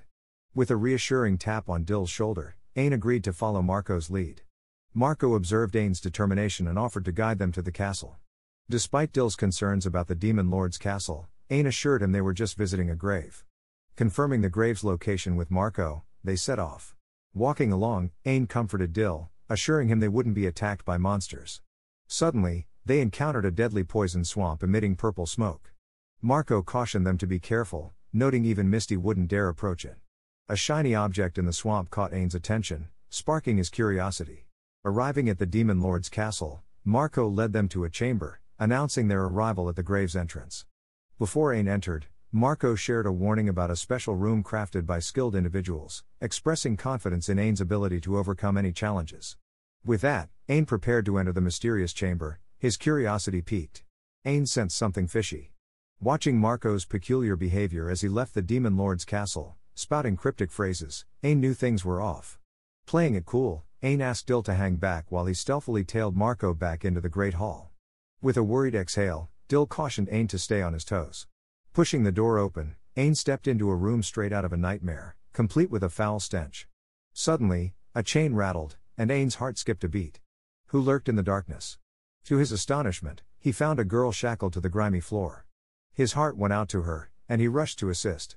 Terrified, the girl reached for Ain's help. Holding her trembling hands, he vowed to rescue her. But then, in a strange twist, she vanished into thin air before his eyes. Reappearing behind him, she implored him to love her, only to vanish again. Ain rubbed his eyes, wondering if it was a red fox curse playing tricks on him. Fatigue tugged at him, but he soldiered on, edging toward the next door. Swinging the door open, Ain stumbled upon a serene gazebo, housing 3 graves. Recognition dawned on him, and a grin spread across his face. With reverence, he approached the gravestones, struck by their familiar design. Placing some flowers, he greeted Ishtalika's first king, paying homage. And just as he suspected, his sword lit up, confirming his hunch. Reading the inscriptions, he uncovered the truth. Jael von Ishtalika wasn't the first king but the second, the child of Ramza and Misty. This land, labeled the Demon Lord's domain, was his true birthplace. Realizing the significance of the gravestones, Ain pieced together the puzzle. The first king wasn't just any monarch but the Demon Lord Ash, nestled between Ramza's and Misty's graves, all bearing the von Ishtalika name. Struggling to fathom that Jael might harm his own kin, Ain envisioned them together, unable to believe they could harbor hatred. The unity in their final resting places contradicted any notion of familial strife. Ain's eyes caught faded writings near the queen's name, and as he deciphered them, shock rippled through him, a familiar family name. Emerging from the room, Ain encountered Dil's concerned gaze. With assurance, Ain claimed to have gathered the necessary intel, instructing Dil not to interfere with what lay ahead. Together, they marched back to the Great Hall, where Marco loomed. With an eerie undertone, Marco probed if Ain had concluded his business. Ain affirmed, stating his intent to return to Baltic. Marco, offering to guide them further, inquired about Ain's experience. Ain, thinking Marco meant the grave, responded nonchalantly. Uninterested in the grave, Marco fixated on the craftsmanship, a creation of the revered figures he held in high esteem. Ain, clearly unimpressed with the palace, couldn't resist expressing his disdain, calling it the worst creation ever. Marco, taken aback by Ain's strong opinion, dismissed it as the wrong answer and questioned Ain's mental well-being. Dil, confused by Marco's reaction, was about to inquire, but Ain intervened, signaling him to wait. As if to address Ain's supposed mental state, Marco nonchalantly suggested medicine. Ain's response was far from grateful. Instead, he shot Marco an angry glare. Unexpectedly, Marco's demeanor shifted, and he entered a berserk state, surrounded by a dark aura, leaving everyone in suspense. As Marco's distressing scream echoed through the air, Dil sprang into action, ready to assist Ain. But our brave hero insisted on facing Marco alone, declaring it his battle to fight.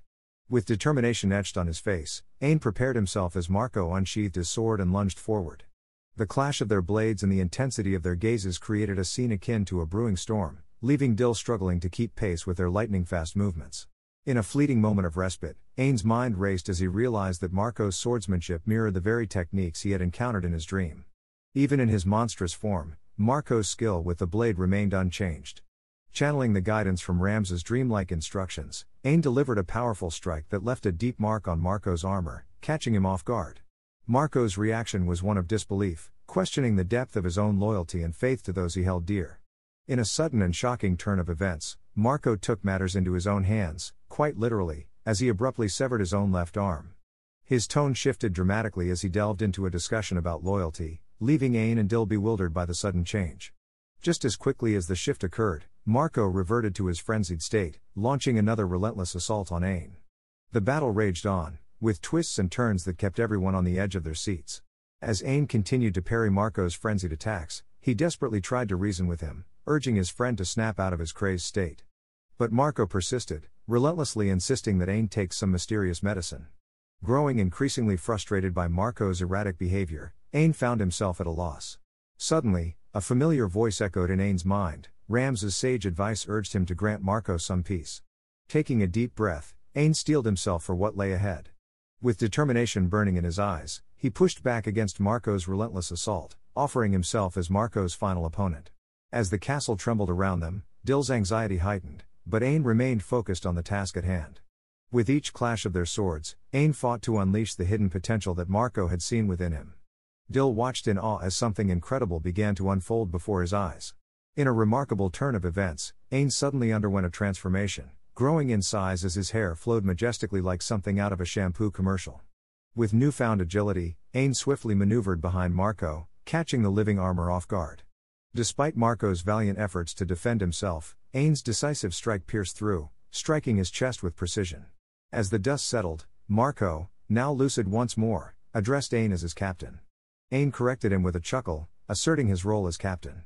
Marco, visibly shaken yet impressed, tapped Ain's shoulder, acknowledging the incredible growth he had witnessed. Though many memories remained lost due to his time as a living armor, Marco declined Ain's offer of magic stones for healing. Instead, he expressed contentment in being felled by the sword technique of his captain. Ain, asserting his authority, reminded Marco that it was his duty to follow orders. Marco, however, pushed back, claiming he had reached his limit and, with his captain no longer alive, desired some time off. Ain, recalling Rams's favor, persuaded Marco to listen, and he reluctantly agreed. Ain then conveyed Rams's words, praising Marco for successfully completing a mission spanning centuries. Initially silent, Marco eventually admitted he was glad, considering those words the greatest reward. In a sudden shift, Marco, curious about Ain's name, asked for it for the first time. Ain shared his full name, and Marco complimented its gallant nature. Bathed in the morning sunlight filtering through broken windows, Marco expressed a deep desire for Ain's name to echo throughout eternity. With a heartfelt wish for Ishtalika's honor, Marco's body vanished, leaving behind a magic stone that Ain absorbed. Nearby, Ain discovered a scroll, an order from Ramza to Marco, instructing him to protect their homeland. Ain realized that for hundreds of years, Marco had dutifully carried out Ramza's orders all on his own, experiencing the emotions of the loyal knight named Marco. Approaching Ain, Dill questioned if Ain truly was his master. Ain confirmed his identity, and Dill, feeling uneasy, noticed Ain had transformed into an adult, towering over him. Despite having some ideas, Dill decided to discuss it later upon their return to the capital. Suddenly, Ain spotted purple smoke, and the two ventured toward the poisonous swamp Marco had mentioned. Dill, wary of the obvious danger, voiced his concerns, but Ain's curiosity prevailed. Instructing Dill to stay behind, Ain extended his arm toward the purple swamp, parting the fog like Moses parting the seas. A flowery scent wafted from the swamp, and Ain suspected something at the center was releasing the poison. Walking atop the swamp's surface, Ain detoxified the water beneath each step. Amid the poisonous fog, he stumbled upon a sakura-colored blue fire rose, distinct from the norm. Suspecting it as the poison's source, Ain, ever the experimenter, pondered if he could crystallize it like the regular blue fire roses. Grabbing the flower, he successfully transformed it into a star crystal, deciding to bring this unique find home. Back in Baltic after a ride on the water train, Ain and Dill reached Ain's room. With a wish for a good rest, Dill departed, grappling with his perceived inadequacy despite being Ain's personal guard. Disappointed in himself, Dill resolved to surpass his father and become stronger. Meanwhile, Ain, concluding his inspection of his status card, faced a troublesome revelation. Anticipating this moment, he worried about breaking the news to others. Recalling Kadima's assumption that he would evolve into something extraordinary, Ain felt a cold sweat, realizing he had indeed evolved into someone exceptional, perhaps even resembling the Demon Lord. Meanwhile, Olivia, Klon, and Chris protested in front of the king because Ain hadn't returned home as planned in the morning. The king, feeling flustered, tried to calm the upset women. His grandson had given him a headache by taking an unexpected detour. Suddenly, Martha burst into the room, announcing that Ain had returned. Olivia worried about her son's safety, but Martha couldn't provide any details. All eyes then turned to the entrance. Ain casually declared his return, even though he had grown in size. Everyone in the throne room, except his ecstatic mother, was shocked. The surprise was so great that everyone screamed in astonishment. Everyone was forcefully sent outside, and the king had a one-on-one conversation with Ain. The king instructed him to address the others' questions later. He then asked Ain how he had ended up with an adult's body and what he had done in Baltic. As an Ishtalika, Ain explained everything to his grandfather. The king was visibly shocked and couldn't believe what he had just heard. He found it absurd that the first king was, in fact, the demon lord they had claimed to have defeated through generations. He didn't even know that the remains of the first king were not in their cemetery. The king then wondered if Dill knew about the Ishtalika's secrets, but Ain claimed Dill had only seen him fight Marco. The king instructed Ain not to discuss the topic with anyone and planned to forbid Dill from revealing the things he had seen. The discussion shifted to Ain's sudden growth, prompting him to hand over his status card to the king. As the king perused the information, his eyes widened, and a sudden headache gripped him. Concerned, Ain shared that, despite his newfound stature as a demon lord, he felt relatively unchanged, except for one minor issue: his clothes were getting uncomfortably tight. The king, relieved that the matter wasn't more ominous, couldn't help but chuckle at Ain's nonchalant attitude. Amidst the awkward silence, the king decided it was time for a wardrobe update and instructed Ain to summon all the town's merchants for a clothing spree.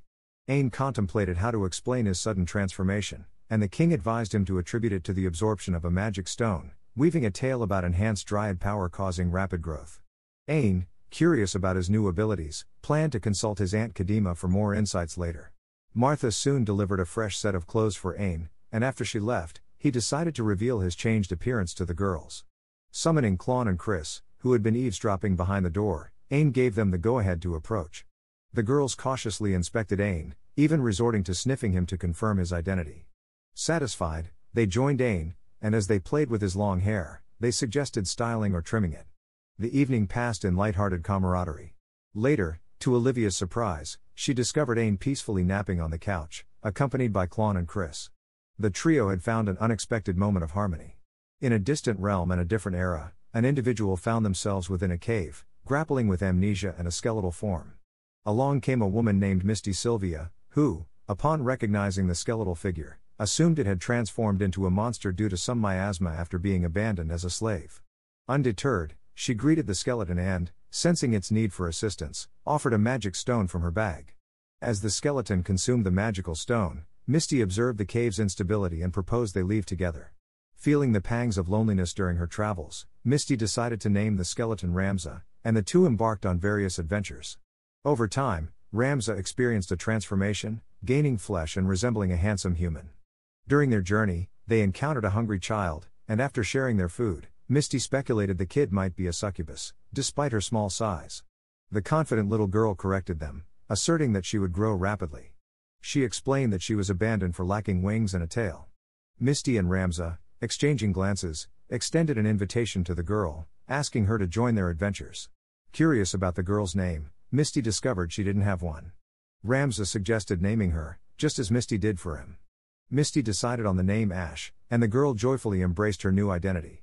The trio continued their adventures, building a unique bond in their peculiar journey through the realms. The trio's adventures continued, filled with monster slaying, aiding various beings, and gathering a diverse group of companions. Eventually, they founded a town with residents spanning different races and species. In the midst of their journey, Ash found herself at odds with one of Misty's ideas. Pouting, she argued that Misty, with her intimidating appearance and stern demeanor, was better suited to lead. Ramza, however, insisted that Ash, being the strongest among them, deserved the title of a demon lord. He believed she was the perfect candidate for leadership, a sentiment shared by others. Misty proposed a compromise, suggesting that Ash could sit on the throne while receiving support from both her and Ramza.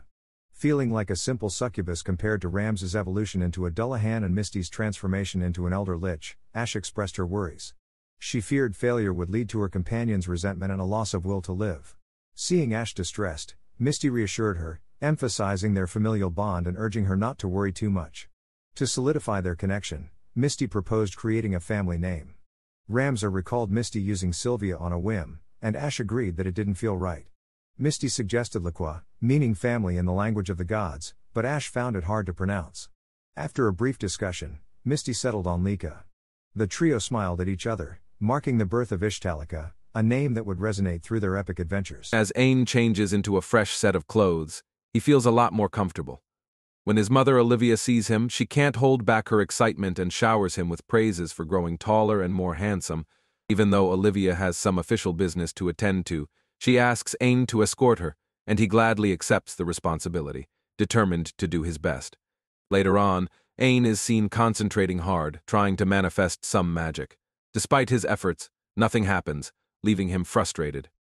Kadima steps in, trying to help him figure out how to trigger his new familiar skill. Ain recalls his dreams, hoping to summon the beings he met there, but it doesn't work like that, at least not yet. Then, suddenly, an idea hits him. He focuses, and a sleeve of armor materializes on his arm. Kadima, always the analyst, confirms it's the Dark Knight's armor.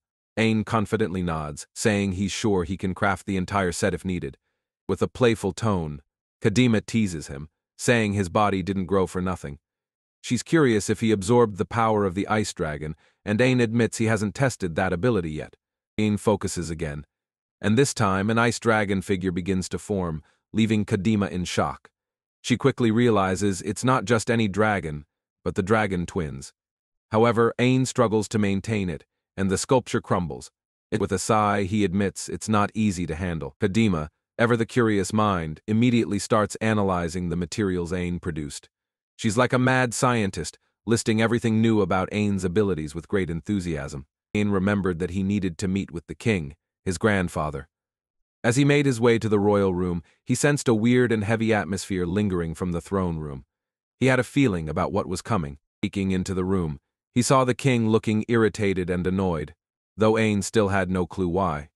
Announcing his presence, Ain was praised by the king for looking the part. The king got straight to business, informing Ain that they nearly started a world war against the Heim kingdom. Ain mentioned that it was prohibited, but the king explained the situation. He had received a letter from Euro, suggesting possible corruption and bribery that allowed the letter to slip through. Handing the letter to Ain, the king urged him to read it. The letter claimed that Ishtalika had kidnapped the family of Graf and other officials, including Ain and his mother, with numerous complaints. While Ain had expected such accusations, he was still disappointed by the pathetic attempt to sabotage Ishtalika. Warren, the prime minister, regretted showing the letter to the king, though he was taken aback by its contents. Lloyd, the commander, added that the Heim kingdom was pretending to be strong to avoid being attacked by Ishtalika. He suggested that if the situation worsened, they should demonstrate the true power of Ishtalika. The king praised Lloyd for his suggestion. Warren then remarked that he did not expect the third prince to have a crush on Lady Clawn, which Ain found annoying. As frustrated by the ongoing issue, Ain suggested a way to settle it without force. Exhausted by the situation, he hoped to find a peaceful resolution, despite the tension and threats surrounding them. The story of Ain navigating these complex political waters, balancing power and diplomacy, was just beginning, promising more challenges and adventures ahead. Ain suddenly had a mirage of images of him and Clawn, which made it clear how much he truly treasured her. With a determined look, he declared with confidence that Clawn was his and only his. The three officials were in awe and shocked to hear Ain's bold statement. The king started bursting with laughter, and although Ain tried to make excuses, the king didn't mind at all.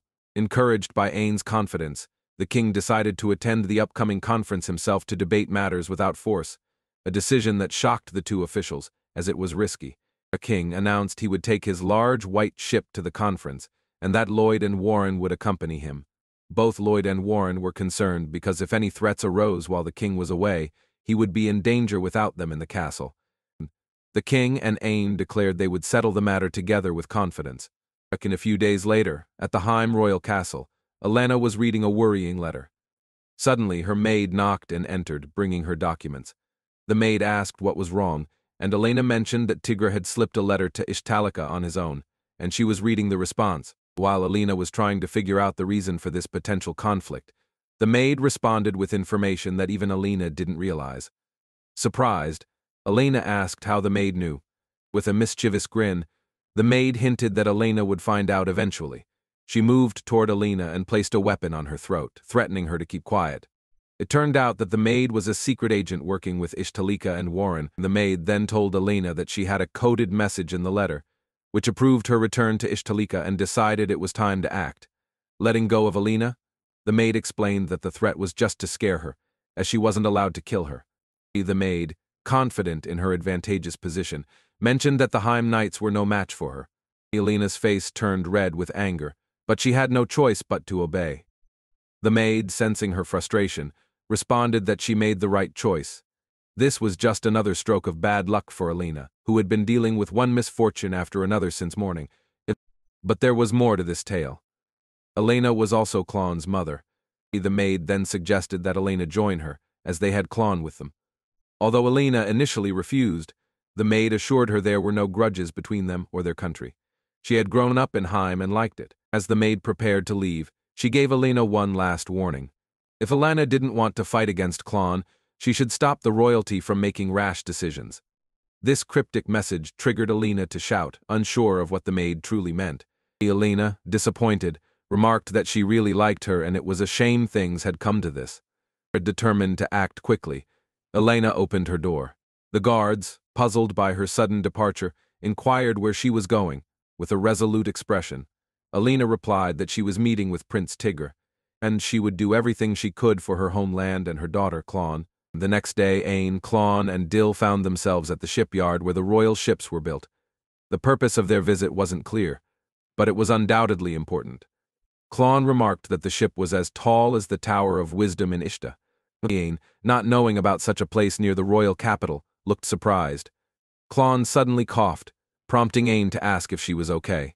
She brushed it off, saying something was stuck in her throat, and apologized. Dill informed her about an epidemic and advised her not to overwork herself, to which she nodded in thanks. Her true reason for being there soon became apparent. They were there to see the sea dragon ship Leviathan. The ship was enormous, even unfinished, and clearly larger than Ain's mother Olivia's ship.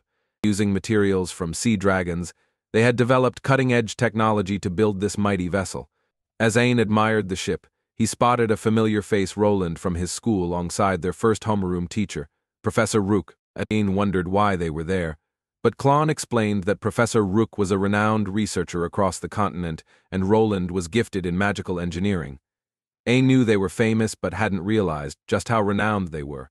Clon asked if Ain was going to meet them, but Ain decided not to interrupt their work and instead chose to wait for the ship to be completed. As spring approached, Ain remembered that it marked the final year of school for him, Roland, Bats, and Leonardo. Determined to make the most of it, he pledged to give his best effort. Traveling on a fast train, Ain was attended by Clon, and he informed her that a meeting was scheduled for summer on a deserted island between Ishtalika and Heim. Clon, curious about the situation, wondered why Ishtalika had been ignoring Heim and what had caused this shift. Ain, recalling a bold statement he had made earlier, blushed slightly. He was slowly becoming more confident and mature. As Clon tried to piece everything together, noting the important attendees for the meeting, Ain realized his younger brother would likely be present since he served the third Prince of Heim, who would also attend. Clon expressed concern for Ain, but he reassured her that everything was fine and going according to plan. He wouldn't back down or run away and was determined to move forward and end their strained relationship with Heim. Meanwhile, in the Heim royal castle, Prince Tigre asked Grint for his opinion on a letter sent from Ishtalika by the crowned prince's aide, Clon. Tigre found the letter's carefully written content and design peculiar and suggested it had a hidden intention. Grint agreed, finding the aide's actions unusual. Elena then asked Grint about the crowned prince's bodyguard and Grint's defeat against Dill. She mentioned that Dill said the crowned prince had single-handedly defeated a sea dragon, becoming a true hero, and wanted to know Grint's thoughts on this. Grint pondered the question, suggesting it might just be an exaggeration since a sea dragon is a formidable creature, yet he couldn't deny the possibility that his brother might have actually done it. And Elena apologized for bringing it up, but Grint assured her it was fine. Prince Tigre then inquired about the whereabouts of their spy, Lily. Elena informed him that Lily was nowhere to be found and had most likely returned to Ishtalika. As they debated getting revenge and sending another spy, Elena cautioned that such actions might worsen their situation. Even if they wanted to infiltrate Ishtalika, there seemed to be no one suitable for the role, especially since Lily, the ex-maid, knew Elena's face. Suddenly Leifon, Prince Tigre's brother, appeared in high spirits, explaining that he had been enjoying himself at a castle with women. The prince sounded a bit disappointed by this revelation. Leifon asked what the commotion was about and wanted to join the discussion. Elena and Prince Tigre hesitated but decided to let him in on the situation. Leifon, with a comedic flair, claimed that infiltrating Ishtalika was easy, leaving both Elena and the prince puzzled. Leifon explained his plan: they should buy a ship from a birdland merchant and send it out from Rockdom. He noted that Ishtalika selectively accepted ships from that country. Hence the prince was unsure if this plan alone would work. But Leifon confidently backed it up, revealing he had special candidates for the job to ensure the infiltration's success. In the medical room, Verla was attending to an injured soldier who seemed to have more than just medical needs on his mind. He mustered up the courage to ask Verla out for dinner, but before she could respond, there was a knock at the door, and it was the crown prince, Ain, with Dill by his side, causing the soldier to retreat into his bed with a disappointed sigh. Ain had come to check on the epidemic situation as both Clawn and Christina were feeling under the weather.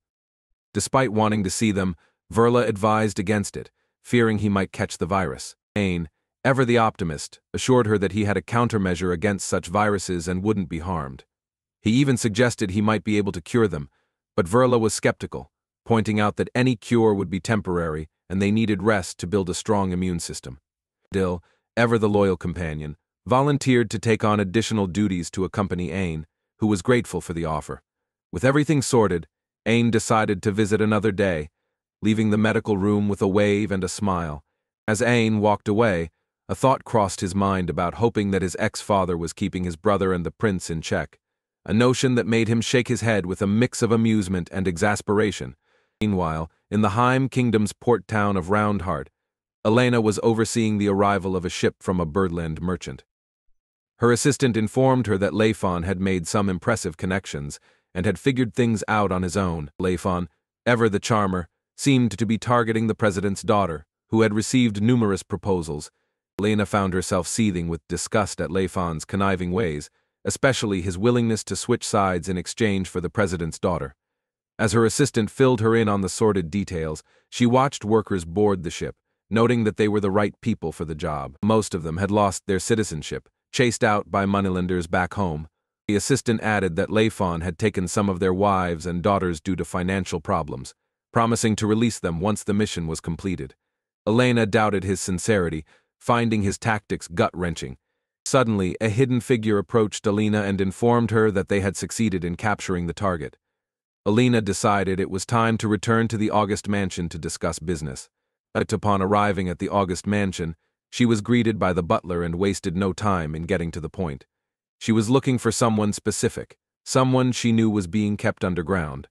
The butler nodded and guided her to the hidden quarters, down in the dimly lit underground chamber.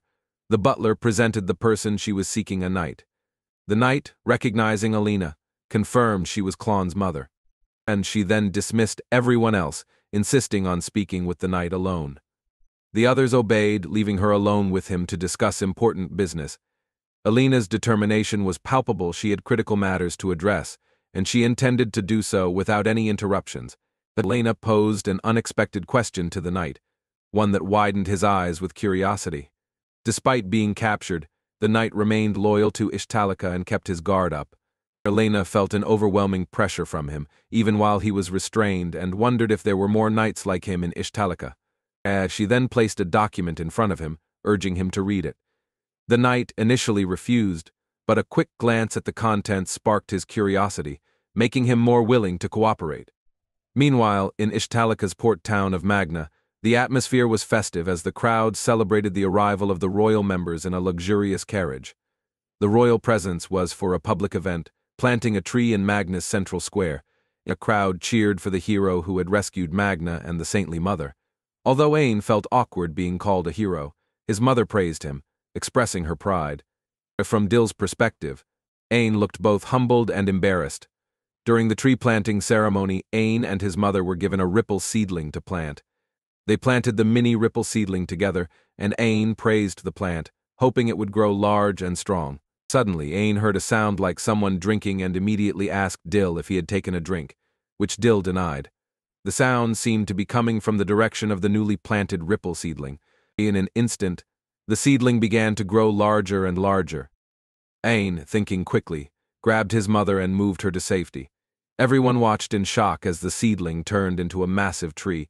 Ain, bewildered, began to suspect that his presence had caused the miraculous growth. The crowd erupted in joy, proclaiming that Ain had the blessing of nature and even suggesting that he was the incarnation of the first king.